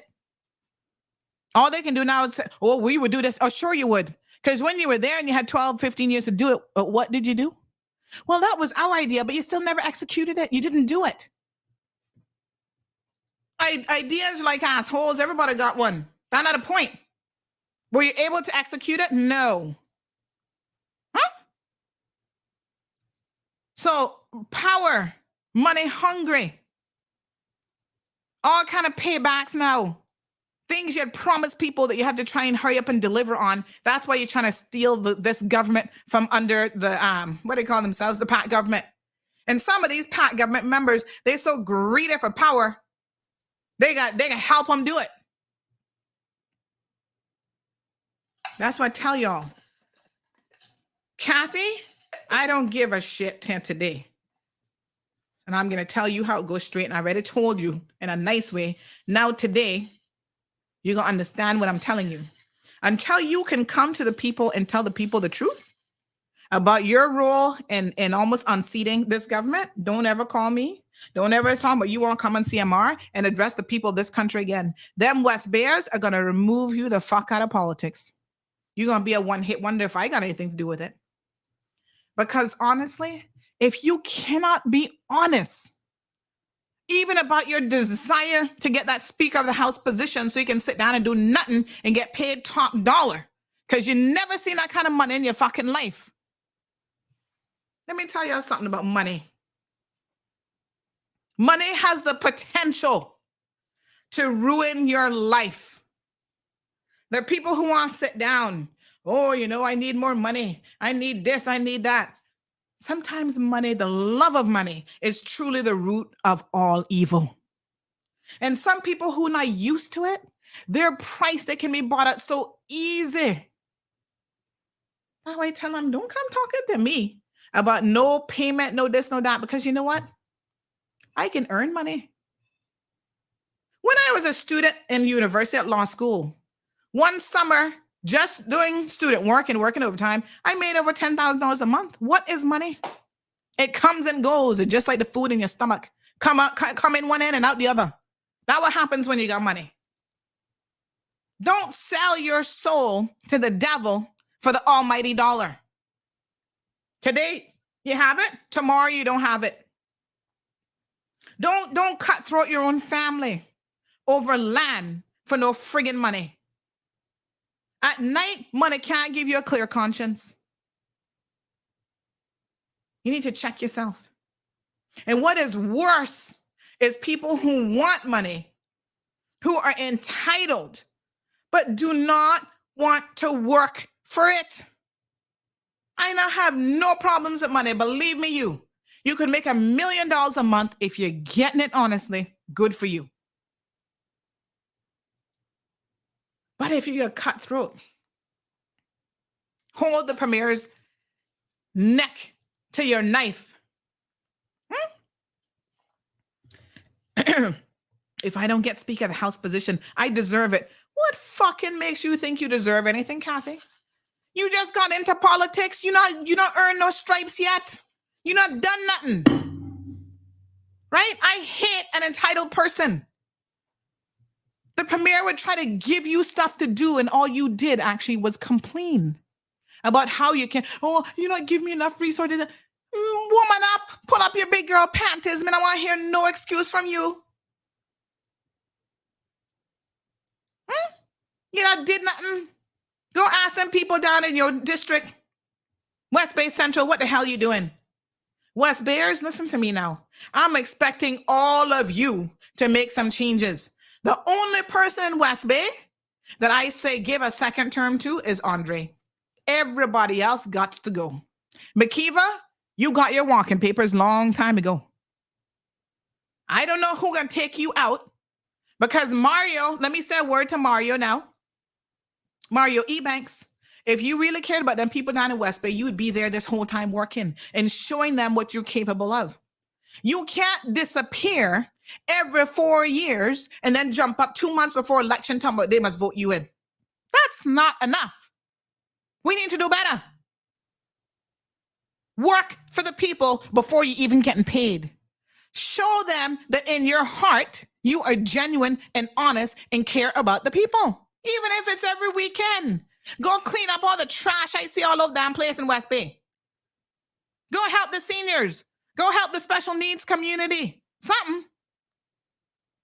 But somebody gotta go take McKeeve out.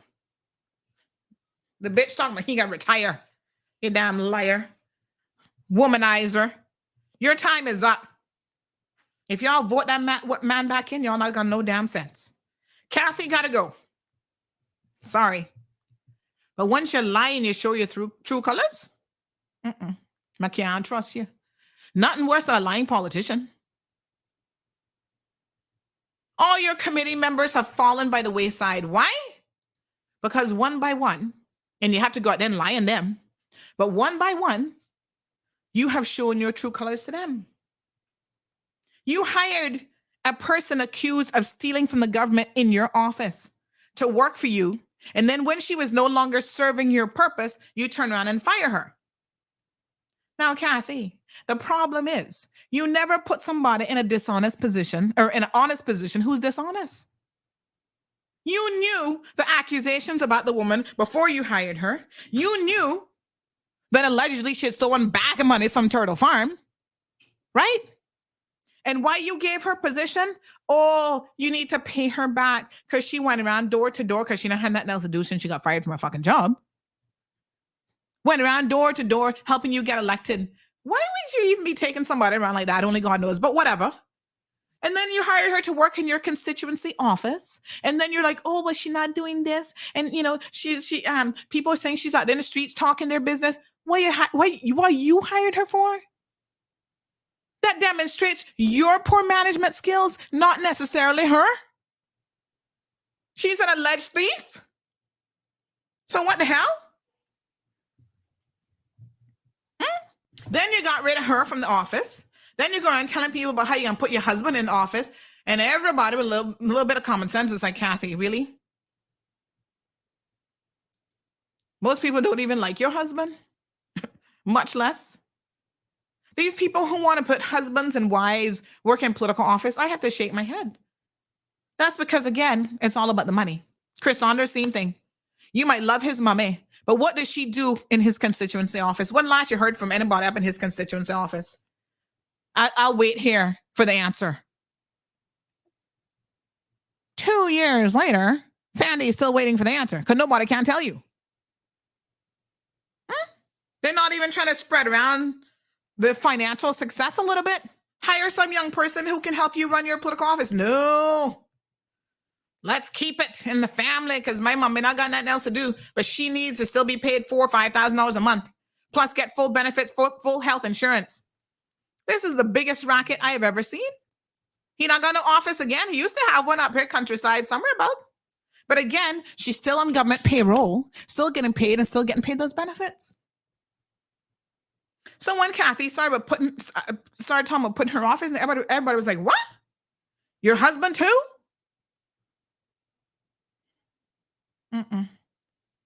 But she killing herself to speak of the House position. Wasn't prepared for it, wasn't ready for it, but poor old Wayne Panton. If y'all know the jackassery that man putting up with on a regular basis, y'all would give him he would be knighted. I don't know if this man will ever run for politics again because he has honestly had to put up with some bullshit. Anyway, he gave it to her. And what was one of the first things she did?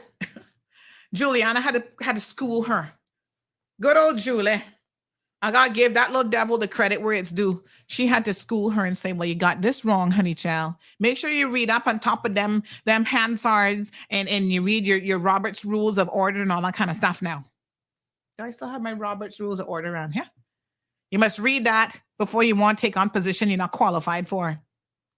That's a very epitome of what we as Caymanians speak out against. I don't want nobody giving me a job. If I earn the job, I'm qualified to hold the position, then I should get the job. Right? How can we send that message to our young children, our young people? Erskine May, thank you. When our people are not even in that Robert's rules, when our people are not even, the politicians not even qualified. Somebody said Juliana schooled Kathy bad. She did, and she deserved it. On the one hand, I mean, I think Juliana a little bit salty because we know her already. But make no bones about it, Juliana is an intelligent woman, and she is qualified. I had to look out my window, make sure there wasn't police coming for me. They soon come knock on my door. Make the bitches come, God, tell them something. Honestly, though, I can't respect you. No mediocrity, that's right. We must hold the bar high for everybody, and that includes our elected officials. If you're not ready, you're not ready. Simple as that. Oh, Lord Jesus. Where are you there?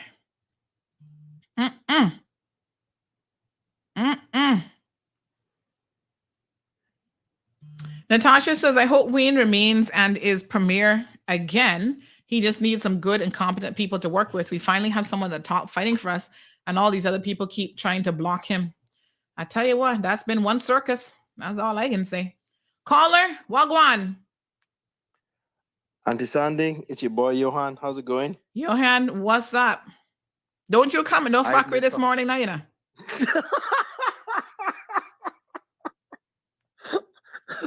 Listen to me. Sorry. No, sir. We're off air and we're gonna tell it like it is. No. What are you saying? No. I don't know who tripped you. I don't know what set you off. I believe that. I believe Stacy put something in this Bragg's vinegar, you know. Listen, do yourself and your listeners of CMR a favor. Exit now. Save something for tomorrow. And we can't put this on the radio, so we can't save that. Listen, tomorrow is my birthday. We're gonna be celebrating and handing out presents and having a good time. Y'all gonna get the cold hard truth today because tomorrow we're gonna be celebrating. No, it's just that, you know, I listen to your show religiously. I think everybody in the world knows that, and a lot of us value your cold hard truth. But today you're taking it to another level, and I just don't want you to get in no trouble. And I don't know what set you off because I wasn't listening at that time. But please, do us a favor. Save some for tomorrow. Natasha says we need it all day. Listen, them same people that want this all day, I can laugh and I joke and I put up some craziness. But the country needs you.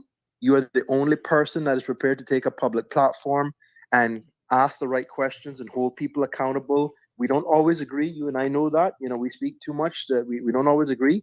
But I just don't want you to have any problems because Cayman needs CMR and you at the helm to do what you're doing. So as a friend and as an avid listener and a member of the CMR Mafia, perhaps you would consider saying, stay tuned till tomorrow. Have a good day. Over and out. Bye. What a hot mess. I'm telling you that as a friend. All right, honey child. All right. We appreciate you, but we're going to keep this train going a little bit longer. Truth train. Jesus Christ. Truth train, Johan. We're going to tell them the truth today. Have a good one. Okay. Since we're on the truth train, it is too easy to blame elected officials. Senior members of the civil service. We only blame them for what they're doing wrong. Nobody blame them for nothing else. Hold on. You got to hold everybody accountable, not just the elected people. What? There are senior civil servants that do madness and waste money, are incompetent and are unprofessional every day. And the system doesn't work because the civil service picks and chooses whenever and whenever they want to talk about that this morning. Were you paying attention? Sorry, madam. I was busy doing some Go work. hit the rewind button and pay attention. Okay, thank you, All madam. right. Have a great day, ma'am. Okay, next caller. Good morning, caller. Hola, Blagia. I am putting you in a national timeout. My God. That is too much for today, man. That is too much. You can't handle it? You can't? What? You can't handle it or what? No, I cannot. Lord have mercy. None at all. That's too much. Marshall said we need it today. Tomorrow is not promised. That is the truth. You see what I told Steve must call me? I tell you from now on, it's going to be bedtime stories. And see what Al says, Sandra. Don't listen to the messenger. Tomorrow never comes. As my Aunt Lotta used to say, don't put off till tomorrow what you can do today. So today we can do some truth telling. That's not what you're talking about. That's not what you're talking about. Ruby says, no, it's not too much. What a hot mess. She said, leave some for tomorrow. She said, leave some for tomorrow. Lord have mercy. Thank you, my dear. All right. So listen here now. Lots of important things going on in this country. Y'all need to be paying attention to. You need to pay attention to the sexual harassment forums that they're having. They want your feedback. Go send that to them. We need to pay attention to the minimum wage. They had their little meeting last night. By the way, I like Miss Maureen. I like Catherine, but that minimum wage meeting sucked. I don't know how else to tell y'all. The young man who did the whole recording, y'all messaging me, Sandy, we can't hear him. That wasn't my fucking problem. I was the one who was there. Listen, government, y'all can waste money when you're ready, and you can spend money on some things that make me shake my head. The proper person when you're trying to host a meeting like that can give you clear audio and clear video is April Cummings. Go hire her husband's company. Not even to me. I can give you the audience because we got a 70,000 plus followers, almost 80,000 people. So I will grab the feed and give you the audience. Yes. Right? I'm not going out there wasting no more of my little money and all this equipment stuff because I don't have to do all that. Yes, I got my phone and I've kind of figured out audio a little bit, although it can still be a pain in the ass when you're trying live on stream, Facebook. Because when you do Facebook Live, you see, right? Facebook compresses the audio. And when you get some Johnny come lately who don't even know any of that, he didn't even have the phone in the right rotation. So I don't know what the hell that was all about. Go pay April's company. They'll make sure it looks professional. A lot of people can't come out to your fucking town hall meetings. Stop having town hall meetings. That is so 1980s and early 1990s. Nobody not got time for that. We're working individuals. We have families. Y'all talking about minimum wage? We can't pay no more. The helpers got to go home at a decent hour. They can't stay till 9, 10 o'clock at night to mind their children while we go into town hall. People want to see it on the comfort of their phone. We had more people watching the live stream than you had attend your town hall. And then the beauty of it, they can go back later and watch it. Get the program together. So spend a little bit of money. I do not know what April charges, but it can't be that much. Spend a little bit of money, pay her company to do it, and broadcast it properly. They say, oh, GIS was busy. Okay.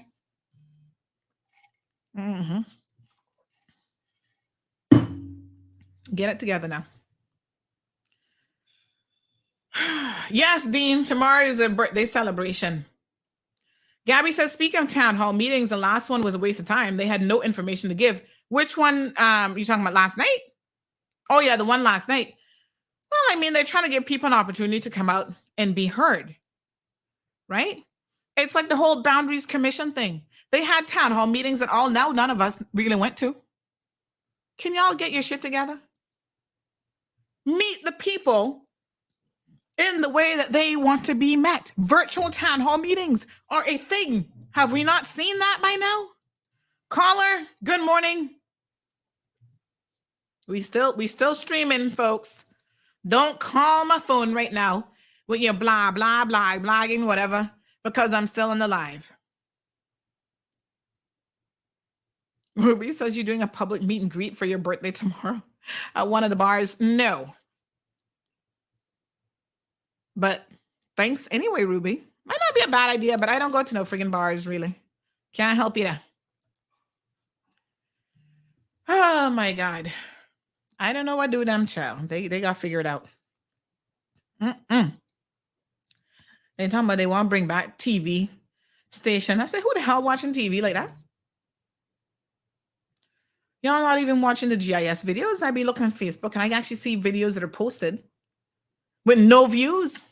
I'm like, how is that even possible? Not even 5 people, not even the people who uploaded it going back and watch it. And yet they're talking about, oh, we must spend more government funds on that hot foolishness. Y'all not got no sense. Don't mess with that. Wendy Ledger, I'm alive. Wagwan. Yeah, exactly. That's the first thing. I thought you were on your holidays, love. On holidays? No, darling. What's going on?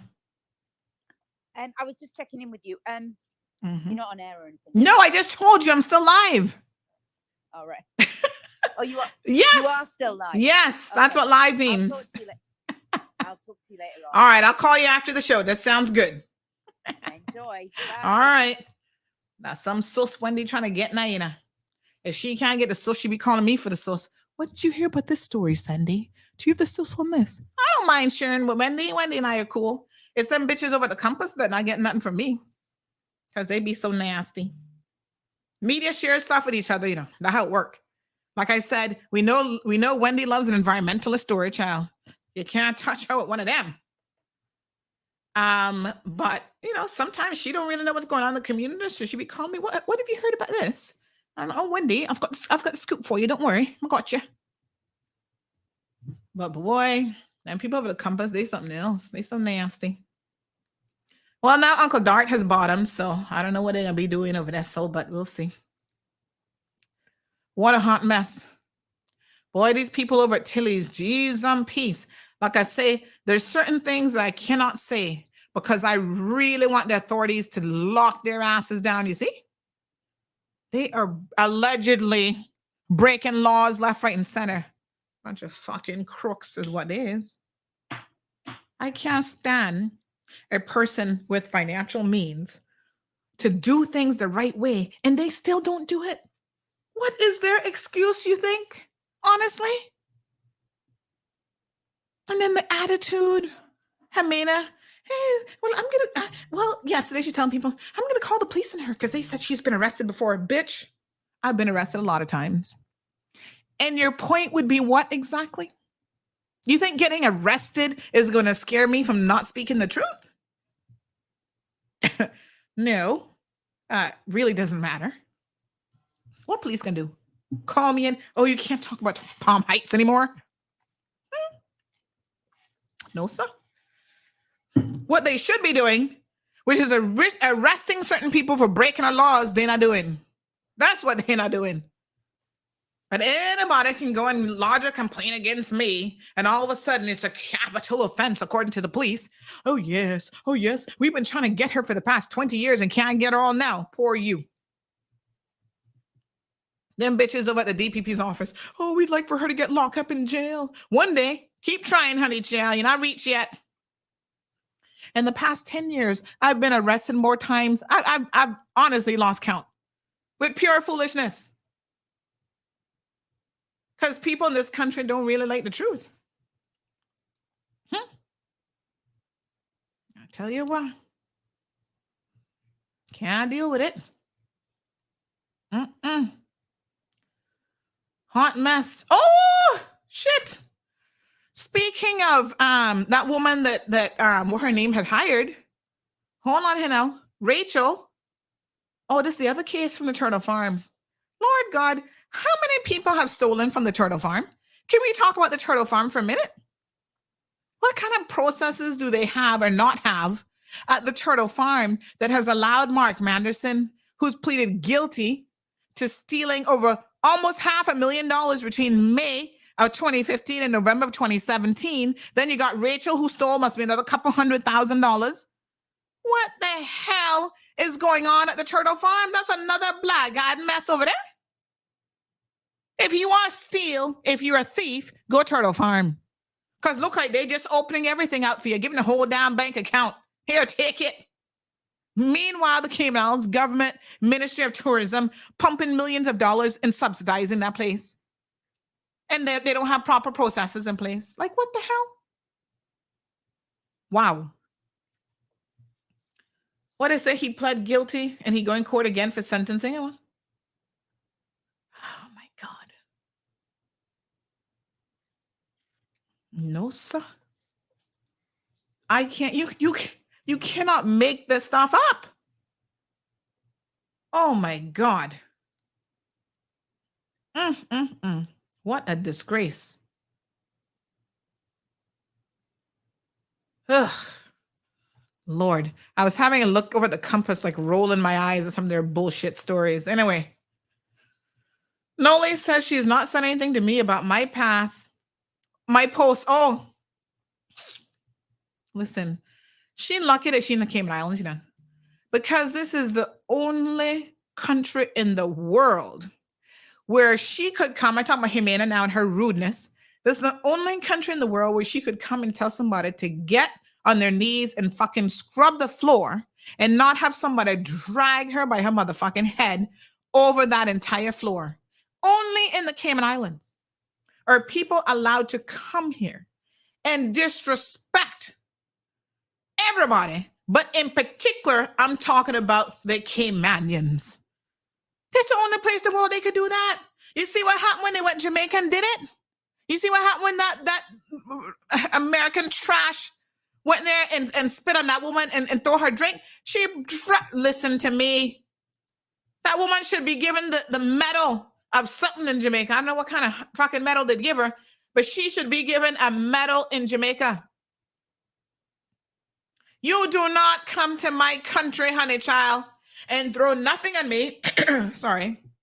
And you're certainly not going to spit on me because that's the biggest insult ever. Because I will drag you till your weave come off. That's right, girl. You go ahead with your bad self. And I hope to God that Rui, people, whatever the hell they call Jamaica, you better not fire that woman because we have to go in and protest too. That's what she should do, yes. Like I said, nobody else tolerates disrespect except Caymanians in their own country. Huh? Y'all come here. What? Jimena in Jamaica? I would hate to say what really happened to her in Jamaica. Let's not go there, because them Jamaicans not got ramp with her. I hope she know with the stinking attitude she's been going around with. People are physically being assaulted. Hear this now. People are physically being assaulted at Palm Heights. And nothing is being done about it. They're writing. Yeah, see the one here from Stop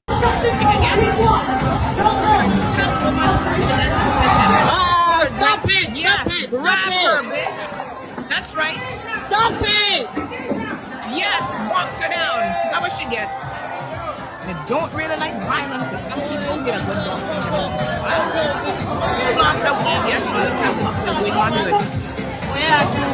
Yes, poor woman.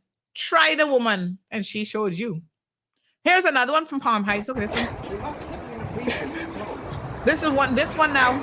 He was some kind of chef or something there, going around pushing his hand up in people's face. I tell you, it's only in the Cayman Islands that these kind of things can happen. Right? Only in Cayman. And the employee is complaining. This guy is putting his hands on me. He's just disrespecting me, touching my food, throwing my food down. It's like, come on. It's ridiculous. What is being tolerated? Absolutely ridiculous.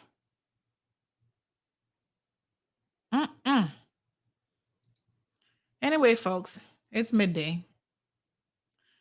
I suppose y'all should be getting to work by now. Folks, tomorrow's Friday. It's the birthday. We'll be doing a few giveaways. I don't know what's on the topic for tomorrow. You might just have fun tomorrow. You can hear the people, the tourists supporting the worker. Yes, people are not going to put up with foolishness. It's absolutely ridiculous. All right, beautiful people. We'll keep y'all posted on what happens over at Palm Heights. Like I said, they should really do a good job of pulling and closing down the whole place. They should never get another work permit approved, as far as I'm concerned. But I bet you our WRC people not prepared to do that. Morning, caller. Hey, morning. Yes, sir. Are we on with Sandy? Yes. Okay. Hey, Sandy, it's me. Listen, that last video that you put up there with the guy from Palmas, we know him very well. That guy has no manners. Oh, yeah. I have witnessed him being disrespectful to staff members till they cry. He is just disgusting. And from what I understand, he was very good friends with Matthew, which gave him the idea that he had the power to treat people the way he treated them. And Matthew is one of the owners. Yeah. We call him Despicable Me because he looks like that man from the character in that cartoon. But the thing is, yeah. And I don't know what happened, but anyway, they sent him back to the UK. Oh, they But I'm finally sent him telling back. you, the level of disrespect that the managers give to the employees, I honestly never knew it was at this level until recently, because things were covered up very well. Wow. And like I said on my show yesterday, I cannot believe that one of our own is in a relationship with Samuel to Salita, and she's standing there as a Caymanian try and and hush about her. allowing this to go on. Wait a It's minute. really You're despicable. counting Salita Ebanks as one of her own? Child, you must not have a clue. Let's leave that one right there. That's a Caymanian of convenience. Remember, she the one who says she was born in New York and she's an American. So I don't know why y'all talking about one of her own. Yes. But anyway. But you know, the whole thing is, I am so glad today, apparently Labor and Pension went into the laundry to do investigations. Yeah. Good. So, you know, at the end of the day, all they have to do is apologize, get rid of this troublemaker, and move on. But listen, it's not just, there's no singular troublemaker over there. There is too much that's going on. You know what I'm saying? So this is an organizational issue. The thing is that when you were referring to the contract that the manager signed, one of our friends that came here from the UK that was recruited, he came here, and then he refused to treat staff, you know, the way they wanted him to treat staff and different things. He wanted to resign. You know what they did to him? They stripped him of his pay. They wanted him to pay back what they spent for him to come here. That man went home with not a penny. That's what I'm telling you. You can't blame any single individual. Even him, her name is Jimena, whatever. You can't blame her, because if her behavior was not tolerated by the organization itself and the management owners of the organization, she would not be able to come here in less than a month, feel entitled to treat people in the way that she's being treated, that they're being treated. I totally agree, because obviously they know what she's doing, so they're just as bad as her, and they allow her to do it. They are the ones that are telling her to do it. They're empowering her to do it. That has to be the case. But the thing is, she is crazy as well. Well, I'm not saying that she isn't, because like I said, a lot of other places in the world, she would have been dragged in a very special kind of way. She come here and, you know, she's talking about, oh, I'm famous now, I've gone viral and all this foolishness. She has no idea what this has done to her name and reputation. But she don't care, because she believes that Palm Heights is going to be protecting her. Right? That's what she believes. She believes, and they, by extension, believe that they have that kind of power in this country. This is my country. You don't come here with illegal acts and believe that you have any kind of power. Look at how much illegal things I caught her out on to do with work and permit that was, you know, people that are working on permits for a certain particular area. She's going to say, oh, it doesn't matter. We change. She haven't a clue. Mm-hmm. But like I said, her workplace has empowered her to be able to do all of this stuff, right? She thinks, and just like they must think, that they are all powerful, that nobody can do nothing to them. WRC can't touch them. Police can't touch them. DLP can't touch them. That's what they believe. So they have gained that power, where she believes that she has gained that power from them. Well, that's what's going on. I feel sorry for her. Next caller, what's your comment this morning? My thing is, if the police or the private sector police officer work, or the civil servant or whoever's in charge of work permit approval, if they cannot give the public some sort of answers, where are the MPs? Where is doing John Moon Man or whatever they want to call him? Where is Minister Brian? Why are they not publicly saying anything to the people? What is going on? I mean, corruption is all across the island. I mean, on the one hand, this is how I see it with the politicians, right? I don't expect them to get involved in anything to do with enforcement, because God knows. They know how to get involved, Yeah, but they need to speak. If you're Minister of Tourism and the people are asking. No, Minister of Labor is who we need to hear from, not tourism. We need to hear from Minister of Labor. How often have we heard from the Minister of Labor? How many meetings has he held? I mean, the civil servant, we can only keep them accountable for certain things, right? Everything has to go to a portfolio, right? This man, he only held an event a couple of months ago and whatever. Now, election time is about to come around. He'll be out there again, giving to his selective few, like how we held the MP Bernie Bush here in West Bay, giving to his selective few, right? Call him out. Listen, telling the truth doesn't hurt you. And I can tell you this, a lot of them get their votes back in West Bay. Like I said, I only see one that needs to be returned. Feel sorry for the rest. People's problem is they want to change. They change one man, one vote. Hold on. Let me ask you a question. Where's Bernie's office? He even got an office? You have his house address. I guess you'll have to go look for him there. That's the last address. I knew he had the office in, so here's another tidbit y'all can hear exclusively on the show today. Poor old Mario Ebanks, he gone Turtle Farm as HR manager. He just started, and he is leaving at the end of the month. Already leaving. So this is the thing. You cannot. This is where government go wrong. This is where private entities go wrong. This is where all companies go wrong. First of all, for you to do a clean sweep, you need to get rid of all expat HR managers. They're only hiring expat, their friends, their sisters, their brothers. They bring them here. They have no knowledge of the job. They can manage how to train them. Then they get the superior position over the Kimanian. The Kimanian cannot speak because they're in fear of losing their job. Anyone would be in fear of losing their job. This is a case that just happened recently, and it is really sad to know that this is what is happening here, and there's no protection to the Kimani people. And I blame our MPs and our civil servants. Then the next thing is, you cannot throw a marketing officer into an accounting job. Okay? Those are my 2 cents. Thank you, my dear. All right, folks, we're going to wrap it up here. Sandy, I'll leave you there too. Yeah. See you guys tomorrow morning for sure. Take care. Okay. Thank you for tuning in to another episode of The Cold Hard Truth on Bobo 89.1 FM.